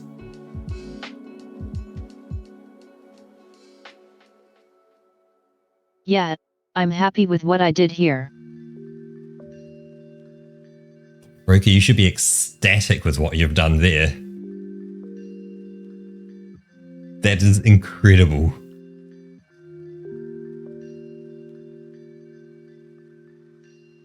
Yeah, it took me long enough.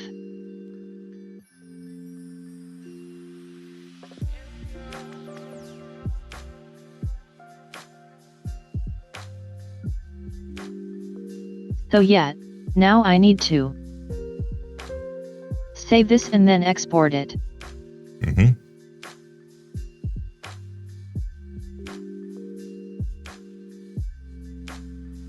If you find me with a copy, I'll hold on to a copy as well. Just for safekeeping. Yeah.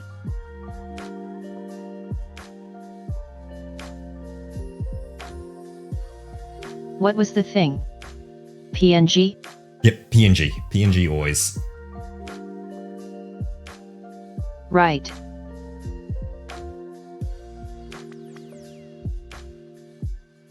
No, we ain't going to be compressing this at all. It'll be uncompressed. Okay. Well, semi-uncompressed. PNG is still a compressed format, but it is lossless compression, not lossy compression.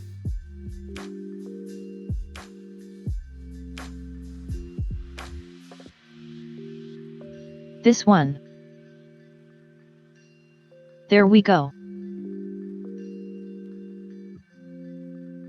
Oh man, seeing that on my screen, I want to bring that onto my main screen here, so I can get that in, yeah, good color quality. Send it to you as well. Oh man, that looks so good. So you have a Toad Hoster? So you have a 2 toaster.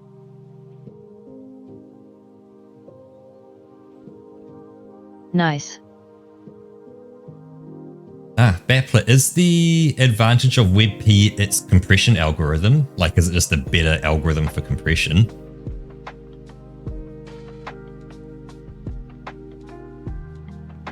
Or is it like a feature set of something, like it supports more features? Like, I'm interested because I don't know much about WebP outside of it's not PNG.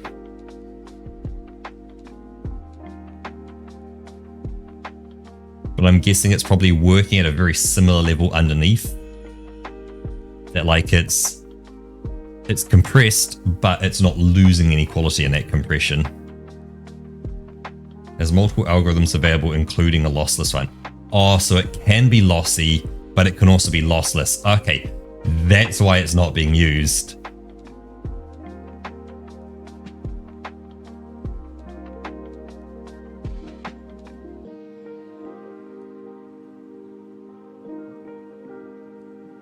Because it needs to be usable by an idiot, and you need a way to, like, it now relies on developers, being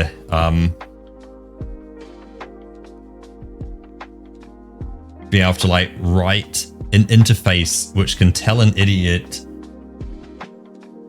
this version loses quality but is very small, this version keeps quality but is very big, and it's like, yeah,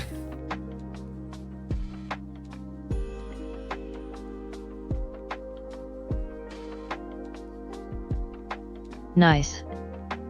well, I feel like that's the hardest part.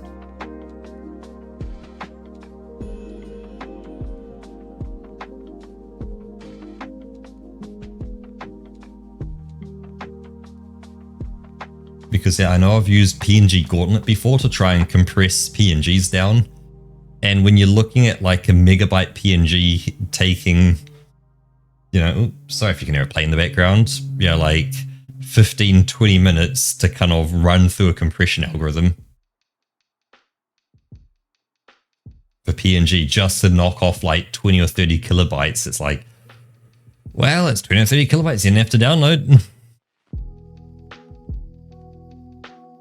Which, yeah, when you kind of think about it, it's like going through a whole image and like optimizing like all the tables behind things and having like lookup tables for colors and stuff. Fairly impressive it can do that. The only problem is it's all single threaded for PNG Gauntlet. They do, but there's a range of how much they optimize.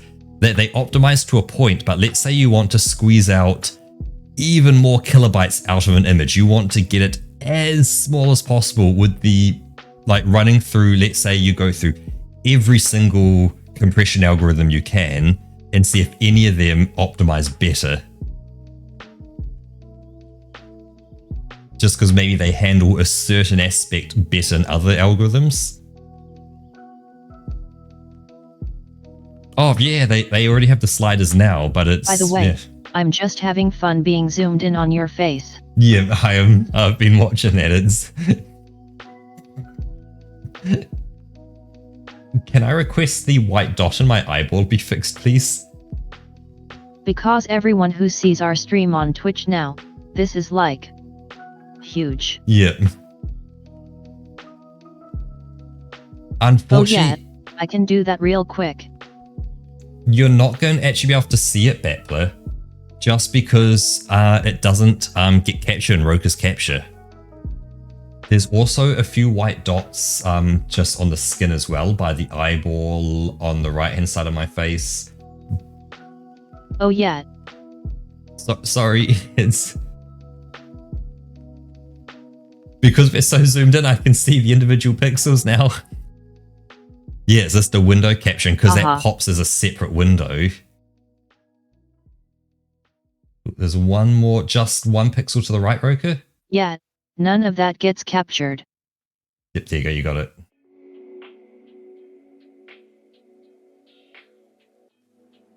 Yeah, if you hang here long enough, eventually our little preview window is going to have that as a preview window. Yep.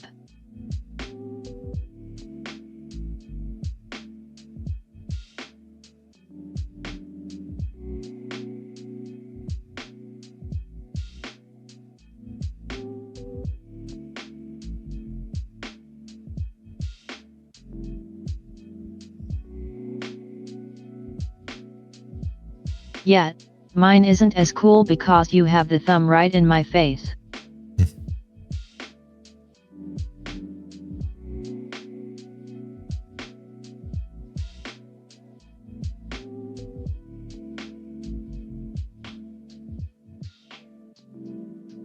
You know what you could do, Roka? Go back over to... Oh, no, it's not going to be easy. So, no, unless you can find the rotate the entire canvas option. You could rotate the entire canvas just to make you vertical.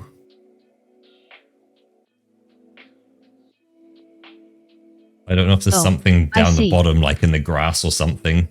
But you could effectively rotate the whole canvas around to get yourself vertical. Or actually, there you go, that did it.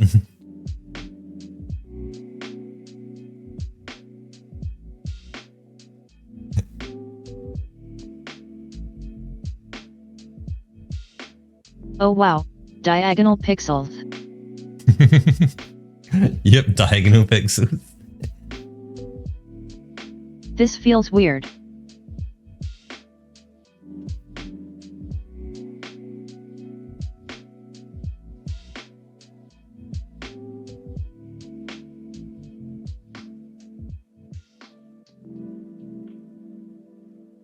It's when you leave it zoomed in on like either your plushie or my plushie, and suddenly the viewers bumps up to like 200-300 people. You're like, holy shit, what the heck happened here? Haha.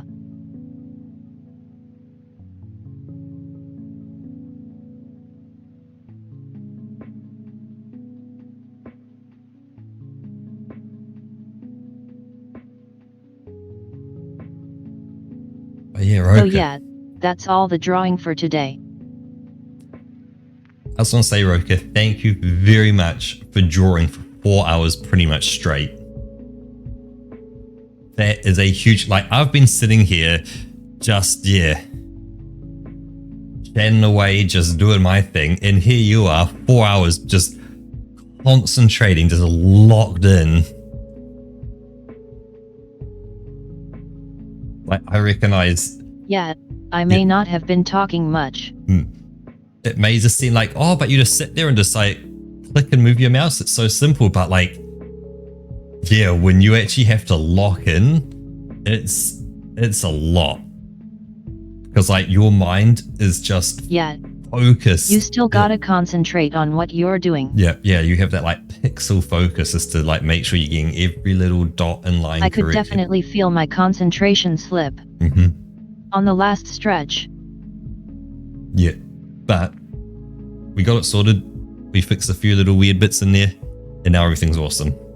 Everything is awesome when you're part of the team.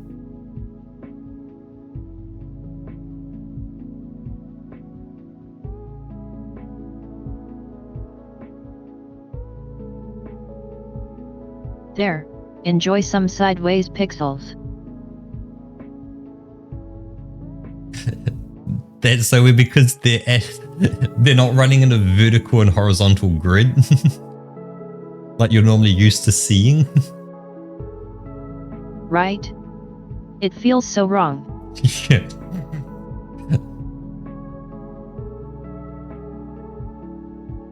Yeah, posted a thumbnail screenshot. Nice. I love it. Let's see.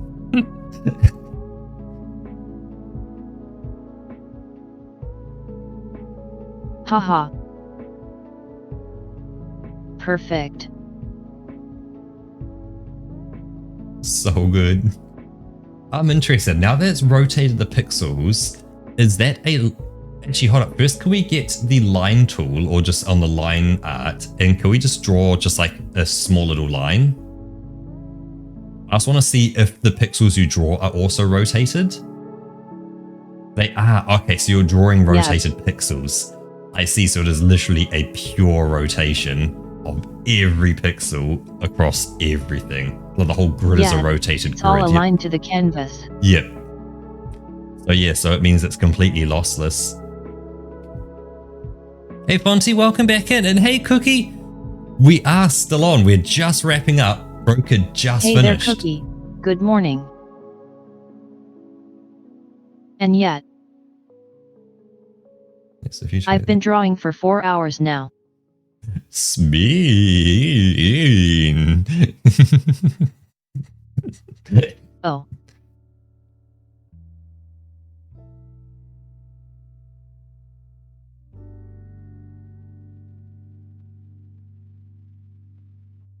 But yeah, there you go. One piece of artwork from the amazing, amazing Roker.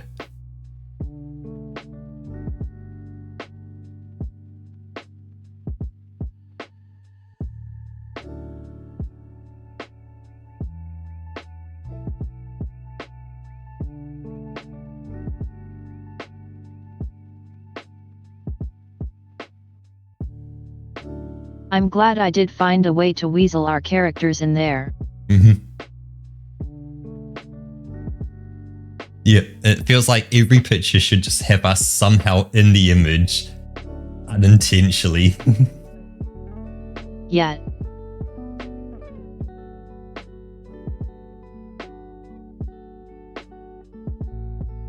You know, just somehow in there so that it makes sense.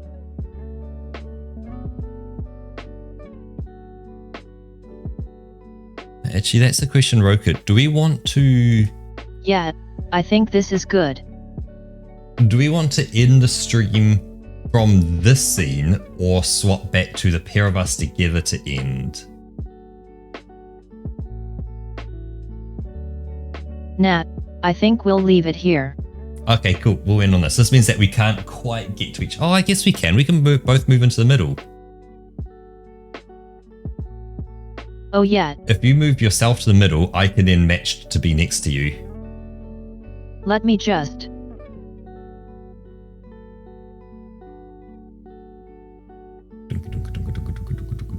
Just gotta adjust my mouse sensitivity again. Hey. To a level where I can actually use it. Here you go. Can I? Oh yeah. Just get over to you. Nice. Haha. Oh yeah, true. I'm over the top of you now. Perfect. Normally you're over the top of me. Oh yeah.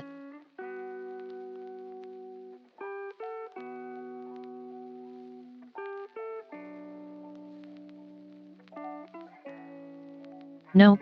It's all mouse and keyboard. Yep, Roku's doing everything on a mouse. It is wild.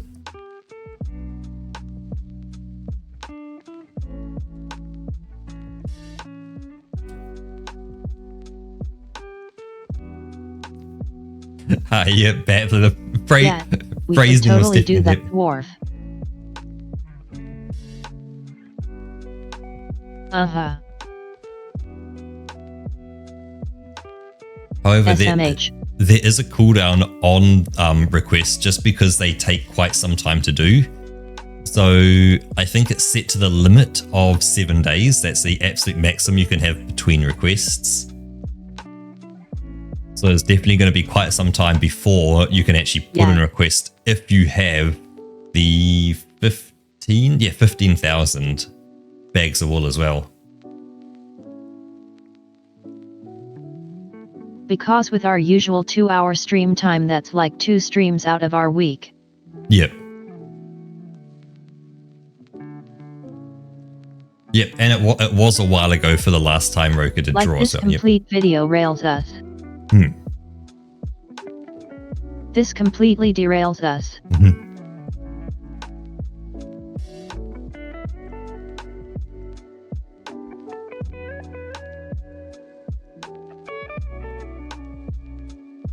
And I mean with good reason. Fonty, I think you need to clip that one. It costs a lot of wool to do that. Yep.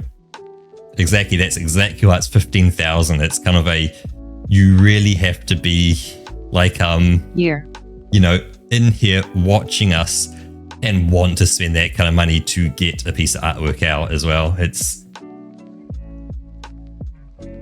definitely a big commitment both for the viewer to build that many up. It's a big thank you for hanging out for long enough to get those bags. Yep, exactly. It's kind of, exactly that. It's perfect.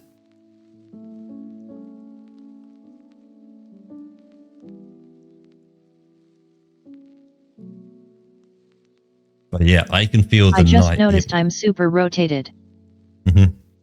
Yeah, no, I've found like if you kind of like overturn your head, so like if you turn your head a lot to one side, that will rotate like your body around and then like lock it to a more kind of straight direction, I guess.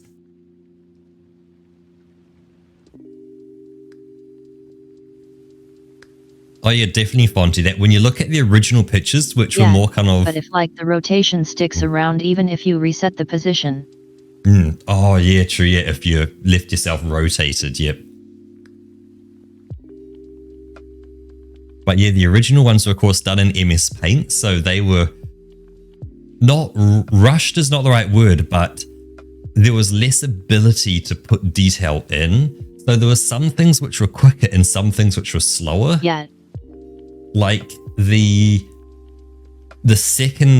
actual line art, so the initial sketch was quick. The coloring was a lot slower. Yep, but coloring slower. Because I had to go over the line art again afterwards. Yep, and then once you went over the line art, you would then have to delete the sketch work underneath it, which wasn't on a separate layer because you were back on Windows 10 as well.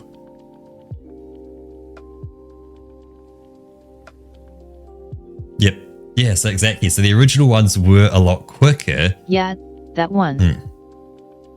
So I'm pretty sure I've still got them all hanging around here as well. If I head to Roku Art So folder, first I draw the sketch art.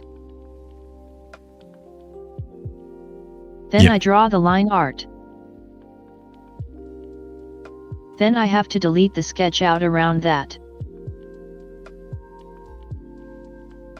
Then I have to repair the line art from deleting stuff out of it. Then I start coloring. And then I repair the line art again.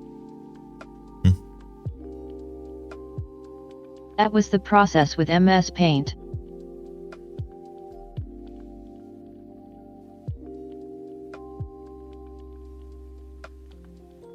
I wrote it. Like that's what you do when you only have one layer.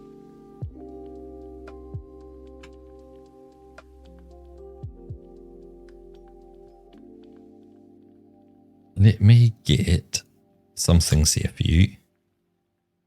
Could you do a little something for me? I'm going to throw that there. If I hit enter, hopefully that should upload. I don't see any reason why it won't. On the drawing on the background, you see the background image, like the white background. Could you drag that up to the very top? So it's the highest layer at the top.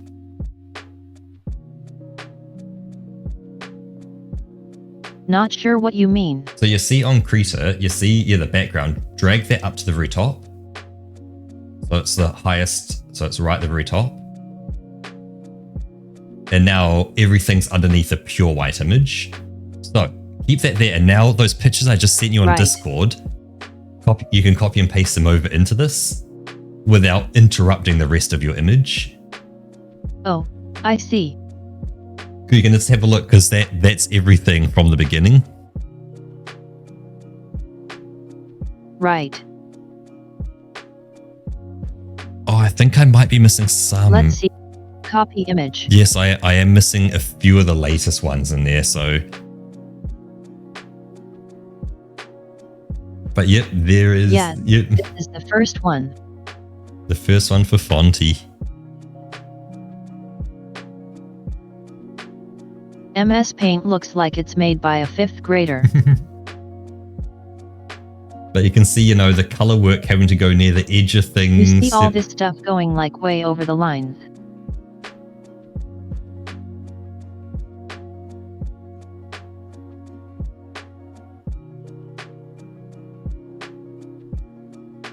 Yeah, there's like lines sticking through the fire here.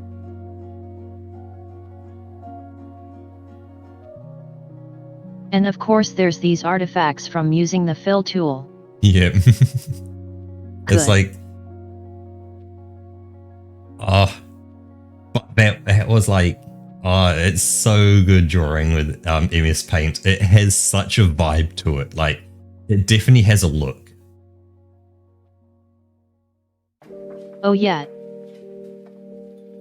Like, yeah, Krita is definitely very professional. But like, yeah, there's a few other ones in there that you've done. What's the others?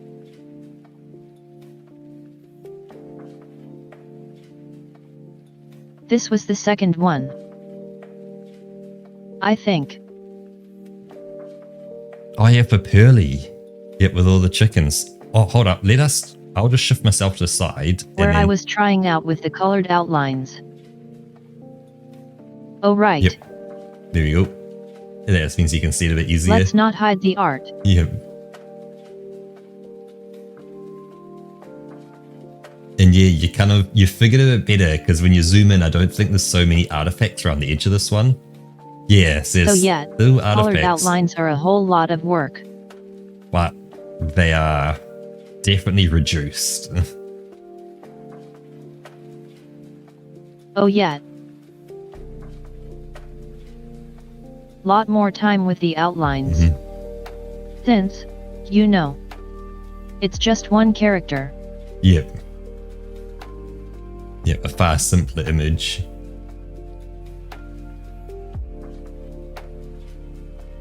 Yeah, if you have to do 2 characters and then a whole bunch of zombies behind.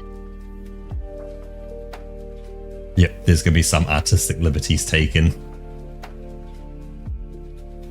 Yeah.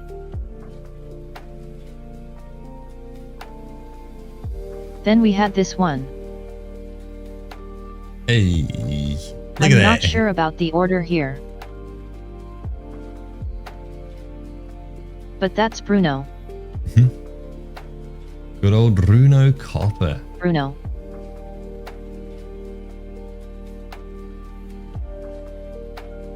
So technically another chicken.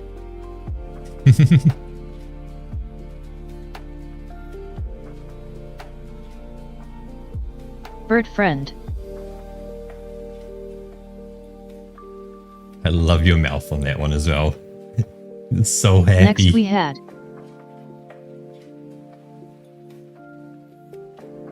yeah, it's such a toothy grin.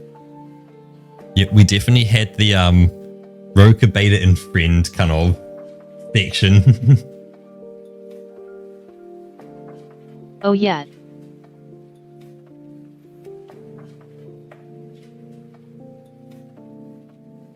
That's another bird friend. Hey, Carsadian, welcome on in. We're just going through some of the old artwork that Roka's done Hey on there, stream. Carlton.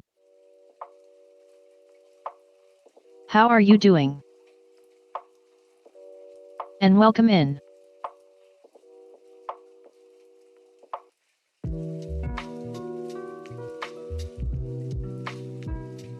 I can say that I am no longer doing But good yeah, because I am now seeing this doing now, I tired. definitely disagree with your skin color here. Oh yeah, like I look like I've got something a bit wrong with me. I'm a There's little like sick. a weird tone in there. Yep, a bit too much yellow in there.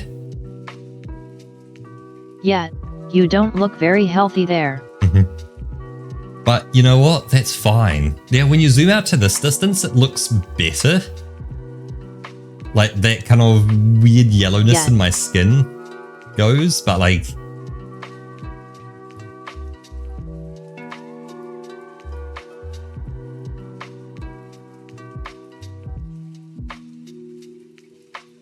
Because then was it Darkjaw's next, I think?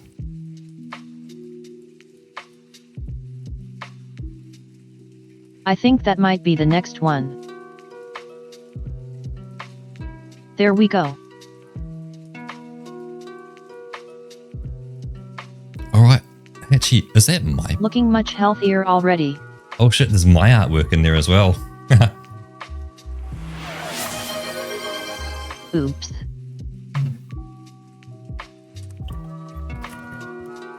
Cheers, Cheers. Batflit.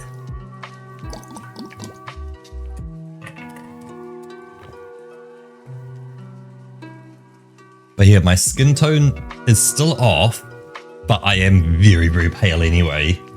But I look healthier, like I look like Yeah. I don't have something wrong with me, I've just been out in the sun a bit. Also, You just got a little more sun on you. that 3D effect on my horn, holy shit, Roka. God damn. Haha. Actually, was this Windows 11? Can you zoom in on, like, close up? I was paying close attention to the reference there. No, this is still Windows 10 because you've got, yeah, all the drawing Nah, lines. This is still Paint. Yep. Well, oh, you still use Paint on Windows Yeah, 11. You can see the sketch lines here. Yep. But yeah, it's... Dang, man. Damn, you were good. You got really good at this, Roka. But like, man, that 3D effect on that horn, Yeah. that is like the hardest thing to get correct.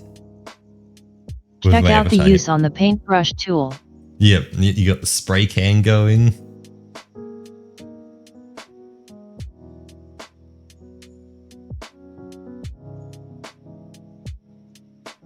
Yeah, I really like this one. I think next would technically be the one I did for you, the birthday one. Yeah, I think that was the one that came next. Yep, which isn't actually Roka's artwork, it's my artwork. I'm still gonna put it up. There we go. And so that's a drawing by me for Roka. We got me with a cake. Yep. And Fonty hiding behind. Just the ears poking out. Yep, there we go. Signed by me. But yeah, there's the signature. But because that was Windows 11, yeah, see, there's not a drop of, you know, like, kind of bleed through. Yeah. Yeah, none of the artifacts. Yep. Because then there's your next one, which was, that was for Roka's birthday, I believe?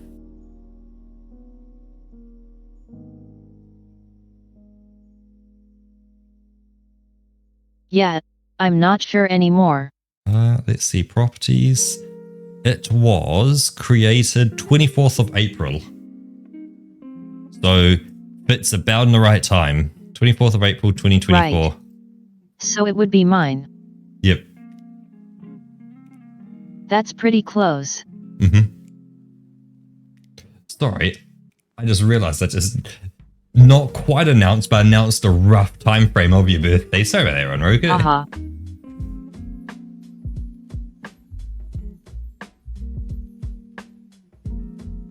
And then we had this one, which I really like too. This one was crazy. Oh yeah.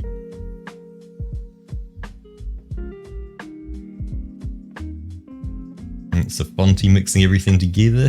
Crafting magic wands. Yep, Fonty makes the wand. Blip. And then... I love this one. And then the full color frame. Kaboom!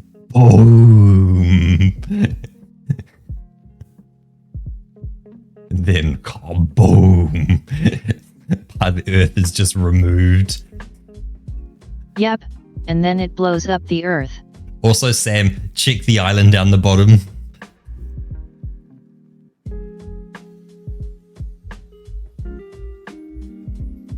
Yeah, looks familiar. Also, is that Germany next to it? Is that kind of a rough... Is that... Yeah, this is Germany. Yep. And that's Spain, isn't it? Is it? This I think it's Spain. Yep.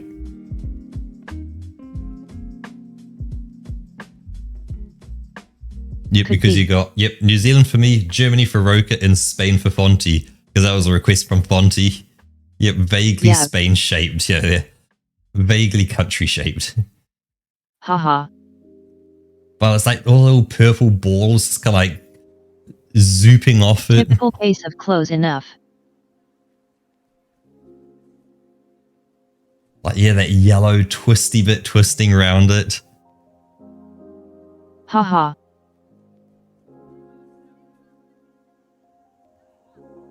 Oh, you cooked with Spain this wise one being right there. shaped. Mhm.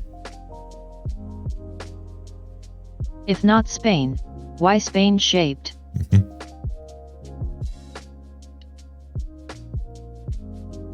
But yeah, this is still MS Paint. I've poured everything in this one. Was this one a Windows 11 drawing? I even got like shading and stuff. Or was this still Windows 10? I'm not sure. Actually, I can check. The image was created on 1st of May 2024. So it's Yeah, definitely if we. it's definitely close. Yeah, that's still Windows 10. Jeepers. You improved big time. Like if we zoom in maybe to like Fonty's face, we'll probably see, we might see some artifacts, but like, no, man, you nailed that one. That is perfect.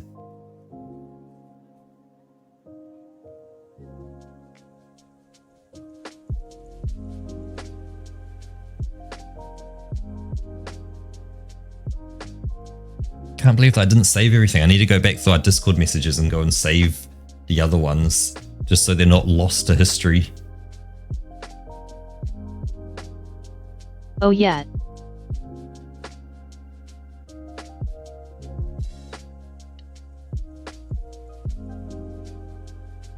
Because, yeah, I don't have anything else after that. But you've clearly done more than what I've got there. I just realized something.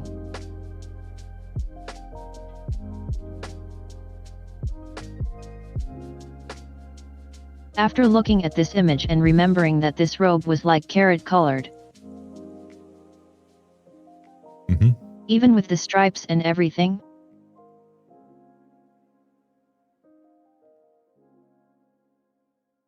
I thought to myself, this would be missing like a green hood or something.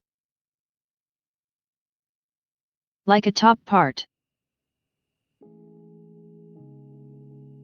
And then I scrolled up and saw this. And everything's good again. Yep, everything is good with the world. Actually, can we zoom in on tiny miniature Fonty?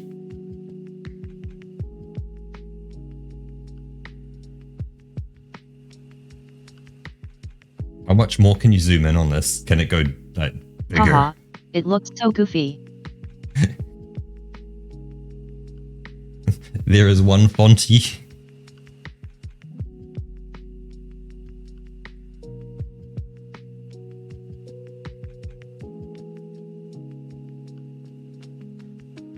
I remember using World Edit.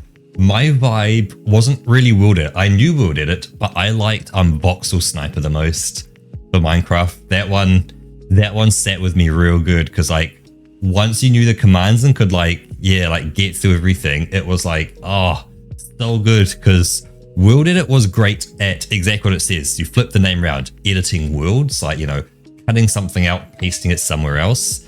Whereas Voxel Sniper was like, hey, you had multiple brushes, like you would have a ball brush, a cube brush, a melt brush, all those kind of brushes, a blend brush. So it's like, you could place down a few like blobs and then start melting them together, create a mountain of sorts, start then doing like a paint one. And like you paint then cubes onto it. So it doesn't make it bigger, but it changes the current cubes into say like snow at the top down to rocks and through to grass kind of thing. You could really like, it was more of a creation tool for creating kind of stuff like that. Whereas as I said, World Edit kind of worked in an exact box. It's like you would say edit a region of a box and you would change that box and you would do things to the box.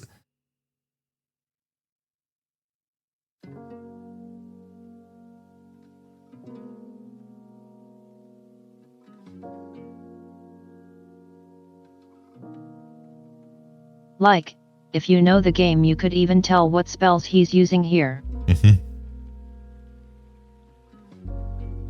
Oh, I'm covering up one. Here we go.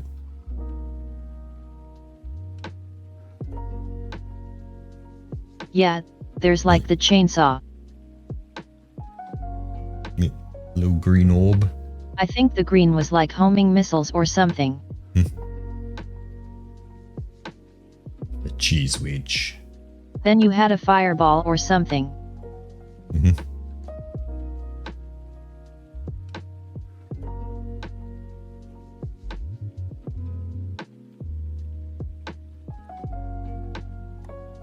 And this is the weird abomination he crafted.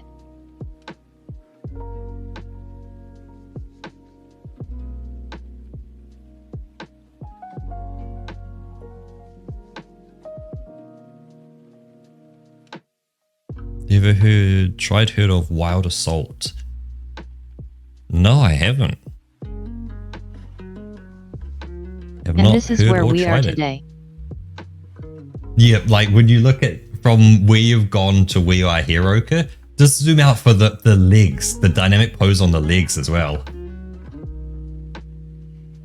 Like, holy shit, that looks so good.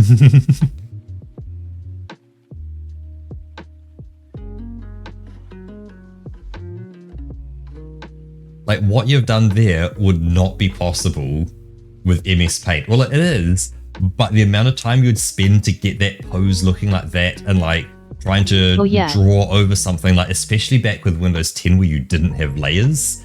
So you couldn't... I'd be fixing lines all week. Yeah, you'd just be spending all week just doing lines. Like it would be an entire week of just artwork. Like 4 hours every day for a whole week. Yeah. It would be... You'd shatter yourself. But it's a possibility. But I think we need to kind of grab onto ourselves, Roka, and kind of jump away back into the middle of this. Yet I think this stream is long enough already. Yep, I am feeling nighttime is beginning to attack. Banga. Bonk, bonk, bonk, bonk, bonk, bonk, bonk, bonk, bonk, bonk, bonk, bonk, bonk. So it's a Fairy Star Battlefield 4-ish game.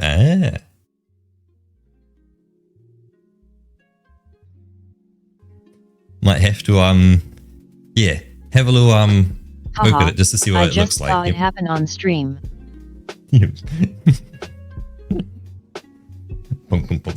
I need a clip of that. Yep. Yeah, I need to do some of the clips as well as YouTube Shorts. I thought as well, create a a TikTok between both of us that we both have access to the account on, and just throw a bit of stuff up there, because why not just throw all the short videos or the clips just up there? It's the platform for it, and guide people, you know, off to the YouTube.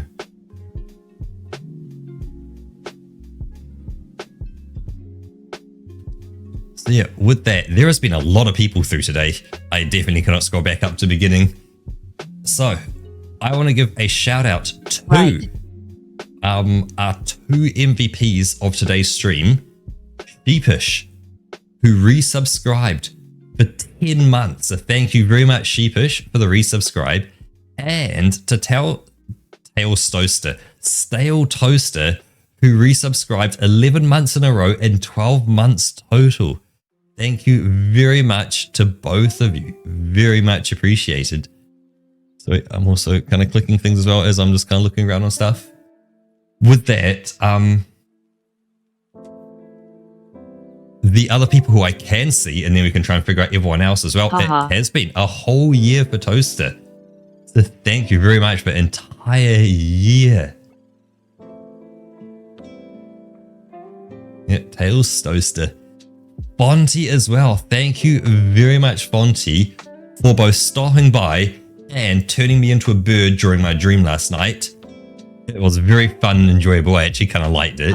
Even though we got lost and I got kind of stuck as a bird, I never, you know, I woke up before I got turned back, okay? So thank you very much. It was kind of exciting. Stir Fry as well. Oh shit, you're still a bird in your dream. Yeah, no, I woke up after that shit, man. I never got out alive, man. I'm still a bird. I wake up and go, what? Squawk, hey, help. But yeah, hopefully your drawing as well, Stir Fry, also goes super awesome. Along with that, we had Sam from Quick. So, or not really from Quick, but is part of, uses Quick as an ISP. Let's get the terminology right. You are not part of Quick. You just use Quick as your ISP. So thank you very much, Sam, for stopping by.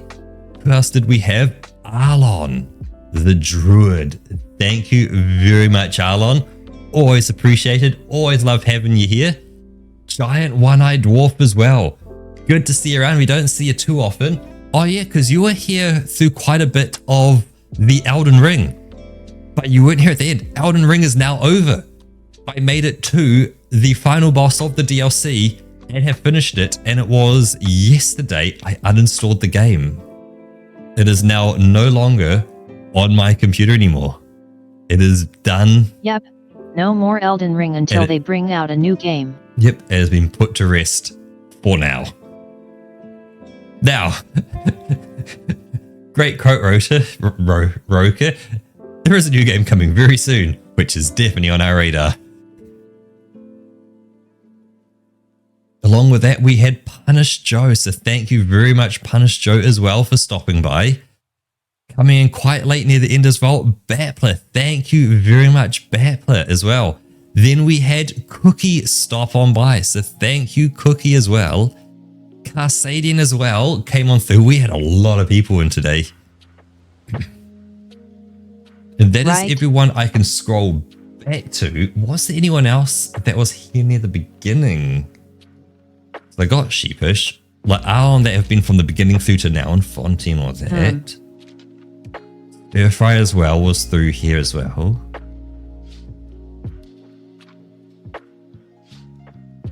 Let's see, did we get Wolf? Wolf, yes. Thank you very much, Wolf Argo as well. Because yeah, you got me to do the thing for the New Zealand National Anthem as well. So thank you very much, Wolf. And I think that's it. I want to say, I feel like that is about everyone who has stopped by. Should be. Yep. Cool. So with that, thank you very much for hanging out with us on this 5-hour stream. It is, yeah, shout out to, and shout out to the late Pope as well. And thank you for hanging around on this almost 5-hour stream. It is very appreciated. Thanks for having the patience with us. Yep. Like, I understand 5 hours is a lot of commitment in your day just to have the stream up, to be watched, to be, you know, typing with us, all that kind of stuff. So Thank you very, very much.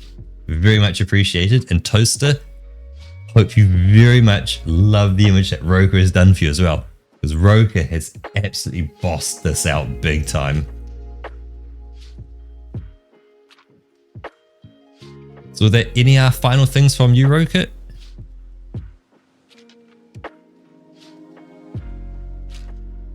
Yeah, I just did a check and there's no one around to read.